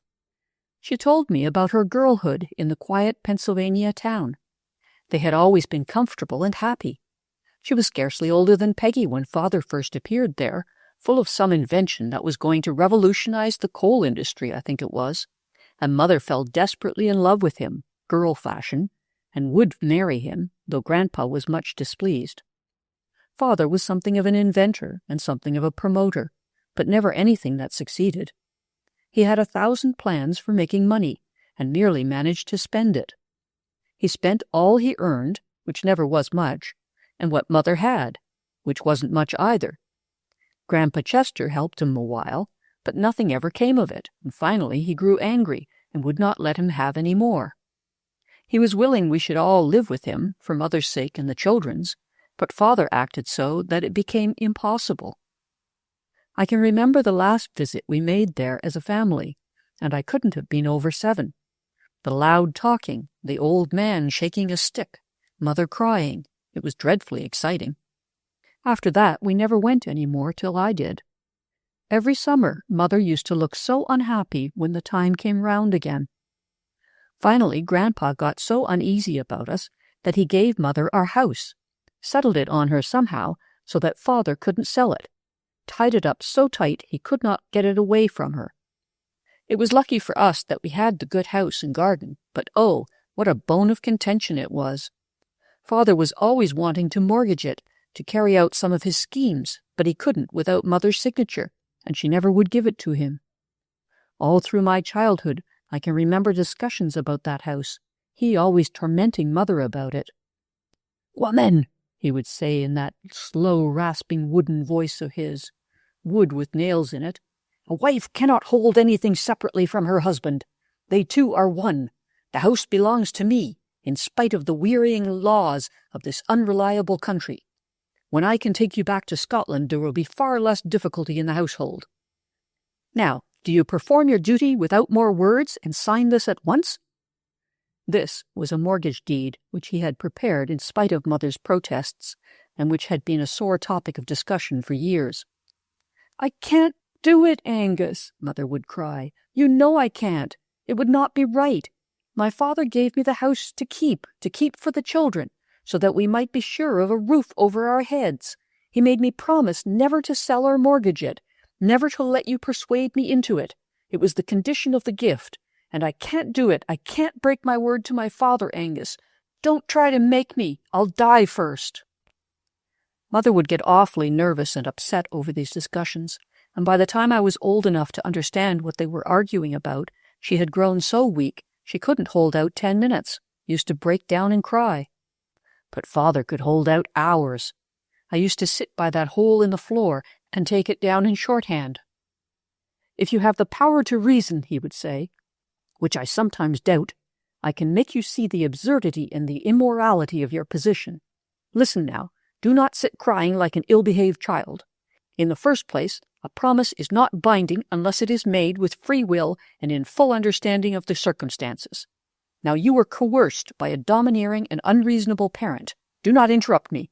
And as to understanding the circumstances, you do not understand them yet, after my logical exposition of all these years. It may be you never will, but I think even a woman can follow this. Secondly, a promise has no moral weight against an obvious duty. You were already a wife when you made that promise, and the first duty of a wife is to her husband. Thirdly, a promise under duress is null and void in law and reason. Fourthly, since the duty of a wife is to her husband, and your husband needs to raise money on this house, you have no right to resist him. Fifthly, the duty of a mother is to her children. Your children need many things they have not, for lack of the money to be raised on this house and used by me in legitimate business. Now you, with your baseless emotionalism and mulish obstinacy, pure brainless instinctive opposition based on no rational premises, are sinning against both husband and child, defrauding your family of its rightful prosperity. Can you deny that? Answer me now." Mother wasn't a bit logical. He would make her admit this and that and the other premise, and then prove his points one after the other relentlessly in that dry, monotonous voice, and Mother would get all worn out. She'd go back on her admissions and deny his conclusions and return to her original position after she was, logically, completely driven off it. So Father grew angrier and angrier. It was irritating, the way Mother wouldn't argue, but then it was more irritating the way he could. And she'd cry, and he'd say things that fairly scalded. It was awful. I don't think Mother would have minded his treatment of her so much. She had a regular talent for suffering, if he had been fair to us children, or if he had been more, well, generally decent. I don't mean that Father was an immoral man. No, indeed. He didn't even drink in the melodramatic way and come reeling, rolling home. He sat quietly at home and drank, and got uglier and uglier in his temper. He didn't beat Mother with a club, nor jump on her, like the British workman, but he would make her listen by the hour to those interminable arguments of his, till I have heard her sob and shake for half the night afterward, while he snored. Peggy never seemed to hear, and I never said I did. What was the use? But I kept a record. Even if I couldn't do anything, I liked to know what was going on. Sometimes I've heard Mother say, "Hush, Angus, do hush, the children will hear you." "And why should they not hear me?" he would demand. "What I say is reasonable and right, and it would be well if they could hear it. They might understand better than you do, and small credit to them." After a while, I began to keep a kind of record of things Father did, in cipher. I learned about ciphers from The Gold Bug, and in some other books, too. Peggy and I used to have one, and Jenny Gale and I had another. They are easy to make. I found out quite suddenly one day, after writing to Jenny all about one of Father's meannesses to Peggy, that I felt better just for writing it. It seemed almost like doing something. Afterwards, when I got maddest, I'd go off alone and write it all down, in cipher, and it did me good. So I kept a blank book just for Father. It said on the cover, 3IIST-XOE+. I would never have told what was in it, even under torture. That is, I made up my mind not to. But Mother never interfered with our play. She seemed to think we had a right to keep things to ourselves, and though Peggy wanted to know, she didn't use torture. Father never saw it. I began this book when I was just 12, and in 2 years' time I was astonished myself to see how it mounted up, and how many kinds of meannesses there were. I've mentioned how Mother loved flowers. She wanted them everywhere, in her hair, on her dress, all around in vases, and especially on the table. Her other passion was for hospitality. If she could have a tableful at every meal, and a parlor full in the evening, she would flush and brighten and shine like a rose in her soft grey dress. She wasn't an orthodox friend, but always kept largely to their way of living. And she never seemed to tire of doing things to make people comfortable. She was proud of her cooking, too, and no wonder, it was a natural genius with her. To get up a delicious meal and serve it smoothly with a table full of flowers and guests, that would have satisfied Mother in heaven, I think.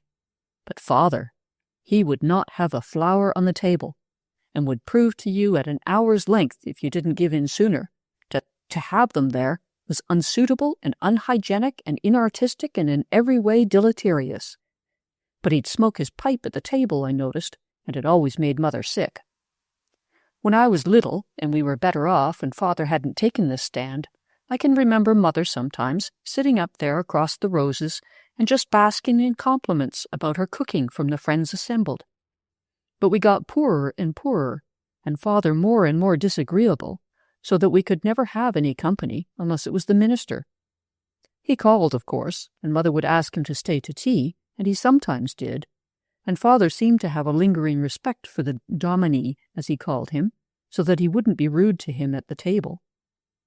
But even then Mother was always broken down next day, having been kept awake and crying most of the night to hear Father talk about the priest and the woman, with volumes of ancient history of the most unpleasant description pouring slowly and tediously forth.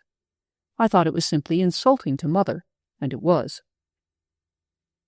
Now I had watched all this for nearly 10 years, noticing more and more as I grew older, of course. And, at the rate it went on, another year or two would see poor patient Mother either mercifully dead or unmercifully driven crazy. It was the ceaseless irritation, the criticism and caustic comment, the being hindered in everything she wanted to do, and the uncertainty about money. That is worse than plain poverty. Of course, Father brought home something, paid for the coal and so on, but a lot of that was just on credit, and how Mother did hate a debt. He told her that if she wouldn't let him mortgage the house, he would simply do the same thing by getting in debt.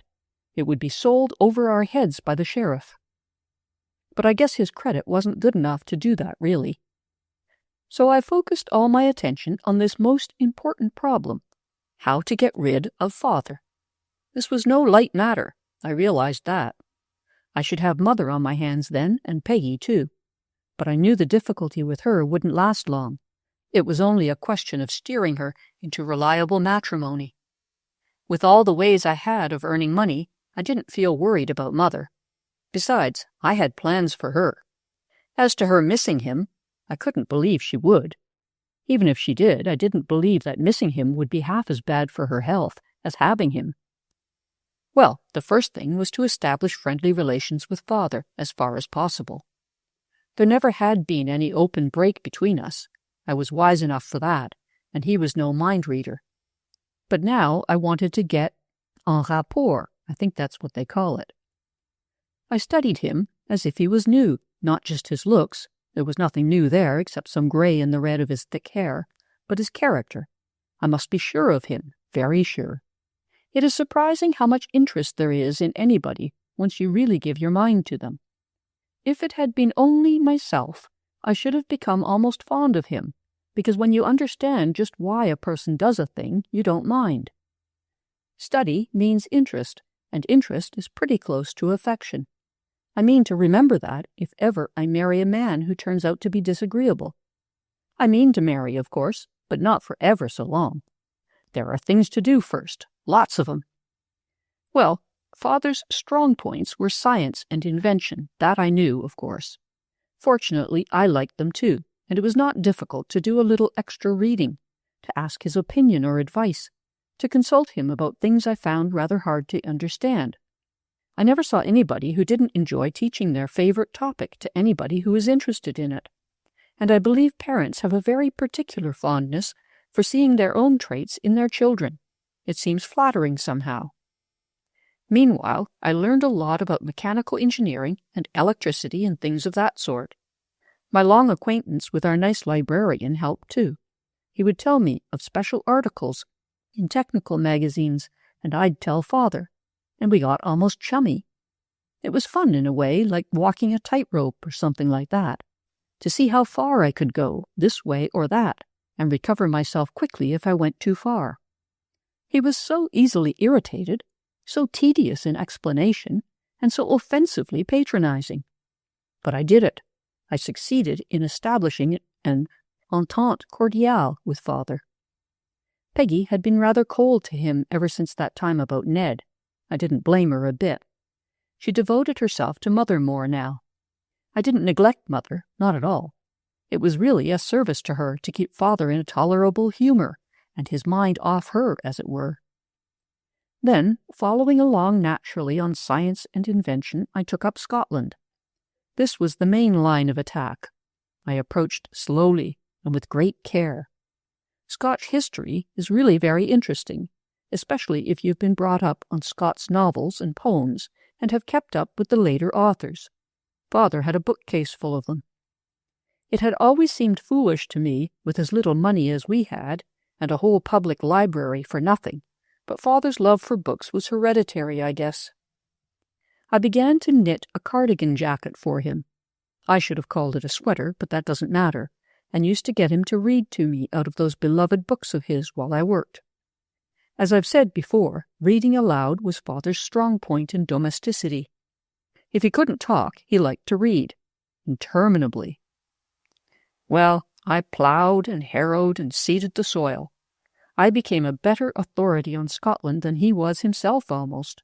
I knew all those old kings and chieftains, way back to the Roman invasion, and the legends and ballads, thousands of them. One thing I found that pleased me, that most of those nice ballads and songs were written by women, but I never dwelt on that. Where there was a doubt, Father always denied it, and when it was an established fact, he ignored it. Our own line was the background of it all. I got him to make a genealogical tree, working out all he knew of our kith and kin, and it joined with a great many printed ones that covered the kings of ancient Europe and went back to Noah's Ark. Father and I had a very pleasant time. He almost complimented me once in a while. But his business worried him, and since Mother remained so feeble that even he hardly dared to harry her now, he got to confiding his troubles to me, or parts of them. That he was homesick for Scotland, I knew. That fire I kept burning all the time. It was not only our talk and reading, but I got Peggy to play Scotch airs to us evenings. And when she said she hated everything Scotch and never wanted to see any of their screeching music any more, I just had a good talk with her. I told her if she would play and sing Scotch things for me for another fortnight or so, I wouldn't ask her to again for 3 years. I'd have said ever, but you never know for sure that you may not want a thing again. It is well to be economical, even with promises. So she used to sit down after supper. Mother always went to bed early now. The doctor said she must, and just drift along with old Scotch melodies and sing now and then. And I'd laid my book down and ask Father things about Scotland till he'd get up and walk the floor, and let his pipe go out, and even forget his tumbler of toddy while he talked of his native land. He got more homesick than ever. Then I gradually found out that one reason he wanted to get over there was that he was convinced there was coal on his land, and that if he were only on the spot he could make sure. The work he did here might stop any day, he said gloomily. He used to get more confidential toward the end of the evening, when Peggy had gone to bed too, and I sat knitting, and then I gathered finally that he was more or less in debt, on his own account I mean, not just the house. "You have a fairly good head for a girl, Benigna," he said to me. "Can you not see that if only that poor mother of yours would let me raise a bit of money on this house of hers, we could all win out clear?" "What is she afraid of?" I asked. "That we should lose the house?" 'Tis just woman's foolishness." He got up and walked about, swinging his long arms. "She cannot sell it, and I do not ask her to, but she could mortgage it, for a little, that I could pay off in a year or two at most, and no risk at all." "I've heard you speak of a deed. Is that what you mean?" I asked cautiously. "That doesn't sound very terrible." "It is not terrible. It is plain common sense. But your mother won't see it. You cannot argue with a woman." And he sat down disgustedly. "Perhaps when she's a little better she'll feel differently. Could you explain about that deed to me, Father? Maybe if I understood it, I could persuade Mother a little." He showed it to me without any difficulty, had it in his pocket. It was all made out, solemn and legal as could be, everything ready but Mother's name to be signed. "'Tis only a miserable $1,000 that it calls for," he said, as if $1,000 was no more than a pittance. "Then I could clear off these trifling matters that annoy me here, and have enough left to make the voyage, and what little it would take over there. There's nothing in the way but your mother's obstinacy." And he'd march about again and talk about these women. "If you were there, Father, could you live on your estate?" I asked with a serious face. "Live on it? We could all live on it," he protested. "There's a house and a garden and a sheep run. Do I not draw an income from it, as you know?" He did, and I did know. I'd been figuring on it very carefully. If there was any way on earth of getting him over there, I thought the place would keep him in decent comfort. Then I made a little arrangement through an old school friend of mine, Mary Howard, who had gone to England to live with her father's people. We used to correspond in cipher. I was very fond of Mary. She was a trustworthy girl and thought a good deal of my judgment. I had helped her out of a scrape once or twice. I sent her a message, typewritten, in an addressed envelope, and asked her to send it to the Edinburgh Weekly News and Observer. That was the paper Alison took. She would have a paper of her own, wouldn't be contented with a second-hand one, but was proud to let Father read it, and he said there was no reason why we should take two. There was a postal note to pay for the advertisement. I had that much in my secret hoard. Grandpa had given me a generous allowance to come home with, too, and I always had a little something. I told Mary to please change the note into stamps at a post office not near to her home, and put them into the envelope. Please insert the enclosed advertisement for the issue of October 3rd. Stamps for payment enclosed. That was the message. And keep it a dead secret for my sake, I told her. I said she was welcome to read it, but perhaps she'd be safer if she knew nothing whatever about it. Mary was a cautious person. She walked 1.5 miles to change that note, and never peeked into the envelope at all, just sealed and sent it, after tucking in the stamps. She wrote me all about it. I kept watch like a hawk for that paper to come, which it did in time. Alison read it solemnly through in the afternoon, sitting in her painfully clean kitchen by the window. She got her work done like a sort of cold whirlwind, and then used to sit there with a big stiff white apron on, and not a sound but the flies on the sticky paper. I borrowed the News and Observer just before she went to bed, and yes, there it was. So I put the paper down on the little stand by Father's elbow, and sat down by the lamp with my knitting. Peggy had been playing for an hour or so. The room still seemed crooning with The Land of the Leal and Auld Lang Syne. Nobody was up now but just us. He read along and read along. I thought he'd never come to it. But by and by he gave a start and sat there staring. "What is it, Father?" I said, and half rose to my feet, but he folded the paper up tight and put it in his pocket. I knew what he had read well enough. "If the next of kin to the late Andrew Angus Machiavelli of this city will call in person within 10 days at 109 Blackie Street, Edinburgh, it will be to the advantage of the family." I had been at great pains with the wording of that advertisement. 109 Blackie Street was the address of a firm of engineers. I thought they could advise him about that coal, maybe. As to the advantage of the family, I was sure of that. He was pacing up and down now, very grim indeed. "Father," said I, "you don't look well. I wish you could get a vacation somehow. I believe if you were better, Mother would be too." He stopped short and stared at me. "Benigna," he said grimly, "by a singular coincidence I was making up my mind to take a trip at once. It is only a question of persuading your mother. I didn't like the way he said persuading. See here, Father, I said. I know you could in time, but I wish you'd let me try. You know, sometimes she'll listen to me, and it will save you the worry. Just let me take the deed. If I can get it signed without her realizing that you're going, I think that will be easiest. She's so weak now, you know. He showed me the paper presently. He just had to talk to somebody. Here it is, the chance of a lifetime, maybe. I must go, and go at once. It'll be the making of our fortunes. I tell you, Father, let me pack your things, and you start off right away without getting Mother excited. Isn't this Thursday? Isn't there a boat going Saturday usually? Could you get the money tomorrow if you had that deed, and go off tomorrow night, and then write Mother a letter from New York before sailing? We began to plan. If you can do that, Ben, you can do me a service. Just get her to sign it, if you can. I have a man ready and waiting with the money. Part of it was owing him. That was why he was so willing, I found out later. Will it be enough, Father? I asked anxiously. It will be enough to get me there at any rate. I can manage afterward. There will be more when I get to work over there. It was late before we went to bed. There was so much to talk over.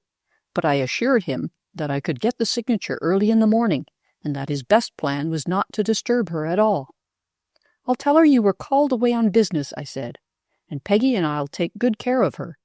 We can get along for a month or so, all right, or till we hear from you. I packed his bags for him. He said he didn't need a trunk, and that he could buy things on the other side far better and far cheaper. He looked quite eager and young, fairly smelled the heather already. He planned for a very early start, but he was up so late that he didn't wake at all in the morning till I slipped in, with the deed in my hand all signed and acknowledged. She's asleep again, I said, and Peggy's not awake. They'll understand that you had to go in a hurry. He looked at his document carefully before he hurried off. However did you persuade her? He demanded.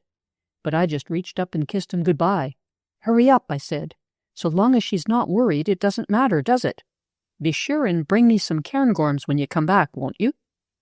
So off he went in a sort of clumsy rush, and I watched him go, a prey to conflicting emotions. Everything was as still as could be in the house, and nothing moving in sight but a milk wagon. I felt like Lady Macbeth, or who was that girl in the turban that killed her father? Or they said she did. Then I drew a long breath. Now, Benigna Machiavelli, I said to myself, you've got to take care of your mother and sister, and it's no crime to sign your own name that I know of. Chapter 8. You needn't imagine that I let Father go off without having some sort of provision in mind for Mother. I had been studying Mother all my life, more or less, and had a theory as to what would make her happiest. It's particularly hard to understand your own parents. They stand so close to you, and they are always there. It is like living on the side of a mountain. You can't see it.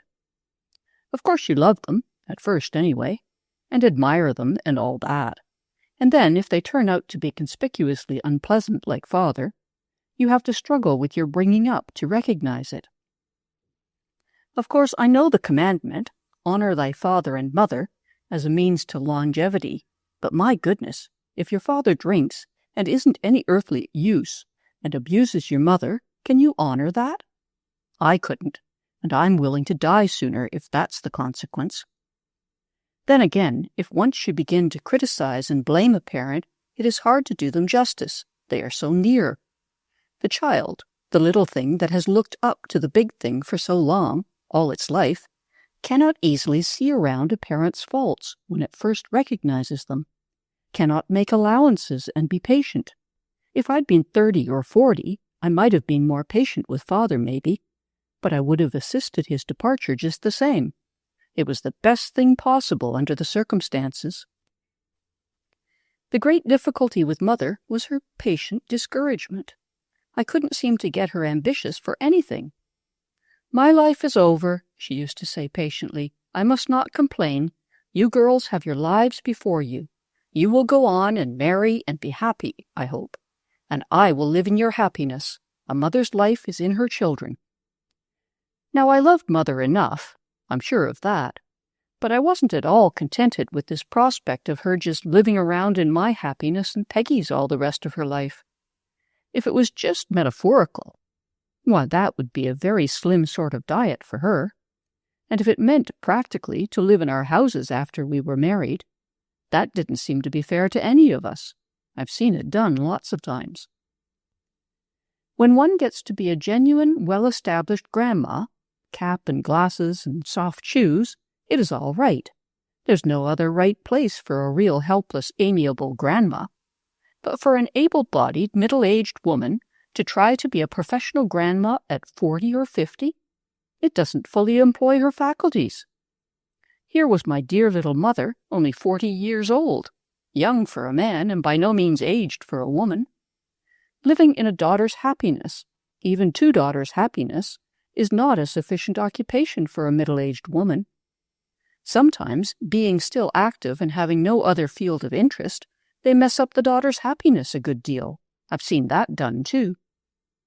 So I used to sit and look at dear Mother with those non-committal eyes of mine. I was always proud of my eyes. They were so inexpressive. They didn't give me away. And wonder how I could get her roused up to see that she ought to have 10, 20, 30 years of satisfying life before her, with lots of happiness of her own, to use and give away. She thought it was all over with her life on account of Father. But what sort of a life did she have with him? I had a secret conviction that there was a stretch before her which she would find much pleasanter than what lay behind. So I had planned out a career for Mother. Our assets were the house and Mother's motherliness. Of course, the obvious thing was boarders. I'd had that in mind for some years, more or less, and had been studying the business as far as I could. There was Mrs. Gale next door. She kept boarders because she had a house and a daughter to bring up and no other business. But she didn't like it, and Jenny didn't like it, and the boarders didn't like it. Mrs. Gale was an awfully cross woman. Jenny said it was nervous trouble, that naturally she was lovely, but I guess I never saw her when she was natural. Nervous or not, the servants couldn't stand it. They wouldn't ever stay long. Mrs. Gale worked and fussed and scolded, but somehow the house was never clean, in spite of always being cleaned. That is, things were continually torn up, and there was dust and flapping, but none of that still freshness that feels so good in a room. She wanted Jenny to do more work in the house, but Jenny hated housework and wanted to be a stenographer and typewriter. She said she could earn enough to take care of her mother that way, and would much rather. I backed her up, told her what wages expert stenographers got, and how keeping boarders wasn't a bit good for her mother, and it was really her duty to struggle on even if scolded, for her mother's sake. So she struggled. I taught her stenography. It was good for both of us. We took turns dictating, and I tried to keep her spirits up. But what with keeping on at school and helping her mother and our night work besides, it was very hard on Jenny. If it hadn't been for me, she would have given it up, I know. But I used to figure out for her what fine pay she would get by and by, and how she and her mother could have a little apartment and live so comfortably on that, and how it was really for her mother's good, and she must bear up for her sake, and Jenny hung on. Mrs. Gale's house was close to her side of the fence, and ours was close to our side. They were both big, comfortable elderly houses, with plenty of rooms, and built on about the same plan by a rich family who lived there once, brothers or sisters or something, and used to have a covered way connecting them, but that had been taken away later, when the estate changed hands. Grandpa Chesterton, I think, may have had a sort of half-thought of the professional advantages of the place when he bought our house, but if he hadn't, I had now. You see, it was only 10 minutes' walk from the City Hall, but owing to the sudden hill it was quiet and pleasant, a nice residence street, yet close to business. With such a house and such a mother, boarders were the obvious resource.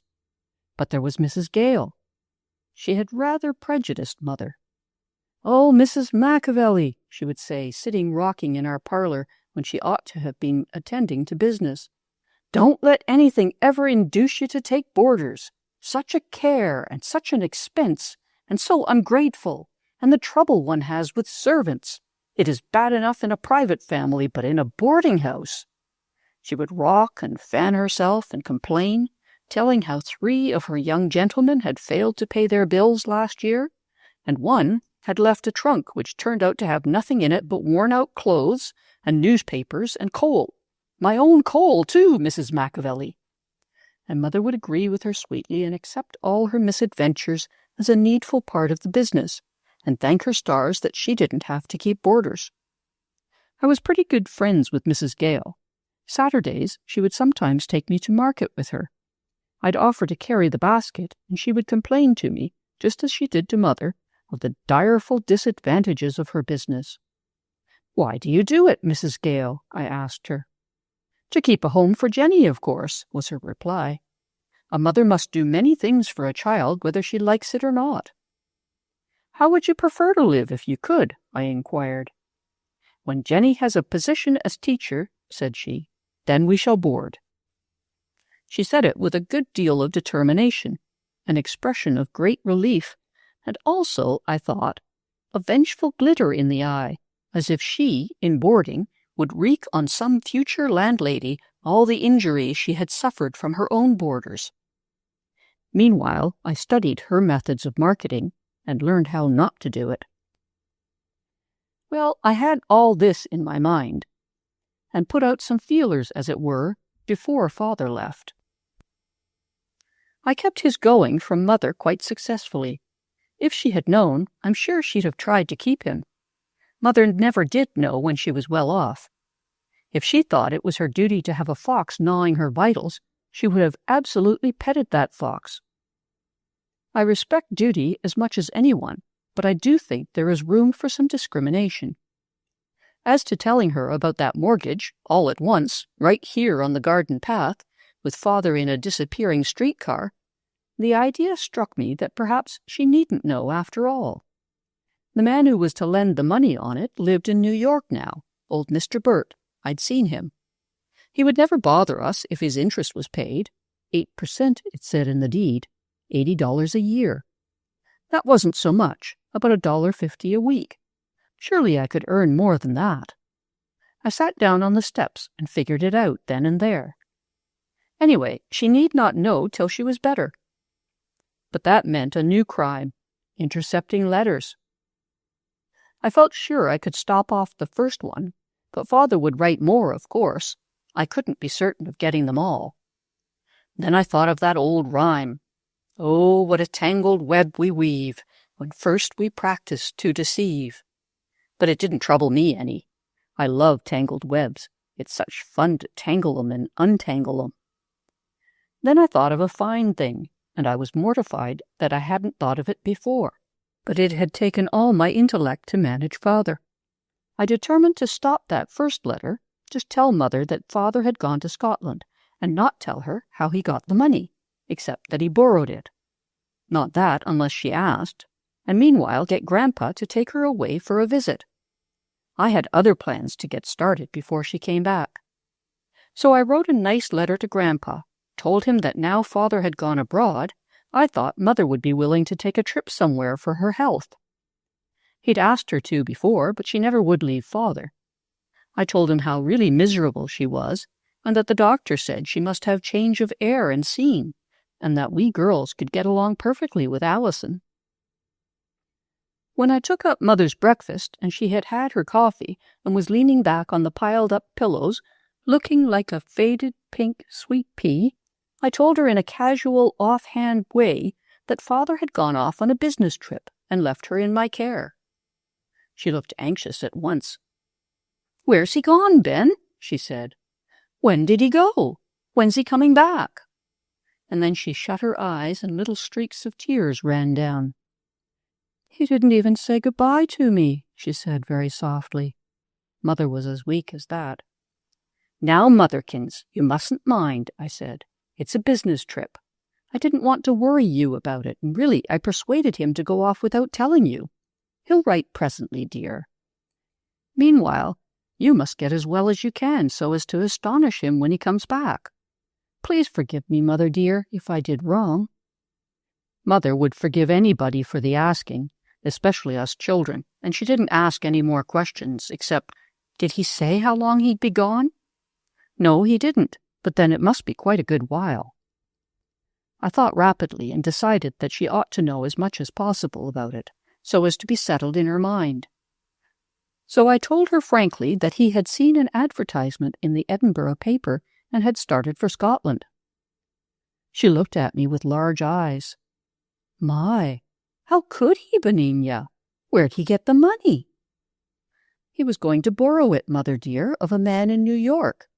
He took an early train on purpose. I think he thought you might disapprove. Anyway, I'm the one to blame, so if you've forgiven me, you'll have to forgive him. And really, I think it will do Father lots of good. He has seemed actually homesick lately. Just seeing his native land again will make him happy." Peggy was tremendously interested when she heard of it, and Alison McNabb was not only interested but angry. "He has gone to Scotland, is it? And not a word to me. I should have been glad to send messages to my people there, and presents perhaps. Gone to Scotland, without a word." Peggy sat with Mother, and Alison, of course, was busy enough. But my main occupation now was to watch the postman. I could see him coming up James Street if I kept a steady eye on one place between the trees, and then it was easy to meet him between the corner and our house. "Good morning, Mr. Riley. Any letters for us?" There weren't any at all, so I had it all to do over for the noon mail, but Father had forgotten, or been in too much of a hurry maybe, and only sent a hasty word on steamer paper just before starting. It came next day. I smuggled it up to my room, steamed it and opened it and read it, feeling more Machiavellian than ever in my life. To my great satisfaction, it didn't say a word about the deed and the money. I suppose he couldn't bear to thank her, so Mother got her letter all right and felt relieved in her mind. Then I put my trust in Providence. Perhaps he'll never mention it, I thought to myself. Meanwhile, Grandpa had come. He didn't write, he didn't even telegraph, he just came. "Pack up her things, Benigna," he said. "She's going back with me. She can have rest and change there for a while, and then we'll see." He wanted me to come too, but I urged that Peggy ought to be the one this time. "Peggy's so sweet with Mother," I told him. "I shall be all right here with Alison. There's a lot of housekeeping and things to do." "You must have some money to live on, child," and he left me enough for some time. Grandpa would have been glad to support us all, without Father, but Mother had that stubborn sense of loyalty. She would not do what Father disapproved, no matter how unreasonable he was. Grandpa's coming in that way made my work almost too easy, but I guess I needed some leeway after all, for I was undertaking a good deal. "May I do what I think necessary in the house, Mother dear?" I asked before they went. "Yes, indeed, child. Whatever you want to do will be wise, I'm sure," she said. Mother had a high idea of my judgment, even from what little she knew of it. "Now I am a housekeeper, Grandfather," I boasted with pride. "You'll trust me to manage right, won't you?" "I'll back you as a housekeeper against all comers, Benigna, but you ought to have some older person with you." "I'm going to get Miss Ayres to come, if she will," I said, "or maybe Miss Arthur, some of the teachers. I shall have quite a boarding house to manage. May I run a boarding house, Mamma?" She said, "It'll be all right if Miss Ayres will come. Do get her." And Grandpa said, "Go ahead with your boarding house, child. You're equal to it." And Peggy heard them, and Alison, who was putting in Mother's bags and fussing around generally. So I had quite a cloud of witnesses. Of course, they didn't think I would. But what of that? The carriage drove off, Mother quite rosy and hopeful-looking, Peggy as pretty as a whole bunch of fresh roses, and Grandpa happy enough to get his daughter back for a time. Alison stood there for a while, her arms folded, watching them go. "'Tis a good thing," she said, "a mighty good thing. It will make a well woman of her, belike." Then she went back to her kitchen, and I stood there by the gate alone. Never in my life had I felt such a sense of hope and power. To have Father gone was like, well, did you ever hear one of those big city coal wagons unloading down an iron chute? It takes ever so long, and all the neighborhood is scraped by that dull, rasping roar. If you're busy, you don't notice it much, but when the thing stops, there's such a soft, cool, rested feeling comes over you. And silence like a poultice came to heal the wounds of sound. Having father gone was like that. Having mother gone was not a pleasure in that way, of course, but it was a relief of another sort, not to have to worry about her. Nothing could be better for her, I was sure, than Grandpa's big shady house and that lovely place of his with the certified milk and eggs and the flowers. Having Peggy gone was a loss. I did miss Peggy always. But then she too had been a care lately. Now she was off my hands for a while. There weren't any young men at Grandpa's farm except the workmen, and when I remembered that man on the train struggling so when Grandpa collared him, I didn't worry about Peggy. So there I was, 18 years old, healthy and strong, quite a sum of money in my pocket, and a house to do as I liked with. And it was only the last week of April. I stood very tall and lifted my chest. I felt as if I was a giant let out from under something, or the genie out of a jar. The first thing I did was to take Allison into my confidence, into some of it, I mean. She was not so much a servant as a retainer, a real friend of the family. And though not given to praising anybody, I knew she had a good opinion of me in some ways. I waited a few days and took a favorable time, afternoon, the work all done, and she pretty well rested anyway, there was so little to do now. "Allison," I said seriously, "how would you like to earn some extra money this summer?" She looked at me suspiciously, but merely replied, "I'd like it fine." "Here's a big house with a lot of empty bedrooms, all comfortably furnished, and 2 big parlors besides the library and dining room. Here's a garden big enough to raise a lot of small vegetables, besides our berries and fruit. And here is a woman of exceptional ability and skill," I bowed to her, "and a girl who can make herself useful." She nodded non-committally. "Aye," she said. "You know Mother wants me to get Miss Ayres or somebody to stay here while she's away, and you heard her say, and Grandpa too, that I might have a house full of boarders if I liked. Well now, I'm thinking of getting a few real nice people that Mother knows, friends of hers, to come and board here, for the summer anyway. I won't charge them much, but if I can raise most of the vegetables, it won't cost much to feed them. And I was thinking of offering you $50 a week extra, for each of them. I can do all the bedroom work and wait on table. Then, if you felt strong enough, you could do some of their washing and make that much more. And besides that, if you can make real economical dishes, they've got to be fed well, and plenty of it, but it don't need to be expensive. If you can make the cost come under what I've allowed for food, you shall have the difference." Allison's little eyes sparkled. It was fun to watch her. The Scotchness of her came out so strong. Canny was no word for it. She asked no end of questions. Who was I going to get? How did I know they would come? How could I be sure they would pay their bills? And so on. I told her they would have to pay in advance, and that Dr. Bronson and Mr. Cutter were going to back me up. I had asked them. She agreed after a while. "The difficult point is the feeding," I told her earnestly. "We've got to feed them well, very well, and have it look profuse. Yet at the same time we must save all we can. Your extra profit comes in there. But if you skimp them, they'll not stay." She looked annoyed. "Do I not know that, child? Would I kill the goose that lays the golden eggs? Let me advise with you about the marketing, and do you fill your garden with the small things that count up so fast. Who's going to do the work in that garden, by the way?" "I am, of course." "You'll be busy, I'm thinking." "I like to be busy." Allison hadn't any idea of how strong I was, nor how ambitious. How should she have? "It's only women you're planning for?" she asked suddenly. "If you have men, they want a big joint fresh every day, but women like little made dishes." "Only women so far," I said. So we started in. First, I engaged the man to plow and harrow, and I planted ever so many things. I spent a lot of time working in that garden, besides what I spent in reading up about it.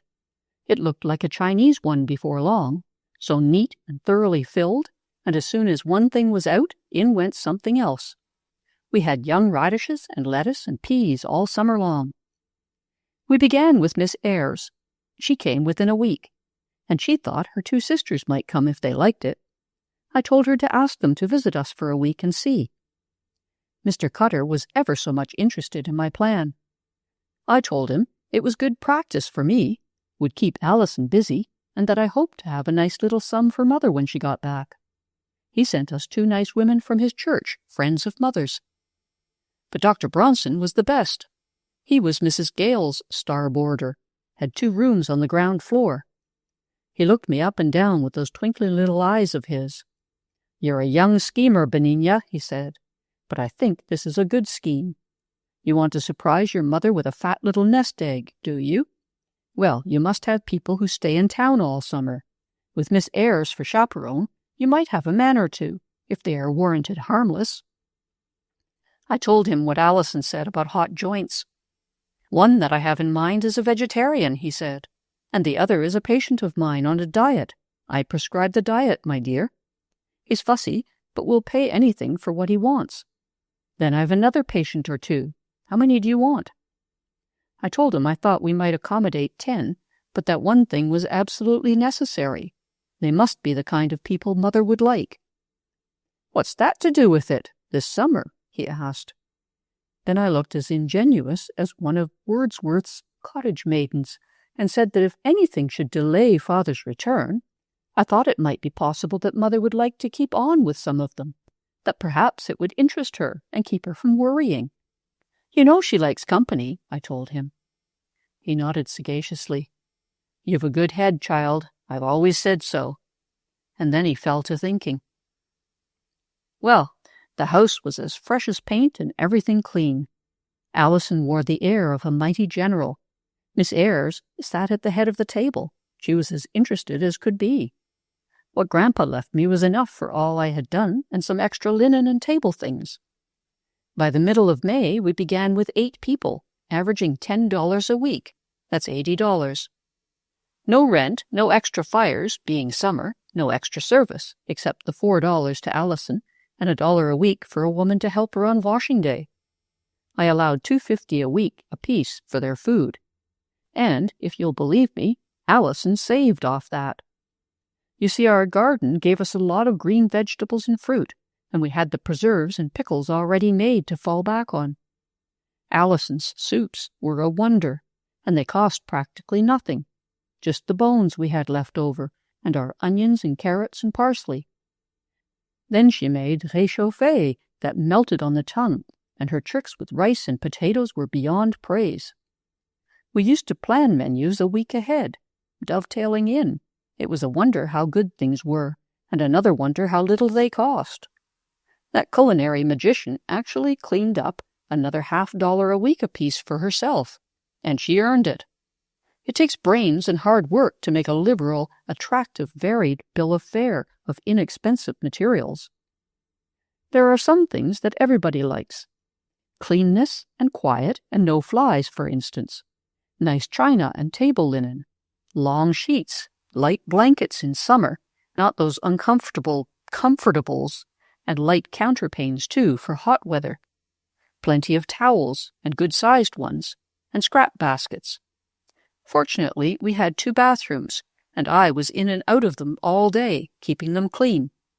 I had some of those small hand towels in there, too. The food business has these necessities. 1 is enough to eat, real substantial good food. Whatever else was on the table, I always saw to it that there was at least 1 copious dish, rice or potatoes or gingerbread, but lots of it, so as to make them feel they could eat freely. And good quality, of course. The next thing is looks. Most everybody likes to have their food look nice. I made quite a specialty of table decoration. The third is variety. Now there's fruit. I used to have a great piled-up dish for breakfast, ever so many kinds. Perhaps bananas and apples most, but 5 or 6 kinds. It looked lavish, but didn't cost any more than the same amount of one. And I made long lists of odd things out of books and magazines, and saw to it that there was something new most every day. They talked about our table all over town, those boarders did, and I don't suppose one of them ever figured out the relative cost of those delicacies. Hash is a horror, but croquettes and ramekins and hot stuff in scallop shells, that's different. I allowed myself $5 a week for my work, and I earned it. An hour before breakfast in the garden, waiting on 8 people, 8 beds to attend to, and the downstairs work, I was always busy enough to suit my ambitions. And there was $40 a week over, clear, splendid profit, to astonish Mother with and show her what she could do. I wrote Mother about it, little by little, that Miss Ayres had come, that she had brought sisters, that Dr. Bronson had asked me to try a patient of his, a dear soul, who needed careful diet, that he'd sent another patient who was a vegetarian, and then one more. I dare say Mother thought they were women, but I didn't say so. I said patients. It was easier because Grandpa decided to take her and Peggy on an ocean trip. Not to Scotland, mind you. He just bought the tickets and hailed them away at a day's notice, as it were. I wondered if Peggy had had any desperate admirers to start him off like that. Anyway, they went, and when Mother came back about the end of September, she looked like a different woman. Chapter 9. The money part of keeping boarders is easy. You have to find out how many, at what rate, will pay enough more than their food costs to enable you to provide room, labor, and a profit. Having established that, you then have only to make it so attractive to this number of people that they will come and stay. That's all very simple. I found out before the summer was over that there are always people wanting to be taken care of, people who only board where they do because they know of no better place. My carefully selected few had friends and acquaintances, of course. They all talked about our table and invited their friends to meals. 75 cents for dinner, 50 cents for lunch, 25 cents for breakfast, and presently we had a waiting list. No, the difficulty about boarders is not getting them in, it's getting them out. I made one mistake and had so much trouble on account of it that it has taught me the lesson of a lifetime. Fortunately, Mother was not at home, or I should never have been able to set it right. She is so yielding. This was another patient of Dr. Bronson's, a rich, middle-aged, invalidish sort of person, willing to pay anything for what she wanted, he said. A Mrs. Miller, Mrs. Joseph Rawlings Miller, she insisted on. Though Mr. Miller was dead, and Mr. Rawlings even more so if possible, she'd had 2 of them. She was so anxious to come and willing to pay so much that I agreed I'd let her have one of the parlors downstairs. She said she would bring her own bed. She preferred to. If that had been all. She brought a whole load of furniture, heavy, overpowering sort of things, and a parrot. Dr. Bronson never said she had a parrot, and when I went with him to see her, it was not in sight. She had been very gentle and polite when I called. I didn't like her, but she offered to pay $15 a week, and I rapidly counted up how much extra that would be, and, well, I admit I was a fool, once. It was not the furniture that made the trouble, nor the parrot, though that was bad enough, but she turned out to be one of those people who have a natural gift for setting other people by the ears. First, she'd make violent friends with one of my nice boarders, and then with another. Invite them to matinees, make them presents, take them to ride, all sorts of attractions. And then, extracting as many confidences as she could from each one, she'd make use of her information with the others. The way I knew this was because she tried it first on me. She thought I was so young and, well, ordinary that I should be easy. Little did she imagine how I spelled my name, secretly. It gave me quite a shock, really, when she began. It was the first time I had met an actively designing person, unless it was Grandpa's housekeeper, and her designs were very limited. But to have this large, beaming, cordial lady begin to ask delicate questions about my father and mother and Peggy and our circumstances generally, why, I had to put on all my armor at once. Even with my 2 handicaps, not telling lies, and always keeping up my innocent, ingenuous aspect, I think I did pretty well. Once she asked something about Father, and for the life of me, I could not think of any way to get around it. So I just looked as young girlish as I could, and said that I didn't think Mother'd be willing for me to talk about my father, even to her. This with a bright smile. She liked the place, though I learned afterwards how she had criticized it to some of the others. But she made more trouble than any 6 of them, always wanting things just a little different, hotter or colder or something.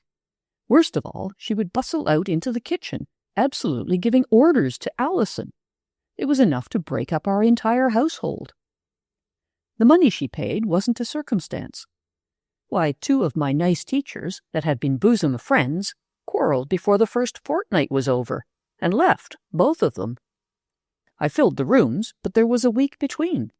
Also, I saw more trouble brewing, a sort of coolness between Miss Ayres and her sister, a young music teacher getting tremendously affectionate with Mrs. Miller, and then beginning to make eyes at the vegetarian man, who didn't like it.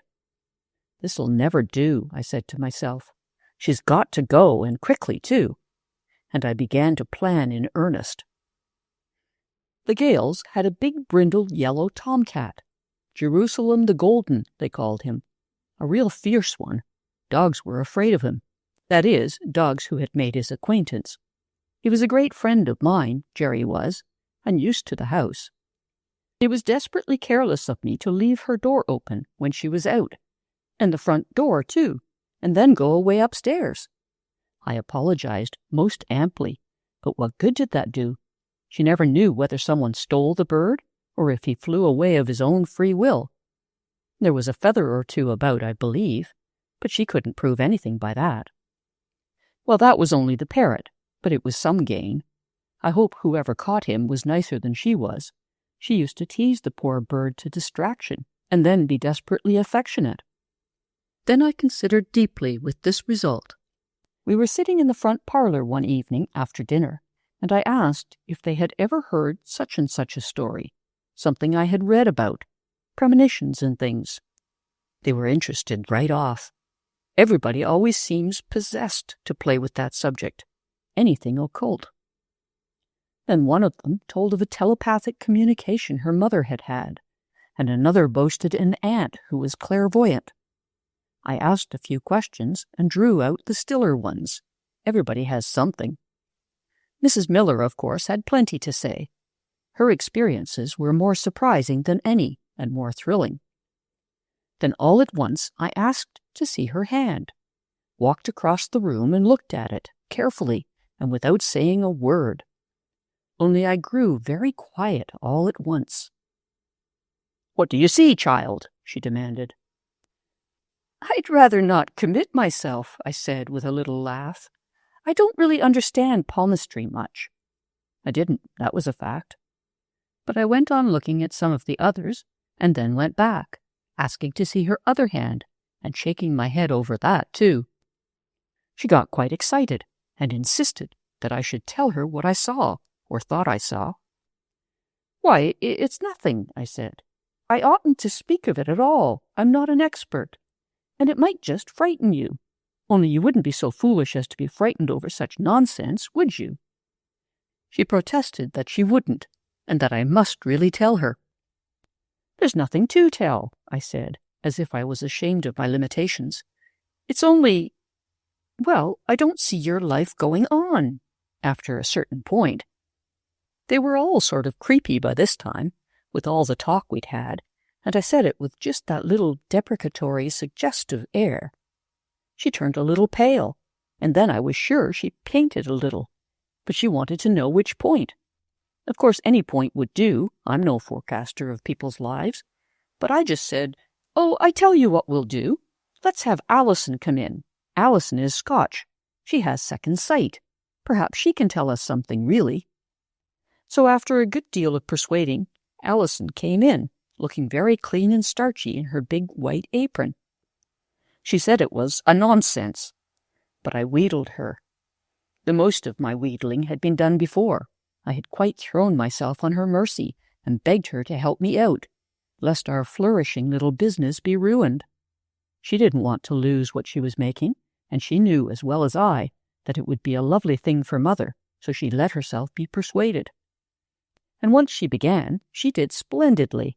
I wouldn't have believed she had it in her. First, she sat quite still, with fixed, staring eyes. Then she began to rock gently back and forth and make a queer, low crooning sound.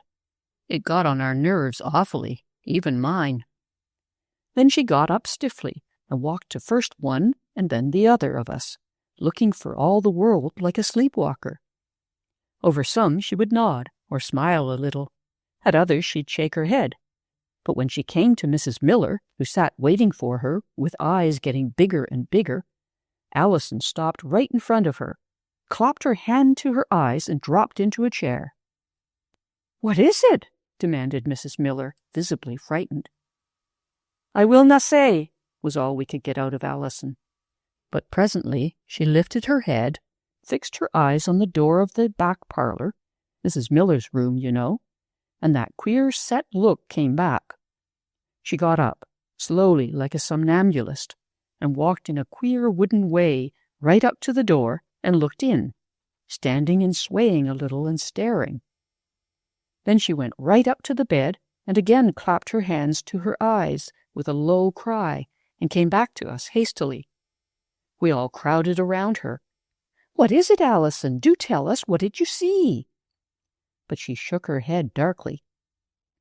"We maun a' die in our beds, unless worse comes to us," she said. "What matters it where or when? Each one must dree his weird." But she did pause one moment by Mrs. Miller to whisper, "You'd be safer higher up."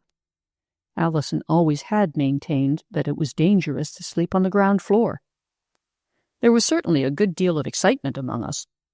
We went and looked into the back parlor. I stepped in and out again quickly. "Do you feel anything queer?" I asked the little music teacher, who was actually shivering. "I wouldn't go in there for anything," she protested. "Mrs. Miller, don't sleep there. Come up and sleep with me." Well, she did sleep upstairs that night, and the next day she left, furniture and all. She went to a hotel, and from there to a sanatorium, said her nerves were affected, and everywhere she went she spread reports that our house was haunted. But as for us, we settled into peaceful ways again. I had a brilliant new paper put on both parlors, opened the big doors wide, let in the sunshine, and kept the vases full of nasturtiums and coreopsis. The little music teacher went away, but I soon had the rooms full again, and we went on as smoothly as before. Some of the boarders tried to get Allison to tell what she saw, but she would only shake her head and smile, remarking that it took no great wisdom to say that folk died in their beds. As the malign influence of Mrs. Miller wore off, and we had bright times, as we did before, I think most of them concluded Allison had tried to frighten her off just because she didn't like her. I was quite willing they should think so. Well, I breathed deep after that affair. Also, I learned, if not humility, at least more caution. You see, most people are easy. Even as a child I learned that. And most people are good. That is, well-intentioned. The harm they do is just by clumsiness. Too many clumsinesses together. Then the meanest person I'd known so far was Father. Now I began to see, measuring him by Mrs. Miller, that Father wasn't bad. That is, he did not try to do mischief. The trouble with Father was first being that kind of person, and then having married Mother. If he had married a different kind, such as Mrs. Miller, for instance, my, how different Father would have been. But she seemed to be really a bad person, seemed to like to do mischief for the fun of it. When I counted up profit and loss, I found that she had just about paid for what she cost in money, except that one of the new boarders was not as permanent as the two who had quarreled and left. I was going to have a vacant room by the middle of August, and that was not an easy time to get another person in. Meantime, I determined to make an extra effort in selecting a good one. Mother was to get home sometime in September. Father had written home a few times, not often, and I had read his letters. What if it is a prison offense? It doesn't say anything against it in the Bible. Anyhow, it seemed to me right, and what I think is right I mean to do, law or no law. These laws people make, they unmake as fast as they make 'em, always having new ones and altering old ones or repealing them. And they don't even pretend to have a revelation or anything. Besides, some are made on purpose by rich men, and the lawmakers paid to do it. I've read about that. Well, anyway, I read 'em, and he never said a word about that mortgage. If only I could keep him over there until I earned enough to pay it. He didn't say anything about coming back, nor much about what he was doing, except visiting around among his cousins. There was no end to those cousins, and so far he had only quarreled with 2, and was still staying with the 3rd. So I thought he'd be over there a long time. Now, if only I could get the right kind of person into that big front room, one of my best, before Mother came. I had a pretty wide circle of acquaintances, and a lot of friends, too. I kept a list of them in a blank book, with descriptive notes in cipher, of course, and had their names dated by the calendar, with the unwritten note, "Do something for." Anything would do, no matter how little, but people do love to be remembered. Every Sunday I'd look over my notes as to that week's bunch, and taken flowers, or a library book to look at, or just stop and ask if I couldn't do an errand, anything. I made a serious study of this list now, but everybody I knew either had a home or was settled somewhere. Besides, there wasn't one there who could fill just the place I had in mind. Then, just happening to look out of the window, I saw someone turn in at Mrs. Gale's gate, and I had an inspiration. It was Mary Allen Windsor, the new woman minister who had just come to the little Universalist church on Ash Street. I used to go there sometimes when Mr. Cutter was away, but I never liked their old minister. He looked like Noah, at least, if not Methuselah.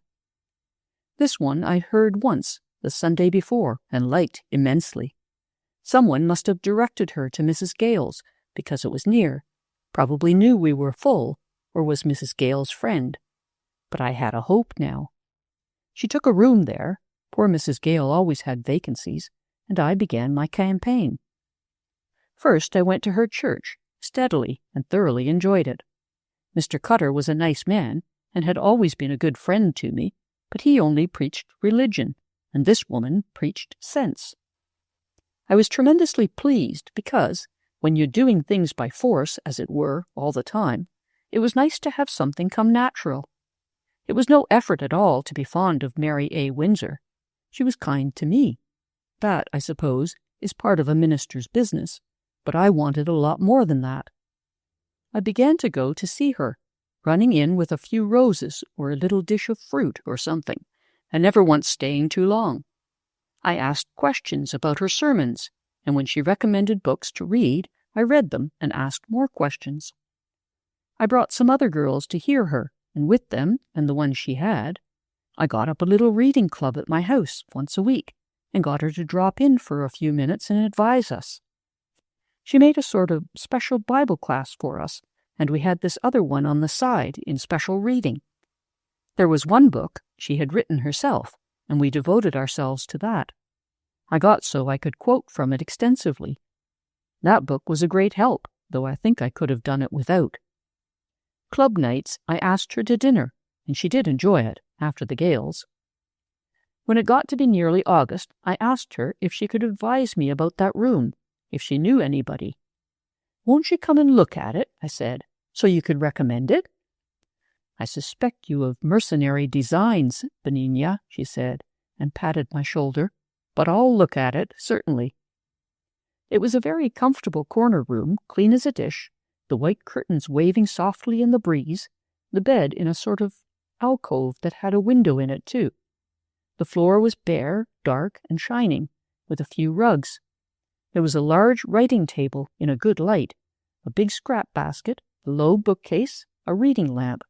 I had given a great deal of thought to that room. It was near the bathroom, and there was a little set bowl in it besides, with hot and cold water. Mary Allen Windsor looked it over carefully. In her mind's eye, and in mine too, was that darkish room of Mrs. Gale's, big but all full of furniture, with a spare little stand-uppish writing desk, sort of lady-in-the-parlour desk. "I know a lady who would like it very much, Mrs. Machiavelli," she said. "And so do you designing young person. What do you charge for this room?" It wasn't any more than Mrs. Gale's, and as soon as it was vacant, she came over. Then I drew a long sigh of relief. Here was a person of real dignity and position, one who could handle the conversation, push it or check it or turn it as she liked. I always wanted to do that, but of course I can't till I am a lot older. Perhaps never, if I keep on being so negative. But I liked to see it done, and I felt sure Mother would like her. That was the main thing. My purpose was now to study her tastes and wants, to make the place so comfortable she'd want to stay, and arrange the other boarders to suit her. There was only one she seemed to really dislike, one of those patients of Dr. Bronson's, a sickly sort of person, of course, being a patient, and showing a mean, critical spirit. Whatever the talk was, he'd sit there with a superior little smile, and then say something calculated to make the other people feel small. At least it worked that way, and I don't believe it was an accident. Dr. Bronson said it was dyspepsia, but what difference did that make to us? He played chess and was very proud of it, used to play with the poor vegetarian gentleman and beat him, and be so hateful about it. Miss Eyre's sister used to watch them a little, and he found she could play, and invited her to try a game with him. He beat her badly, and then made patronizing remarks about it, as to the female mind, and so on. I had never said that I could play, or shown any interest in it, but now I did. I hung around till he said, "Well, young lady, do you think you can play chess?" I told him I used to play with Father when I was quite a child. "Aha! And did you beat him?" "He beat me the most," I admitted. "Beat you, did he? A father's privilege. Well, would you like to play with me?" "I could try," I said, and did try. I played a weak sort of game, and he hardly gave his mind to it at all, but all of a sudden I took advantage of a weak point and mated him. He was immensely astonished and annoyed, but I said it was only that he had let me do it, accused him of encouraging me, and so on, and we tried again. This time he played better, but so did I, though still a quiet game, and the others gathered around to watch. He was awfully surprised that time, but I beat him again. Mr. Wales, the vegetarian, began to get a little uproarious, he was so pleased, called me David, and his little champion, and things like that. And Mrs. Coulter, that's Miss Eyre's sister, said that the female mind must vary somewhat. He was quite white about the lips now, and had little dents round the corner of the nostrils. But he didn't say much, just asked me if I'd play again. I seemed willing to stop, suggested that perhaps he was tired, which made him madder than ever, pleaded that I was tired, at which he accused me of cowardice, and finally we began again.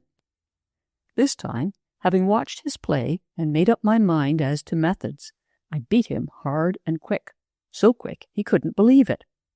He got up and went out of the room without a word, and they all praised me, but I said it was just because he was angry and didn't play his best, and that was true enough. They all guyed him about it a lot, particularly Mr. Wales, and urged him to play with me some more. At first he wouldn't, but I played with Mr. Wales and he beat me, and then I played with Mrs. Coulter and she beat me, so he thought it must have been an accident, and after a while he did try again. I beat him 3 straight games. After that they said he was in the infant class and taunted him unmercifully. Whatever else came up, they would bring it back to chess, and pretty soon he left us. I consulted with Miss Windsor about whom we should have next, told her about Mother and her temperament, and that in case Father's return was delayed, I thought it would be such a good thing for Mother to have a nice congenial group of friends there. "Or even if he does come back," I said, "I think Mother would enjoy earning some money of her own, don't you?" "Every woman should earn her own money when it is possible," she said, and she gave her mind to it, and suggested a young man in her church who was putting himself through college. "He can't pay much, but he is a dear fellow, and I know your mother would like him. Suppose you try. He can do a great deal about the place in winter, snow and coal and so on. I thought it would be fine to have a nice young man in the house. With Mother at home, it would be all right. And as for Peggy, I guessed I could manage. He was waiting on table at a summer resort then, but he came just before college began. Now we had a nice family, and I waited with the utmost eagerness for Mother to come back. She did arrive finally, and I declare I shouldn't have known her hardly. She was brown instead of pale. She was plump instead of thin. Her eyes were bright. She'd had her teeth all put in order by Grandpa's dentist. There had never been money enough before. Peggy looked blooming, of course. That was to be expected. But Mother was a joy. She was a good deal overcome at first by the size of our family. I had written her from time to time, and so had Miss Ayres, to reassure her, but I don't think she had realized how many there were. But her room was all right, and Peggy's, and Allison was a picture of calm pride. "Do I mind it, Mrs. Machiavelli?" she protested when Mother insisted it was too much for her. "Why should I mind cooking for a dozen, or 2 dozen for that matter, any more than for 4? "But the dishes, Allison. You have so many dishes to do afterwards." "And what else should I do afterwards? I cannot cook the whole day long." "No, ma'am, I do not mind it. Not if it is agreeable to you. On the same terms, that is, of course." Mother was more than willing to ratify my arrangements and wanted to give her more, but I dissuaded her. She was very dubious about going on with it, but I begged her to try it for a while anyway. "It'll take up your mind, Mother dear," I said, "while Father is away, and I believe you'll like it." I had guessed pretty well, but even I had not imagined just how much she would like it. You see, some of them were old friends of hers, and the rest soon became new ones. The boy, Robert Aylesworth, she took to her heart at once. He was an orphan, it appeared, and he did enjoy being mothered, and was so tender and polite to her, it did my heart good to watch him. And Mary Allen Windsor, oh, I was so pleased. She took to dear little Mother as I hoped she would, and Mother simply laid hold of her like a long-neglected vine rushing up a congenial trellis. Father wasn't a very good trellis. I don't mean that Mother was offensively devoted, not a bit of it, but she seemed to find just the kind of strength and stimulus she needed. He was exactly what I had hoped, and better. Mother was busy all the morning, fussing about trying to make things pleasanter for her guests. There was time enough for visiting, afternoons, or for pretty work such as she loved to do, with nice people to talk to. In the evening we had games, and Mother would play for us, or some of the others would. Robert Aylesworth could sing, just hymns and college songs and such, a nice baritone voice. And we played whist. Mother did love whist so, and she played a good game when Father was not there to intimidate her. There was only one thing I was afraid of now.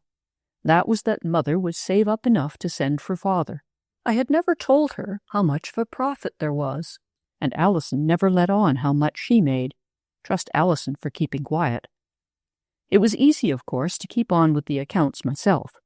She was glad to have me, and as I took in the money and paid the bills, I could hand over what I liked.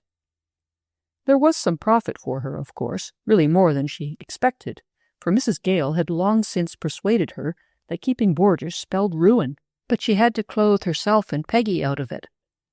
I told her I took out so much a week for my own services, and now Peggy helped a little and made her own pocket money. If I thought Mother was accumulating any, I always urged some new supplies, linen or dishes or something. But the real surplus that did accumulate, I kept to myself, literally and metaphorically. Chapter 10. Things went on wheels for a while with our boarding house. Before Thanksgiving, we were running smoothly, with some extra table boarders. Table boarders are a great help. We had 6, young men mostly, 2 older ones. Of course, after Mother came back, we could have men, and they seemed to like to come. We only charged $5 a week for table board, and $2.50 of that was profit. Mother got $5 a week from the 6, and I saved $10. With that and $30 a week kept back from the previous income, my private safe got fuller and fuller, and I got more and more excited. I'd been paying the interest on that mortgage all along out of my own salary.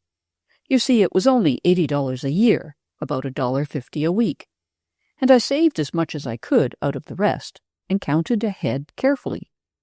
We had to buy a lot of coal in the summer. That kept Mother pretty close, though I paid for some.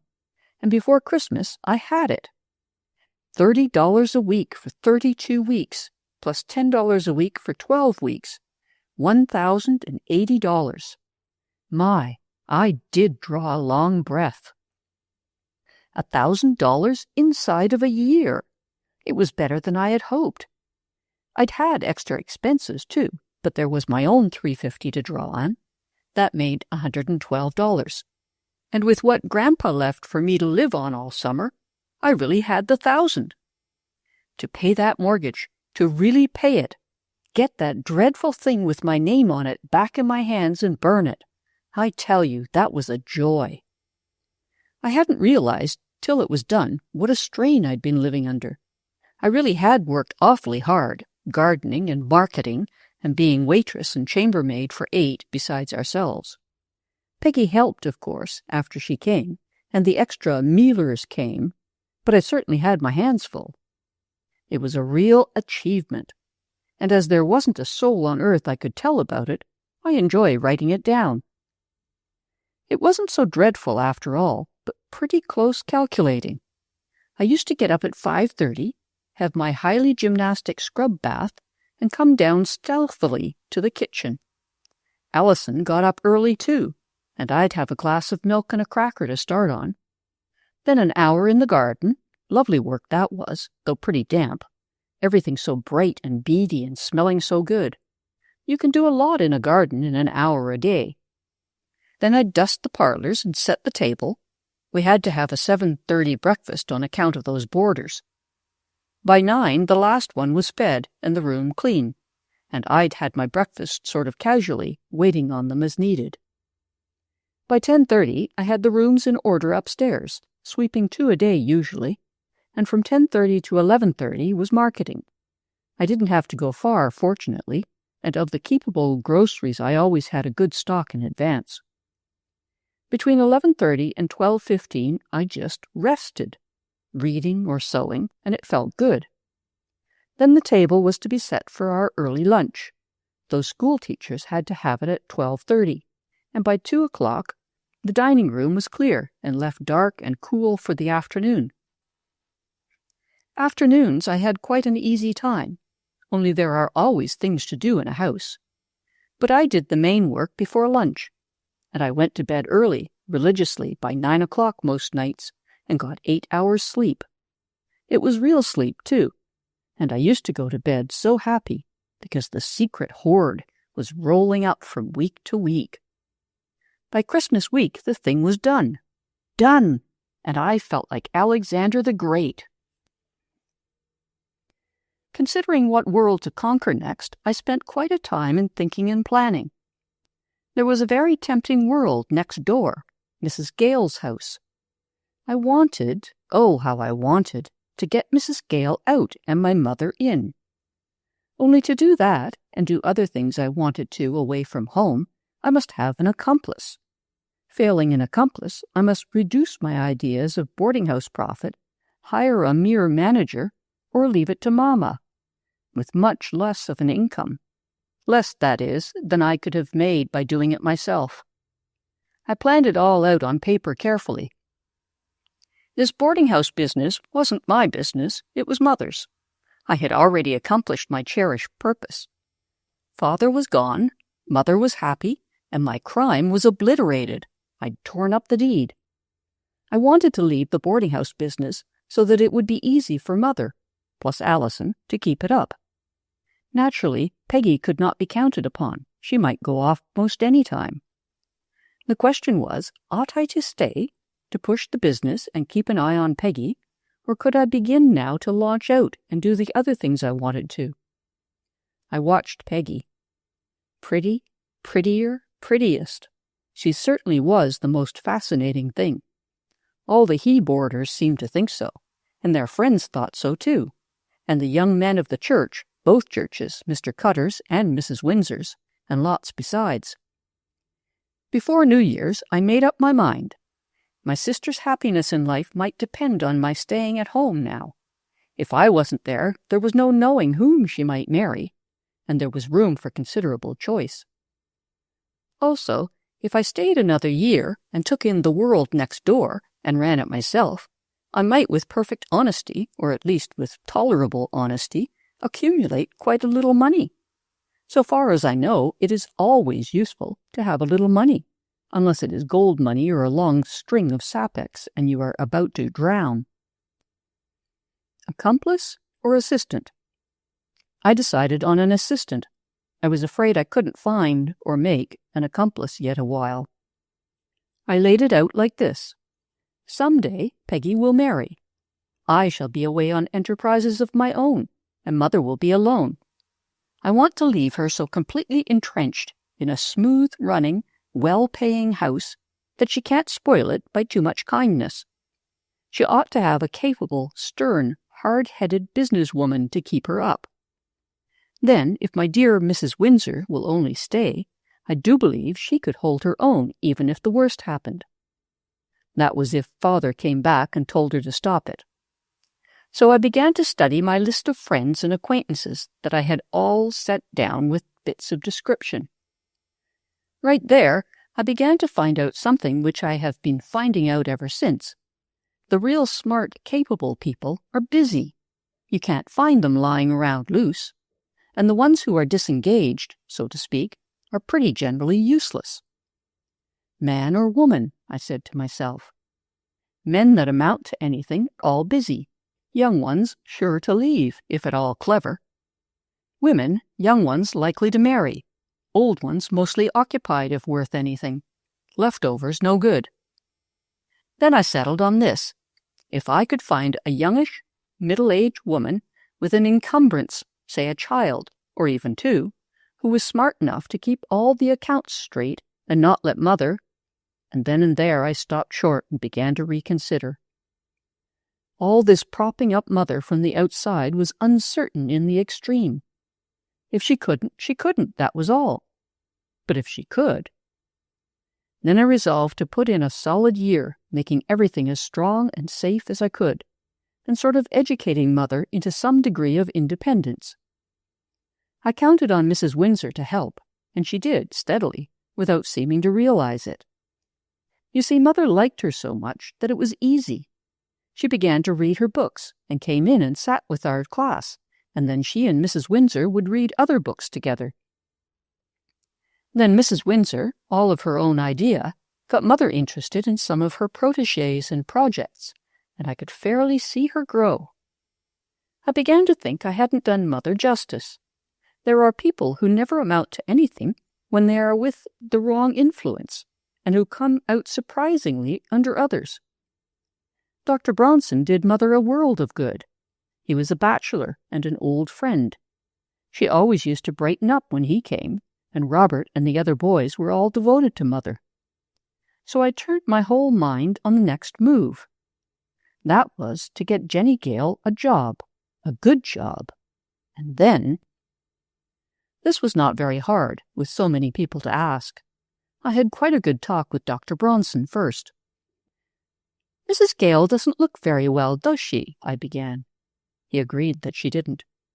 "Don't you think it would be really better for her if Jenny could do the work she liked and support her mother, or help to?"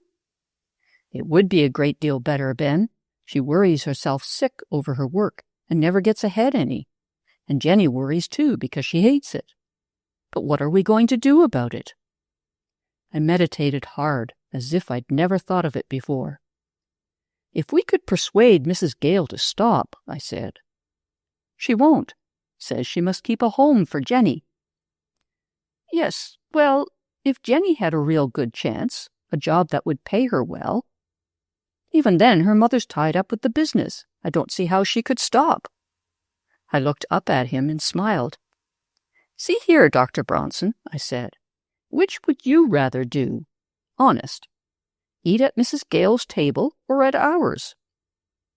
He smiled, too, and refused to answer the question. But I knew well enough.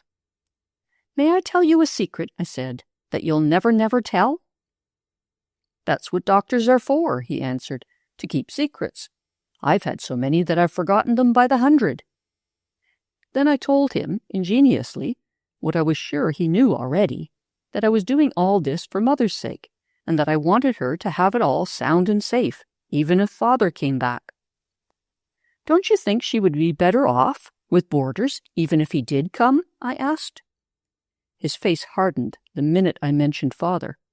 "Of course she would," he replied briefly. "Well now, see here," I said, and showed him some calculations I had made. Mrs. Gale's house rented for $75 a month. It had 12 bedrooms, counting the doctor's back parlor and the maid's, 10 lettable ones.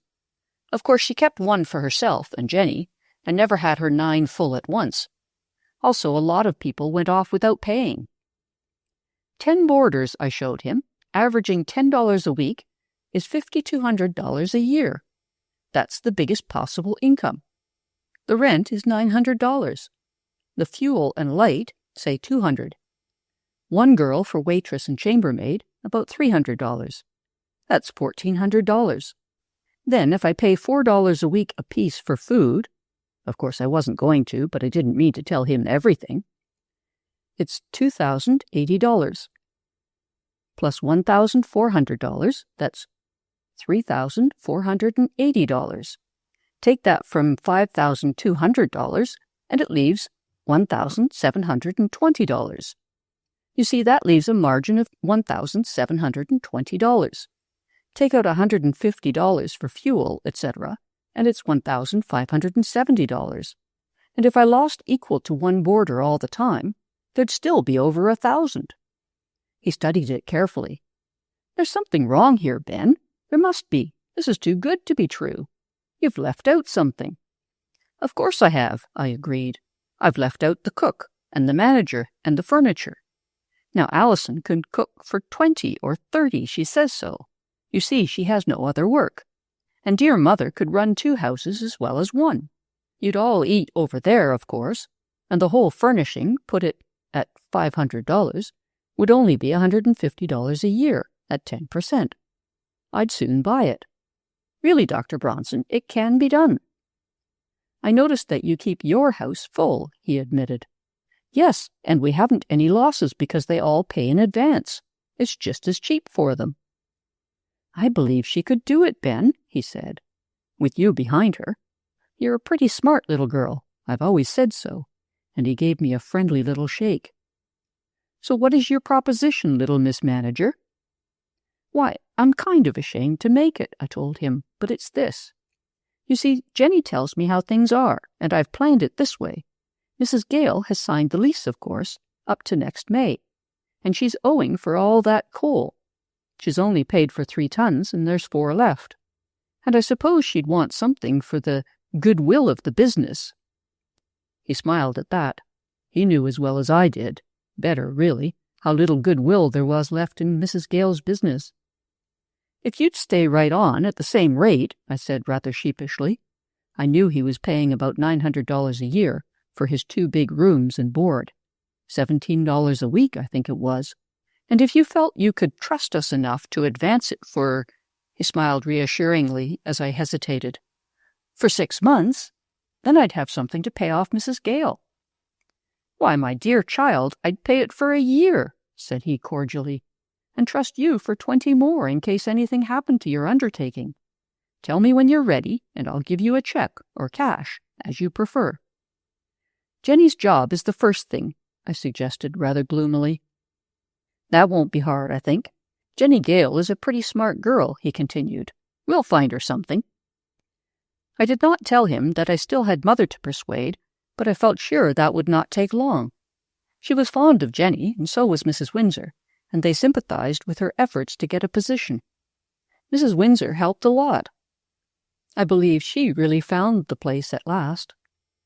I put it to Mother on the ground of being such a chance for dear Jenny, and then that it would be Mrs. Gale's salvation.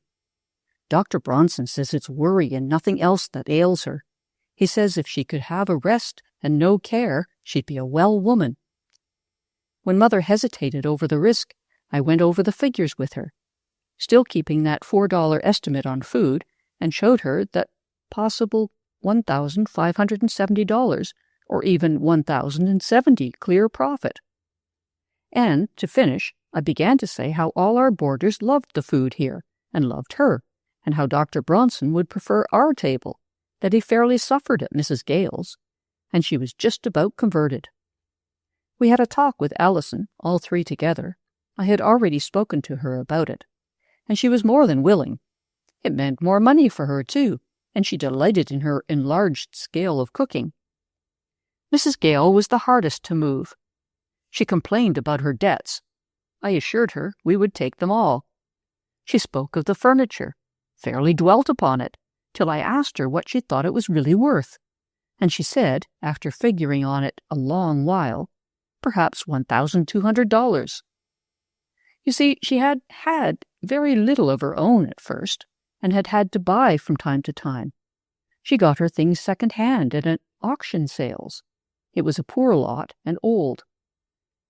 There was hardly any real silver, and the bed and table linen was pretty well worn out. When I offered to pay her $300 down and 10% a year on the rest until I could buy it, she was much impressed. She, too, spoke rather half-heartedly of the goodwill of the business, but even Mother knew better than that. "Of course, Mrs. Gale, that is right," she agreed. "Just show us the annual profit, and we shall be obliged to pay you on that basis." "Well, Mrs. Machiavelli, I haven't the face to claim any profit," the poor woman said. "I've worked like a slave, and so has Jenny, but beyond keeping a roof over our heads and clothes on our backs, there's nothing to show for it.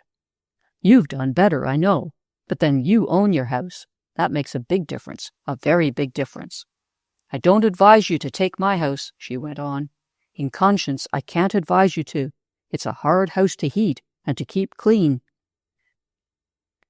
It took quite a good deal of persuading all around, but presently Mrs. Gale was out, and we were in, with the rent to pay and the furniture to buy, and Dr. Bronson's advance to begin it with. We were soon running full houses, with a smart young woman to keep the Gale house clean, and Allison getting extremely important over her cooking and her increased income. She never had had enough to do for us. Allison had real capacity. But life is a complicated thing, I find. No sooner had I got the business going smoothly, with a chance of paying off everything, and even getting some new furniture by next winter, than things began to happen at home. I had kept an eye on Peggy, of course, but there was one thing I never thought of. That was anybody's falling in love with me. It was that nice Robert Aylesworth, just the dearest boy he was. I was as fond of him as could be, but as for marrying him, oh, never. Of course, I did not mean to marry at all. I'd seen enough of it. Besides, how could I marry and be Benigna Machiavelli? I was planning for such a number of things to do in life, one after the other. Most people seem to me to spend their lives in coops. The boys run into an office, and the girls run into a house, headlong, and there they sit, as long as they live, in coops. I wanted adventures, and I meant to have them. All these preliminaries were only to do my duty by my family first. Then I was going to be off. As for Robert, I had been hoping, distinctly hoping, that he'd fall in love with Peggy, as all the others did. He was so sweet with Mother, and he wasn't over-ambitious. I thought perhaps he'd be willing to live at home and back up Mother in the business. With that in view, I had confided in him a little, just a little, and the foolish boy was quite impressed with what I'd been doing.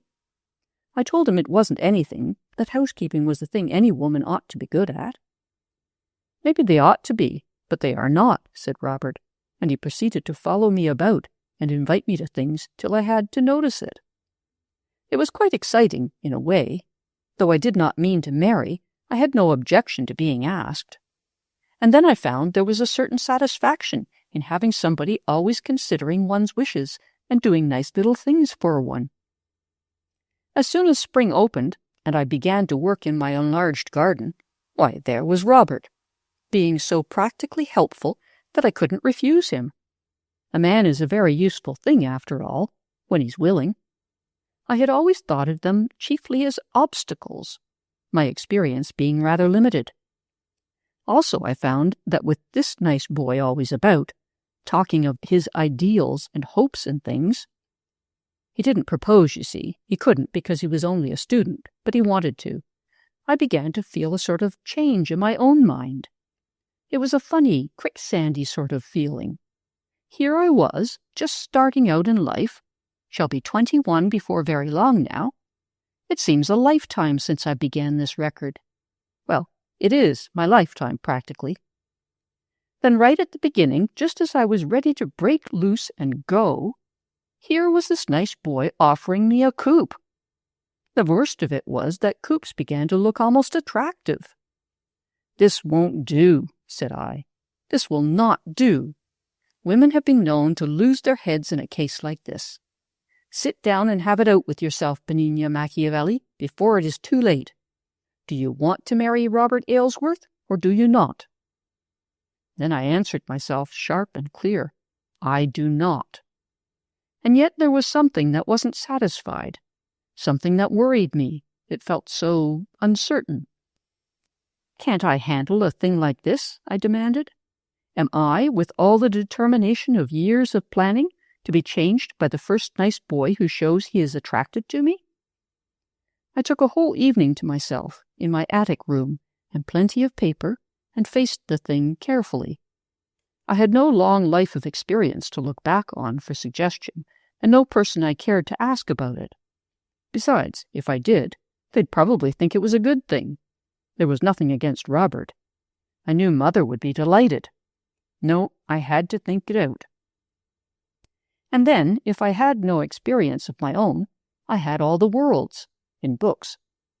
They generally give in, I notice, unless something intervenes. I noticed that when it was a man who was sort of drifting in a direction he did not wish to go, that his friends always told him there was no safety but in flight. He who fights and runs away lives to fight any other day. I made up my mind to take no chances. I would fly. I determined to trust Peggy with the accounts. That would give her a sense of responsibility, and, this seemed particularly wise, to get Robert to help her with them. I showed Robert first. He was splendid in mathematics, binding him to secrecy, of course. "It's for Mother," I told him. "She can market and manage the place beautifully, but she has no head for figures. Now I want Peggy to get interested in this for her own sake, and I'll trust you with this too. I'm awfully afraid Peggy will marry the wrong one. No, I won't say a word more, but I wish you'd brother her a little." He flushed to his hair and looked at me. That word brother almost upset him, but I was calm. "All girls need brothers," I said. "I'm sure I'm glad of all the brothering you've given me." I didn't stop at that, not for a minute, because he looked as if about to say things. I went right on. "Now I'm going to tell you my real secret, since you seem so kind and interested." And I told him something about Father, and how there was more money in the business than Mother knew, and that I wanted to save it for her. "As far as you know, you'll be here till you're through college, won't you?" I asked. "If we keep on with boarders?"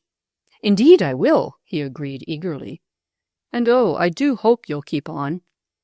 Then I said that I felt I had too much to do, which was quite true in a way, and that I thought Peggy could do this with help, and he could be a sort of auditor and help Peggy save the money. Peggy was delighted with the conspiracy. She didn't want Father to come home any more than I did. She'd never had such nice times in her life. We started a savings bank account in my name, though I didn't mention the amount of cash I had concealed upstairs. There's no need of telling everything. They thought I'd done perfect wonders already in getting the Gale House to running profitably. I had fixed it so that poor bunch of furniture and stuff would be all paid for in a year's time, and some left over, besides buying coal and various things. And I'd kept back part of the price for salary. I'd earned it. But they had a couple of hundred to put in the bank, and chance of a handsome addition from then on. Peggy knew as well as I did about Mother's weakness of heart, and was as willing to connive as I had hoped.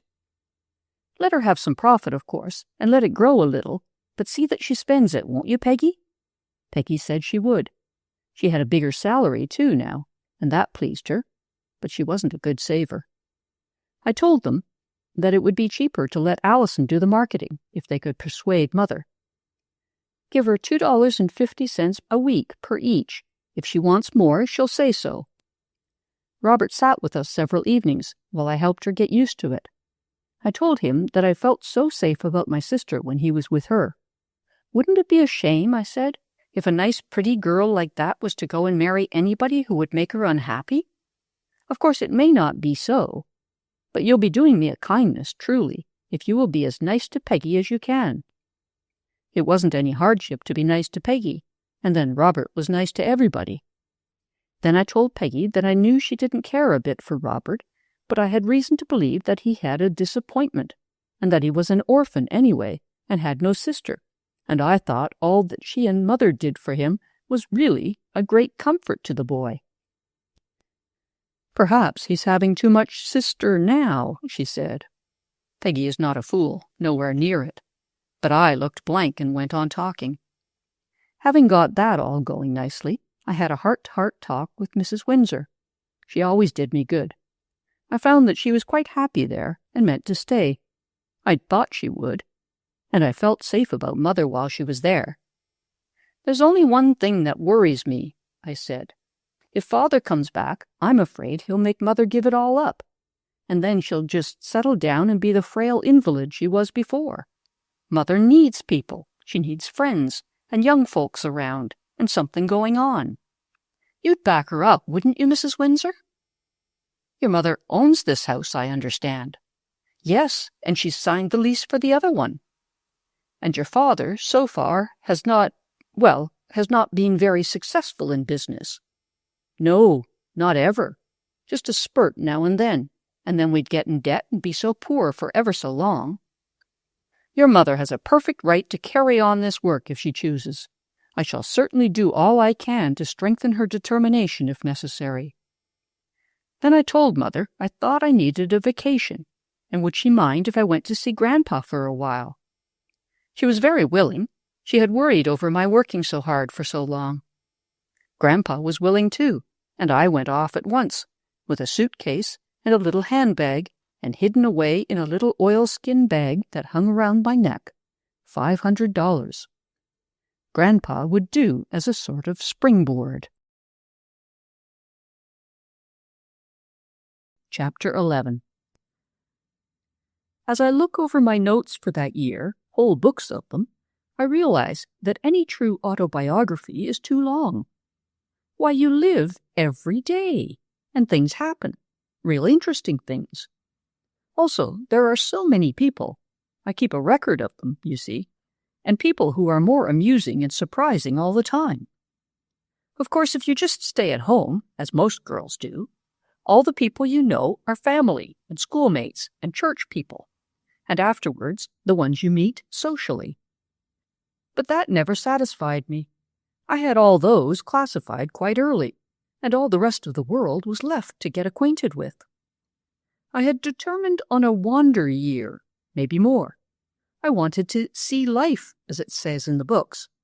Not that silly get-drunk-and-play-cards behavior that is called seeing life, nor yet the dinner opera dancing kind. Neither of these seemed like life to me. I wanted to see how life worked, to learn how to run things, and watch people doing it. There at Grandpa's, I rested a while. I found that I was really quite tired. That Robert affair had bothered me more than I imagined such a thing could. Not that I loved him. I could see easily enough that it wasn't that. I didn't want to give up my life for him. I didn't want to give up anything for him. It was just that he was such a nice fellow, and it is so pleasant to have somebody care such a lot about you. It's no wonder so many girls marry whoever asks them, especially if they are not really satisfied at home. But I had other fish to fry, very different ones, and didn't propose to have my frying cut off short before it began. So I sat down at Grandpa's in my big, cool corner bedroom with the 4 windows and made a chart of my life. It was a good deal like an ancient map, chopped off short with unexplored region or circling unknown sea, but it was clear enough as far as it went. 21, I said, shall be in a couple of months. Healthy and strong. Present capacities. A. Housekeeping, managing, purchasing. B. Cooking, catering, serving. C. Sewing, designing, dressmaking. D. Stenography and typewriting. Education, ordinary. Special talents, self-control, understanding people, knowing how to manage them. Purposes in life. A. To grow, to be as big as I can in every sort of way. B. To use my powers to straighten things as far as I can. I was very certain about A, completely clear indeed, and determined. B was sort of misty. So far as I had just done little things that came up, and there always seemed to be something that needed fixing. Now then, I wrote down, how can I grow the most and the fastest in the next 5 years, or 6, or 7? You see, I had not made up my mind inflexibly not to marry. I just didn't mean to if I could help it, and certainly not till I had done a lot of other things first. So I planned for 5 years, definitely. 26 is quite young enough to settle down, as they call it. I'll get a job in an office, just for a starter, I said. Get an idea of real business methods. That I'd put to Grandpa, confidentially. But I guess I'll tell you about the plan first. It was a tentative plan. I knew well enough how things change on your very hands, but I meant to have a settled purpose. Here is a lifetime, I said solemnly. I'll lay it out as if I was not to marry. That's safest. And the other end is the place to plan from. Age. What do I want to have about me and behind me when I'm old? Then I'd sit back in my rocker and look out at the big trees and soft changing shadows on the grass and think hard about age.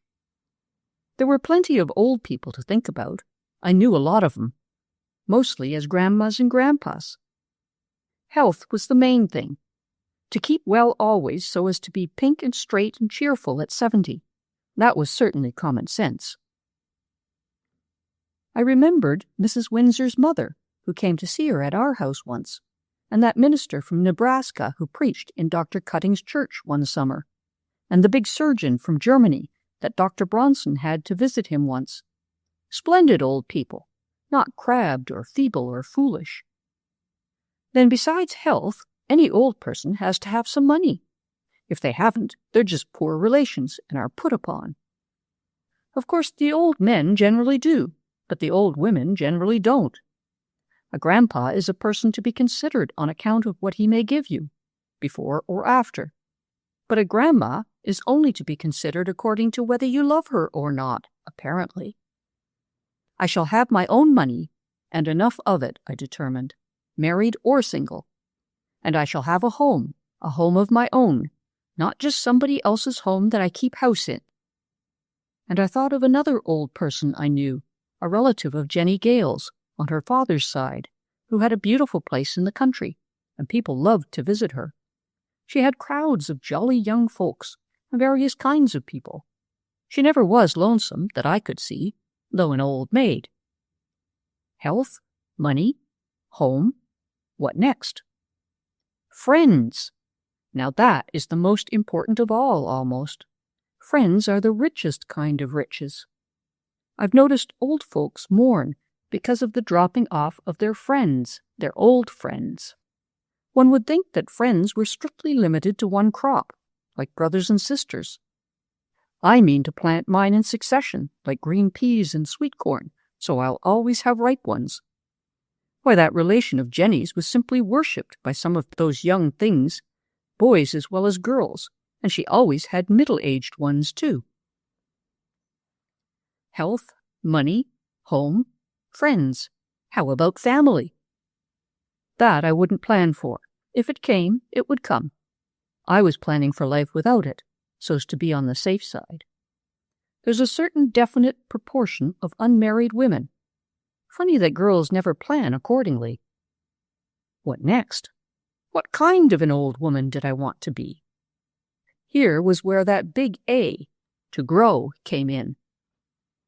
I wanted, above all things, to be a worthy person, to be a plus and not a minus, not to spend my days wanting things and hanging on to people and being hurt or pleased or disappointed by the things they did. I wanted to be a wise person, wise and able, one that other folks would come to for advice and help, and not be disappointed. Sort of, oh, we'll ask Benigna Machiavelli, she'll tell us. Of course I knew amiable old ladies, and awfully kind, nice ones, but they didn't know much about life, only about recipes and patterns and their special notions about babies.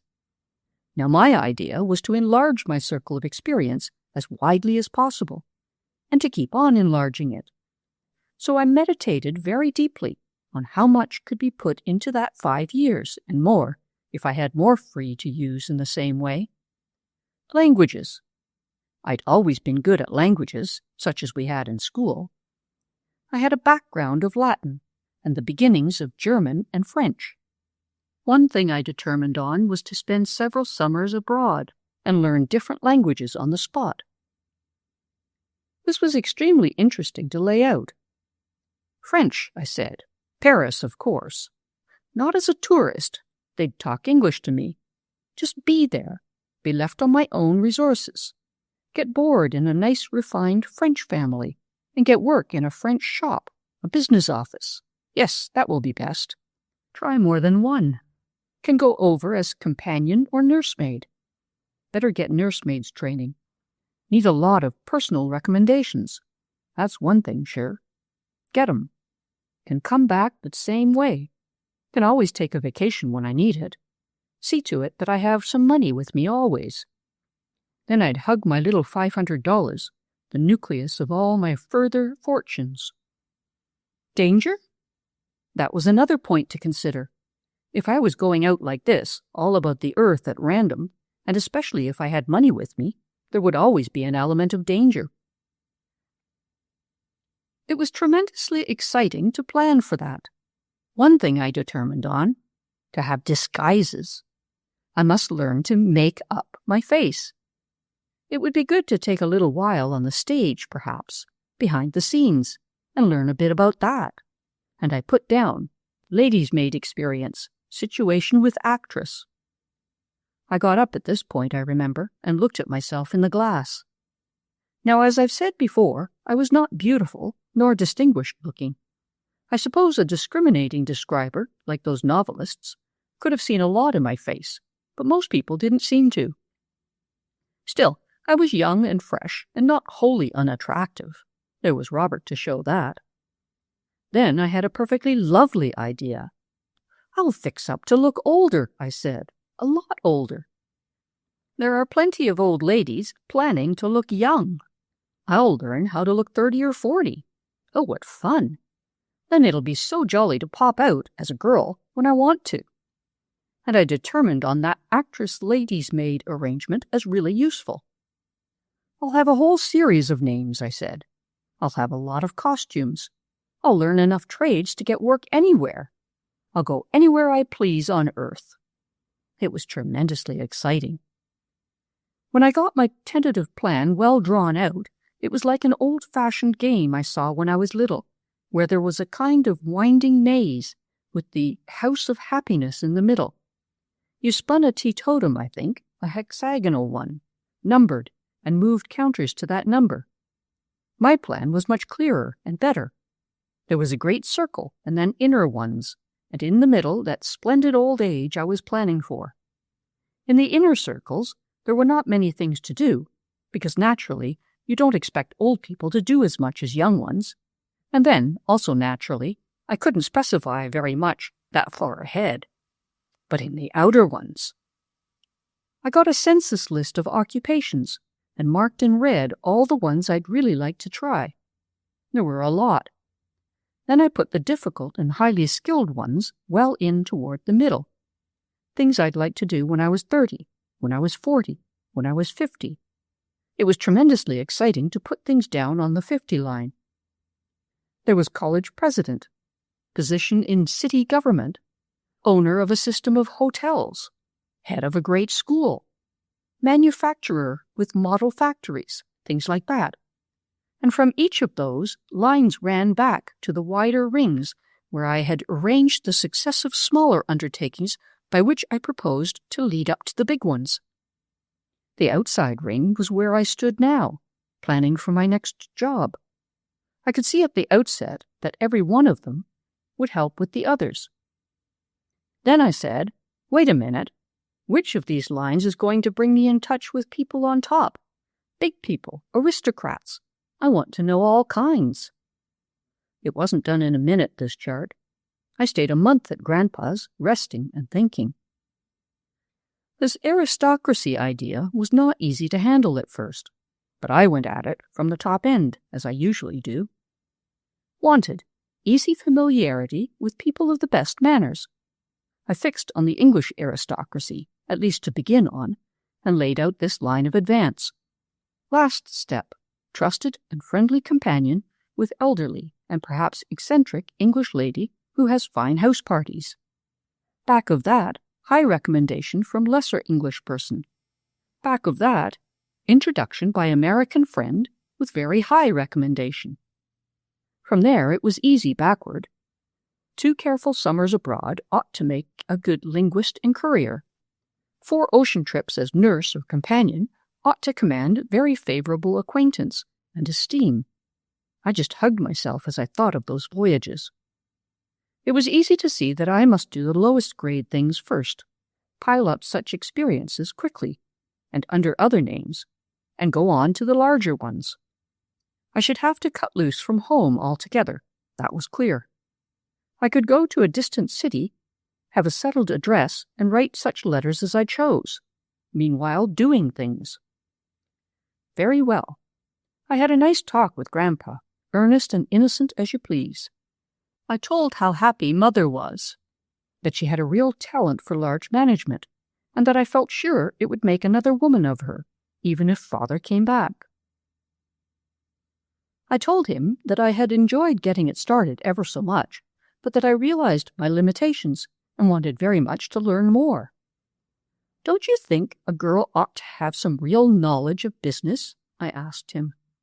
No matter what happens to her? Now I wish you'd help me in this, Grandpa. I want to get a position in a business office. Not here where anybody'd know me, but in a western city. I want to board and work by myself for a while. I think it will do me good. Won't you make believe I'm a boy, Grandpa, and help me get a place? With some firm you know about, perhaps? I'd like to take the first with your knowledge and advice. Grandpa was not so old-fashioned but that he could see the sense of this idea, and he liked my appealing to him in that way. I wanted to do this because it would be the easiest way to straighten it out with Mother. Once clean gone, she'd have to get used to it, that's all. Grandpa hemmed and hawed a good deal, but he came around. He had a good opinion of my abilities, you see, and a great respect for business training. I rather hated to start in with even this much assistance, but I knew I could have done it 6 ways if I'd had to. But this seemed wise to begin with, and Grandpa himself wrote to Mother of my laudable desire to enlarge my experience, and that he thought it was a good thing. He had an old friend in a big firm in Chicago, and they gave me a trial, a cheap little chance at only $10 a week as a typist and stenographer. You can't live on that, child, said Grandpa. Here, you must take some money with you for an emergency.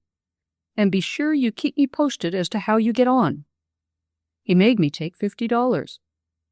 That's enough to come back with, he said, and I told him I should return it out of my savings. Oh, how splendid I did feel when I set out for Chicago all by myself, just 21 that very week. I don't suppose Prosper Legay was any gayer than I was that day. I went to one of those young woman homes at first. That was for experience. and I got it.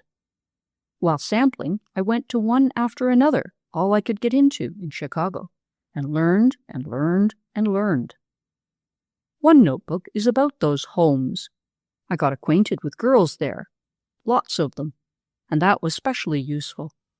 All I'd found out with my school friends was corroborated here.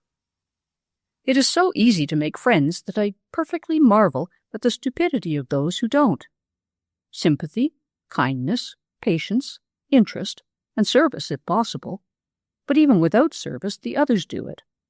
You have to keep yourself in the background, of course, but I was an adept at that. Not that I was unselfish, or that horrid, bottomless gulf they call selfless. No, indeed. I was brimful and running over with plans and purposes all my own, but they included friends, depended on them. One may have a large and lively self, and yet keep it in decent restraint, while other people let theirs play about. At the office I learned some things, and gained what I wanted, speed and precision in my work, and some knowledge of business habits and manners. At the end of a month I changed. My 5 years was all too short to waste much time on these preliminaries. Then things began to move. I kept my house address at the cheapest of the homes, and started in on a career of industry of the most varied character. Plain of dress and quiet of manner, with my serious face and steady eyes, I got jobs without very much difficulty. There were times when I didn't, times when I stood in line for hours, waited about doorways, was briefly interviewed, and superciliously turned down by employers. Learned by practical experience what it is to be out of work. I was healthy. I was courageous. I had no one dependent on me. I had my enormous plans to keep me interested, and I had always my secret hoard in its little oil silk bag. But at that it was hard enough. For those others who had nothing but what they earned, who often had other mouths to feed, who had neither health nor high purpose to keep them going, nor any reserve fund at all, it was just purgatory. I got a notebook about that. I joined unions and was discharged for it. I went to settlement clubs and classes and learned a lot. Then it seemed a good chance to start in on the child question, and after helping a bit, gratuitously, in the settlement nursery, I got a regular place in one. That was meat and drink to me. I had always liked babies, but not to lose my heart entirely to just one. This roomful appealed to me very much. The head nurse was an extremely capable one and taught me a great deal. I put in a month in this kind of nursery work, and then thought I'd increase my experience in that line.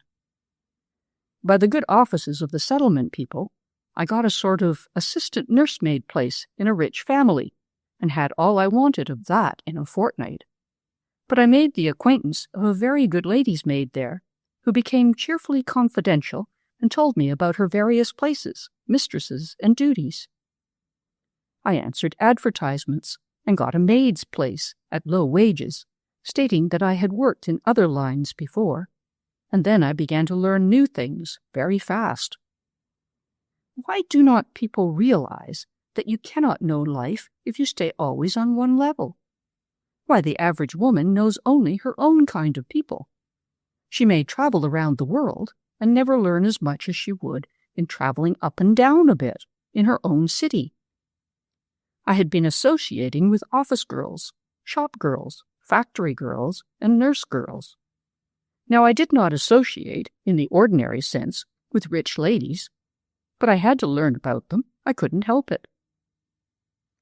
With my hair depressingly low and plain, with the regulation dress of my class, and with the manners of the same, which I studied and practiced with joy, I don't believe Mother would have known me at the first look.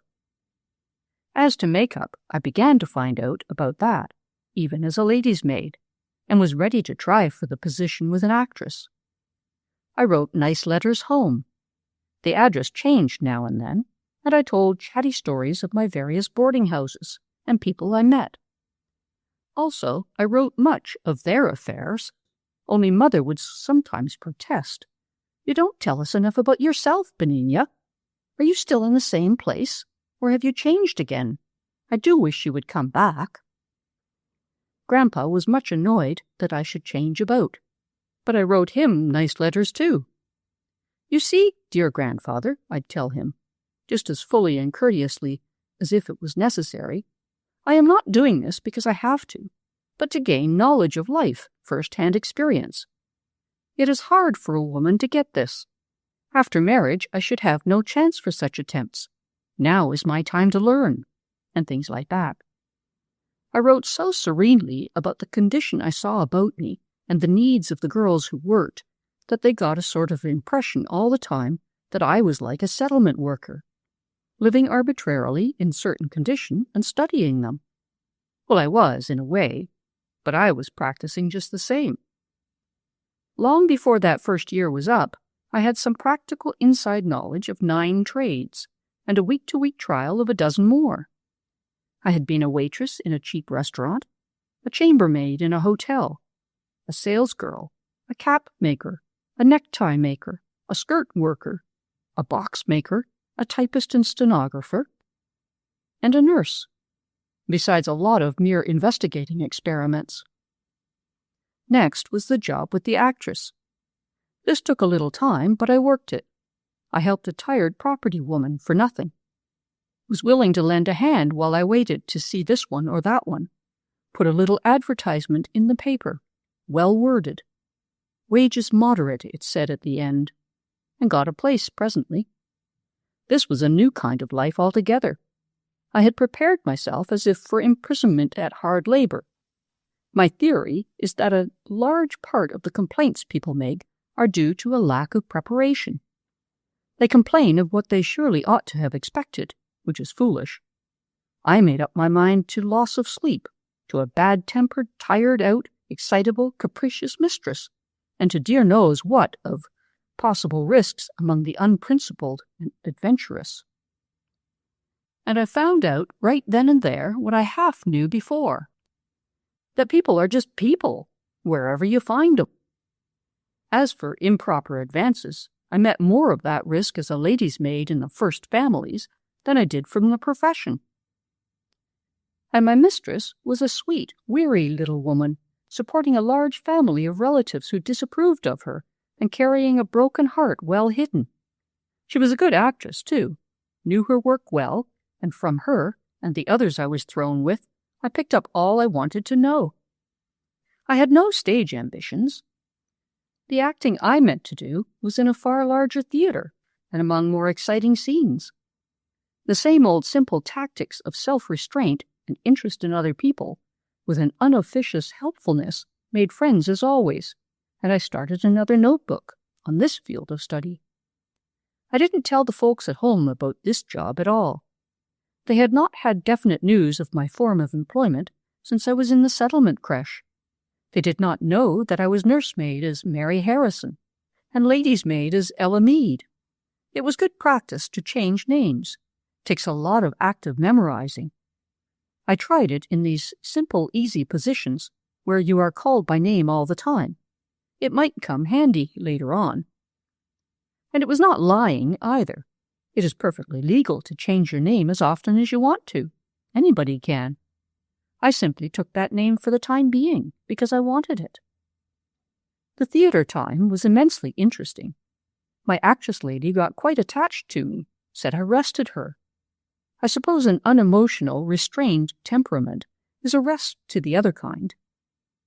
I had a chance to watch them all, to see how they wore their costumes and changed them, and I helped the makeup man now and then a little, and made friends with him, got him to show me how he did it. He was quite an artist in his line, but it wasn't exactly the line I wanted. The men had to take old man parts, of course, and did, but when the young women had to act old ones, they hated it and tried not to. I joked him about it, said he couldn't make a woman look really old, dared him to try. He said he could make me look 90, but that I'd never forgive him. "Oh, 90, I said. "That's just a caricature. But could you make me look 30, 40, 50? He looked at me narrowly, sizing up my present age. As far as I could, I was trying to seem near 30, but he knew better. "You're nothing but a kid," he said, "but I can make you look 30, 40, and 50, and take your picture into the bargain." There was a slow rehearsal going on, and I waiting for my mistress, so I said, "Go ahead." He had a little camera of his own and snapped me on the spot. A particular spot it was. Then sat me down and did my face a while, and snapped it, putting me in the same place. "Look while it's there," he said. "Old age is coming upon you." I looked, carefully, noting what he had done. I was a quiet, resourceful woman, all of 30. Next he turned me into 40, with a few lines and shadows, a sadder and wiser sort of face, and then 50, unmistakably 50, explaining as he did it the particular wrinkles and saggy places that made the trick. "Are you scared yet?" he demanded. "Will you be really old?" "Go ahead," I ordered gleefully. "This is a great experience." And he put on the years and took photographs of them, till even I was horrified at the crone he turned out at last. "Of course you'd have to dress for it," he said, with all an artist's enthusiasm. "George, you're the first woman I've ever seen that would stand for it." I begged to take the film and have some developed at once, but had to confess to him that I was so unfortunate as to spoil it. That I had the prints enlarged and clear made first, he did not know. He was a pleasant man, but became a little too friendly after that, as well as a shade suspicious. Said I was a queer girl. Anyway, it was time to change again. Chapter 12. In considering all the things that happened in these first stirring years of my life, and examining the separate bits of biography I was always preparing, I have pieced together some of them in this account. I see how absurd it is for novelists to try to end a story. There is no end to anybody's story, until they are dead, and some people think that is only the beginning. What I have put together here was written, some of it, when I was very young indeed, when even I admitted I was young. But when I really left home and things began to happen, there is where these close-filled little books pile up. Why, I can, if I want to, make quite a shelf filled full with volumes about my adventures. There were those of the first year, good reading too, some of them, fine, fresh, young adventures. Then there was being called home. That would be a good place to end this batch, if I had stayed there. Then there were the things that happened at home and after I left again.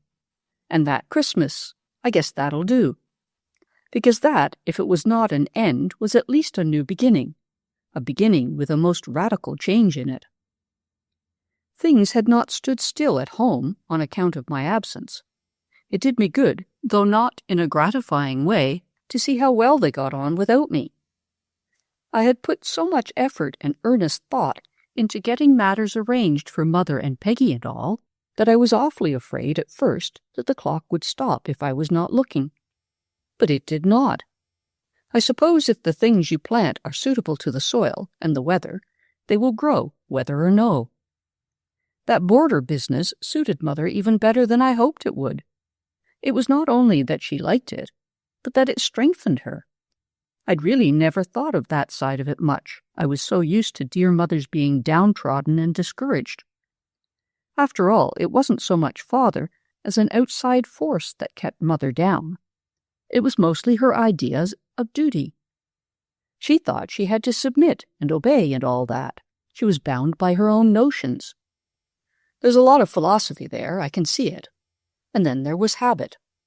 If you are always being hectored and looked down on, and never have a chance to do anything worthwhile, it does get on your nerves, makes you think you're no good. And now everything was different. Mother had room to exercise her faculties. That strengthened her. She found she was really earning money. This grew very slowly into her realization. At first she was very timid and frightened by Mrs. Gale's gloomy prognostications. But I could feel the change coming over her, showing in all her letters, the increase of assurance or hope, of courage. Then I wrote Peggy and Robert to let up a little on their careful saving of profits, to let Mother feel the business grow under her hand. Soon she began to plan little improvements, to add to the comfort and pleasure of the place, to buy new things. It was just beautiful to me to see her whole outlook widen and brighten and grow firmer, as it were. Another great help was the society of friends.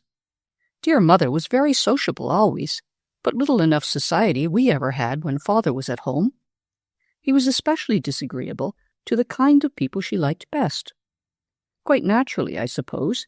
He knew they didn't like him. But the kind, thoughtful, pleasant women she had about her now, the reliable, cheery big men, and those boys who simply adored her, well, it worked like a charm. Best of all was Mary Ellen Windsor. That woman is one of the wisest and best I've ever known. She was everything to Mother, and it wasn't a one-sided affair either, for she needed just the kind of loving hominess that Mother gave her. It was her strong, sound philosophy and the high religious feeling she put into it that had so much effect on Mother's mental attitude, far more than I knew anything about being away from home. They sent for me, Peggy did, that is, for two reasons. One was Miss Windsor's illness. She had pneumonia, a long, serious affair, and Mother simply would nurse her, business or no business. Peggy felt the need of help, naturally, and then she had another reason. I came, of course, was glad of an excuse at times. I'd been doing some very disagreeable work, very, and to go back to where there were clean sheets and a bathroom, to say nothing of nice people, was a comfort. It seemed strange to have sickness in the house. Everybody went on tiptoe. We kept the dining room doors shut and were as quiet as we could be behind them, and all the evening doings were transferred to the Gale house. It was fortunate for us that it wasn't anything catching. Nobody had to leave. But it did need somebody to take hold and help run things, for Mother was heart and soul in that sick room. At first, I didn't notice anything funny about Peggy, but pretty soon I did. She blew hot and cold at once. She was awfully affectionate when I came, then sort of froze over, and then melted into tears at a minute's notice. When I asked her what was the matter, she said, "Oh, nothing," or that she was worried about Mother or Miss Windsor or anything that sounded likely. But I knew better. The reason wasn't very far to seek. It was Robert. Now I had worried, just the least little bit, about coming back, wondering if he was still of the same mind and how I should take it if he was. But bless me, I needn't have worried even that little. As to me, I had met several men since I left Robert. One or two of them had been sincerely attracted to me, so I got kind of used to the pressure. I couldn't fall in love with them all, you see. And quite a number had manifested that sort of devotion which makes any cool-headed woman discount the whole lot. It is at once so selfish and so impersonal. It's no compliment, far from it. You being a female, a young unattached female, and they being males, of any age, attached or at large, the proper thing is for them to make advances. Also the proper thing for the girl is to make retreats, according to the conventions, in which case they continue to come on. But I followed different tactics. I got my first scare in a Chicago workshop, on the stairs leading to it, that is. Rather dark and narrow stairs, and the foreman coming up as I went down. He took right hold of me and kissed me before I could stop him. But he repented all the way down, back down and head first. It washed off all right, and I got another job. Didn't go back there even for my wages. But I was somewhat alarmed as well as angry, and determined to provide against that sort of thing as well as the slower kind. There was a fine woman doctor I used to see at the settlement, and I went to her. "Doctor," I said, "I am a young woman working for my living. I find that some men are disagreeable and some dangerous. Will you give me some very clear advice, both as to the nature and the extent of the danger, and the best methods of self-protection?" She tilted back in her office chair and looked me over. "You are certainly a very cool young woman," she said. "Why not?" I answered. "If I was traveling in the jungles of Hindustan, I'd want to know all about the snakes and tigers, how to avoid them, how to fight them, how to treat injuries. It appears that we girls are in another kind of jungle, and some of us have never even heard that the cobra is dangerous. I know better than that, but I want to know more. I want some straight, practical knowledge, anatomical and psychological." "You shall have it," she said, and she gave me books and pamphlets to read, quite a number of them. I learned a lot. Out of the lot, there are 2 bits of information which ought to prove useful to damsels in distress. One, for extreme cases, is the womanly art of self-defense. A girl is not a mouse, and a man is not an elephant. Of course, if one is overwhelmed by numbers, that's another story, or if one is stunned with an unexpected blow. But when just one man tries to make love offensively to a girl who doesn't want him to, she need not run, nor shriek, nor faint. Stand steady, cold, quiet, with a steely eye, and if he is not checked by that psychological wall, if he comes too close, kick hard and accurately. This is unladylike, but not so regrettable as being mishandled. But there aren't many of those melodramatic episodes. I never had but one, besides that little kiss on the stairs. The real frequent trouble is just impertinence, familiarity, and undesired attentions. And here any girl alive who has the spirit for it may use that so-called woman's weapon, the tongue, not to plead or protest or scold, but to present in clear, well-chosen words the reason of the case. For instance, a man followed me one night, spoke to me, tried to take my arm. I stopped quite still under a streetlight and looked him in the eye. "Sir," I said, "it is painfully apparent that you have amorous intentions. May I assure you that they are not reciprocated? Will you show your good taste by selecting an object for your attentions who will be more congenial? Good evening." I went off, alone. He seemed permanently placed under the lamp-post, staring. Being spoken to doesn't hurt a girl. Why should not one human being speak to another? Being insulted is not an irrecoverable injury. But unless a man is drunk, he can hear reason and should be made to. Well, that's a long digression, but it's what made the difference about Robert. Before I went away, he was the first, the only, and there's no denying that there is a force in first impressions. Now I had seen others.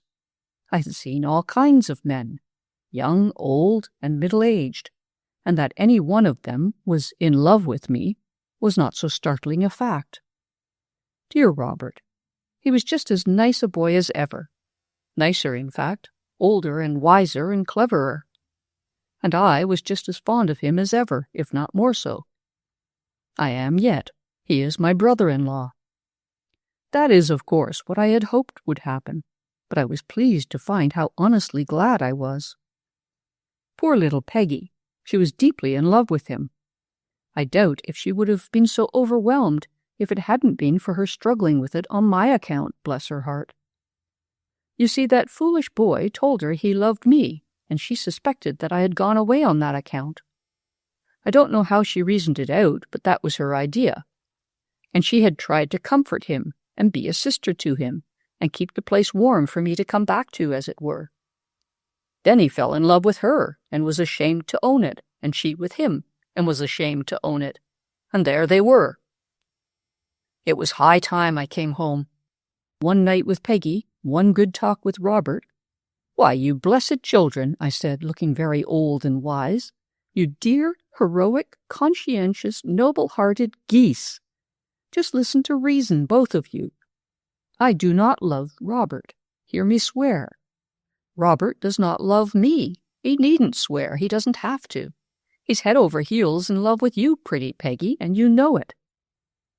As for your feelings toward him, I will not commit myself, but leave you to first find out and then admit. So I kissed her, and even gave him one as a brother-elect, and cleared out. Peace settled on that part of the household, and a mighty good thing it was.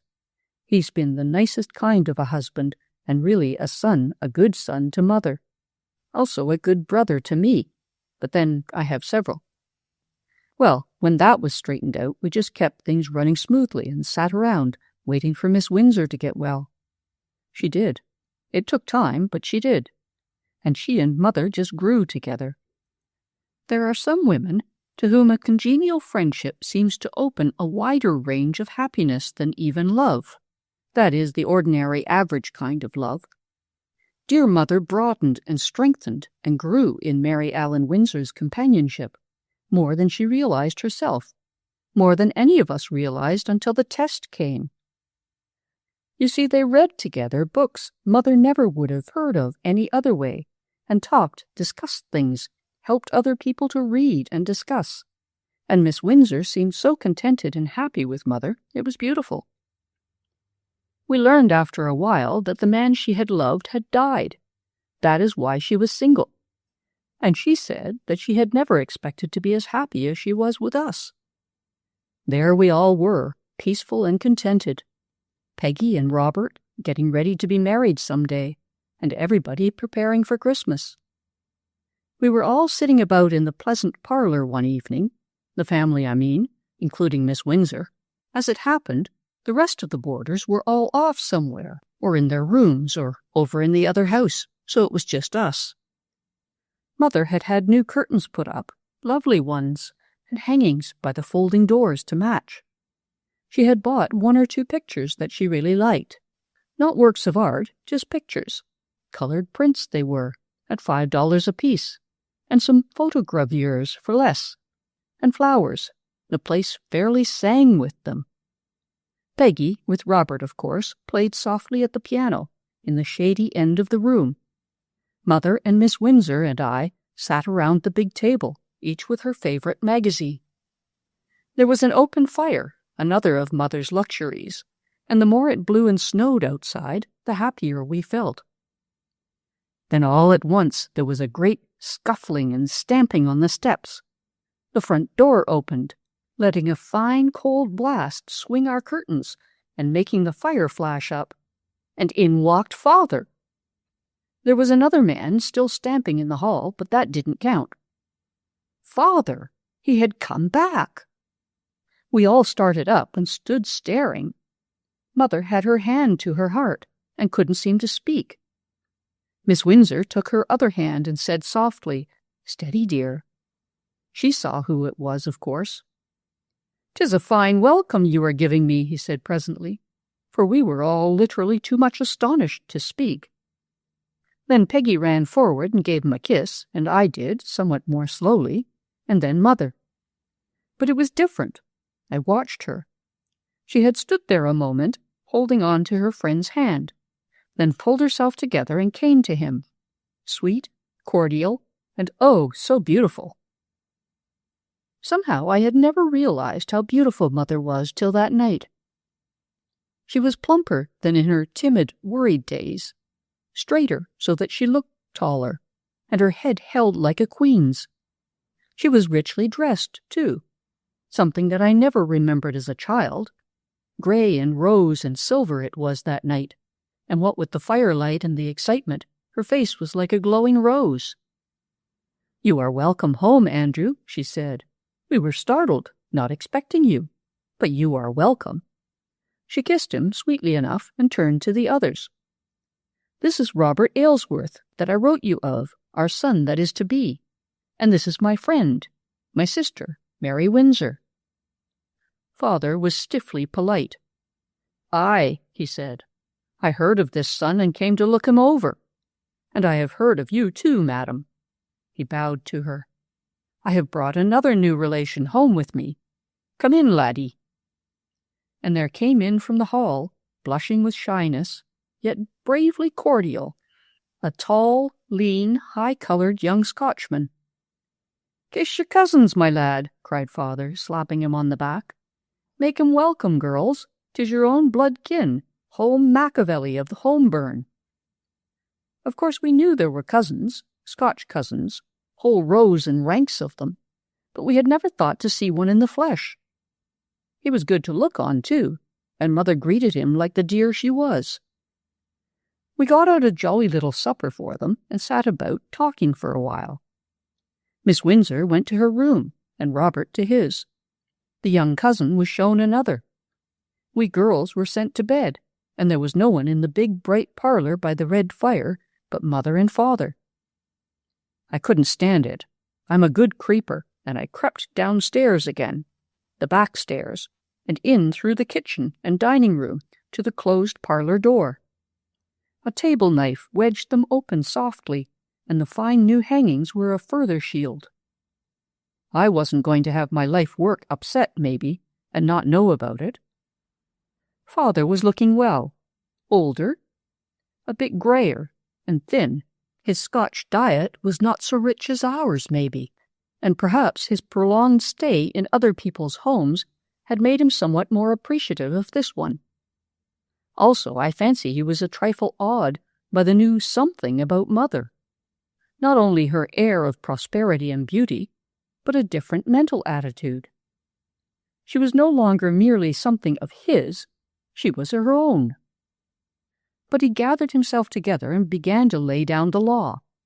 Doubtless he had rehearsed it to himself many times on the voyage over, or in those cold stone-built chambers on the other side. He had come back now. He saw his way to making a good living.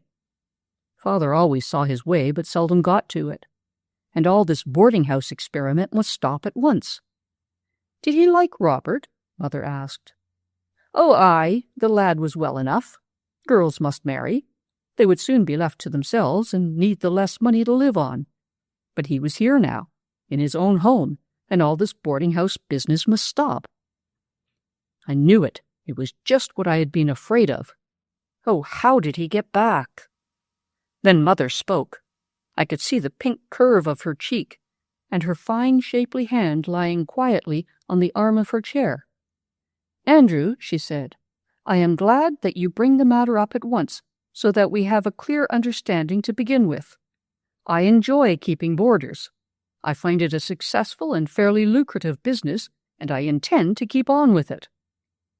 He blustered. Some way the ground was new. He could not drop into his old superior tone at once. He spoke of the rights of a man in his own house. You forget, Andrew, she answered mildly, that the house is mine. It is perfectly legal and proper for me to run this business if I choose, and I do choose. He talked of her duty to him. I have done my duty to you as I saw it for many a long year. I have loved and served you and submitted to all your opinions. Now I shall still love you. You are my husband and the father of my children. But I have opinions of my own now, Andrew. I think that this is right to do, and I shall do it. It wasn't easy for her, and yet, to my astonishment, it wasn't half as hard as I should have thought. I suppose if she had stood up to him like that in the beginning, things never would have been so hard. Let us not quarrel on the night of your homecoming, Andrew, she said in that dear, gentle voice of hers. You are my loved husband, and I am your wife. But you come home to a somewhat different woman from the poor thing you left. I truly think, my dear, that you will be happier with me now than you were then. And that is precisely what happened. Father had a room to himself, the big one next to Mother's, and could be grouchy in there by his own little fire if he wanted to. He grew to respect Mary Windsor, even to like her in a way. The boarders kept him in table manners, and anyway, he wasn't half so arrogant as he had been. Too much home life is not good for some temperaments. He played chess and checkers evenings, and discussed endlessly with those who liked it, inviting chosen ones up to his room for the purpose. And he seemed to be proud of Mother, to look at her as if she was someone to be considered on her own merits, not merely his wife. But that night it was rather overwhelming. I crept upstairs again after a while, quite content and happy. It was good, after all, to have Father back, so long as Mother was able to stand it better. I walked softly up and down my room and thought it all over. Mother was safe and happy. Peggy was going to have an extremely nice husband, Everything was all right and likely to stay so. And then I began to think about that new cousin. What a nice name, Home. I'd read about the Holmes in Scotch history and knew we were connected. He was just the type of man I liked. Tall, sinewy, active but quiet, able to sit still or to jump quick and far. He had nice eyes, steady, keen, gray-blue eyes that looked right into one.